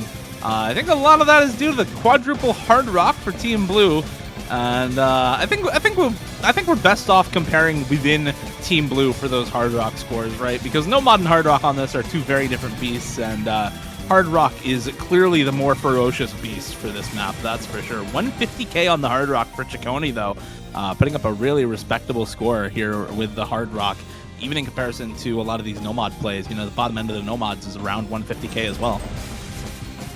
But this is where the song starts to change up a bit. Some of the sliders start getting faster. You have some 1/3 patterns coming up, and could expect to see some breaks on that. Here it comes. Oh, it's a 3-way reset for Team All-Stars Red on that 1/3 pattern. Now actually a combo lead for the Hard Rocks. If it is tangible at all, it's only Ciccone at 180 combo. No one else in the lobby having a good time at all. He breaks as well. Skilla finding the drop. Sigi with 150 combo is the max in the lobby. Nobody is above 100 combo on this slider right now. Like, I don't know, man. This map's pretty hard. For as hard as the rest of the pool is, this tiebreaker is still extremely difficult and might still be harder even than some other maps like the Hard Rock 3, for example, or the Nomad 2 that we've seen and kind of characterized as being some of those most difficult maps in the pool right now. I think during the pooling phase for this, I was actually a little bit difficult for this, or I was a little bit difficult. I was a little bit concerned for this tiebreaker's difficulty. But I think this tiebreaker is like one of the rare practice tiebreakers where I think you really benefit from getting practice out of this tiebreaker. It's not one where you can come in and sight read and get a decent score, really, because a lot of the sliders on this have to take a lot of knowledge, I think, to be able to hit properly. Like the repeat sliders, knowing how to hit those takes a few tries.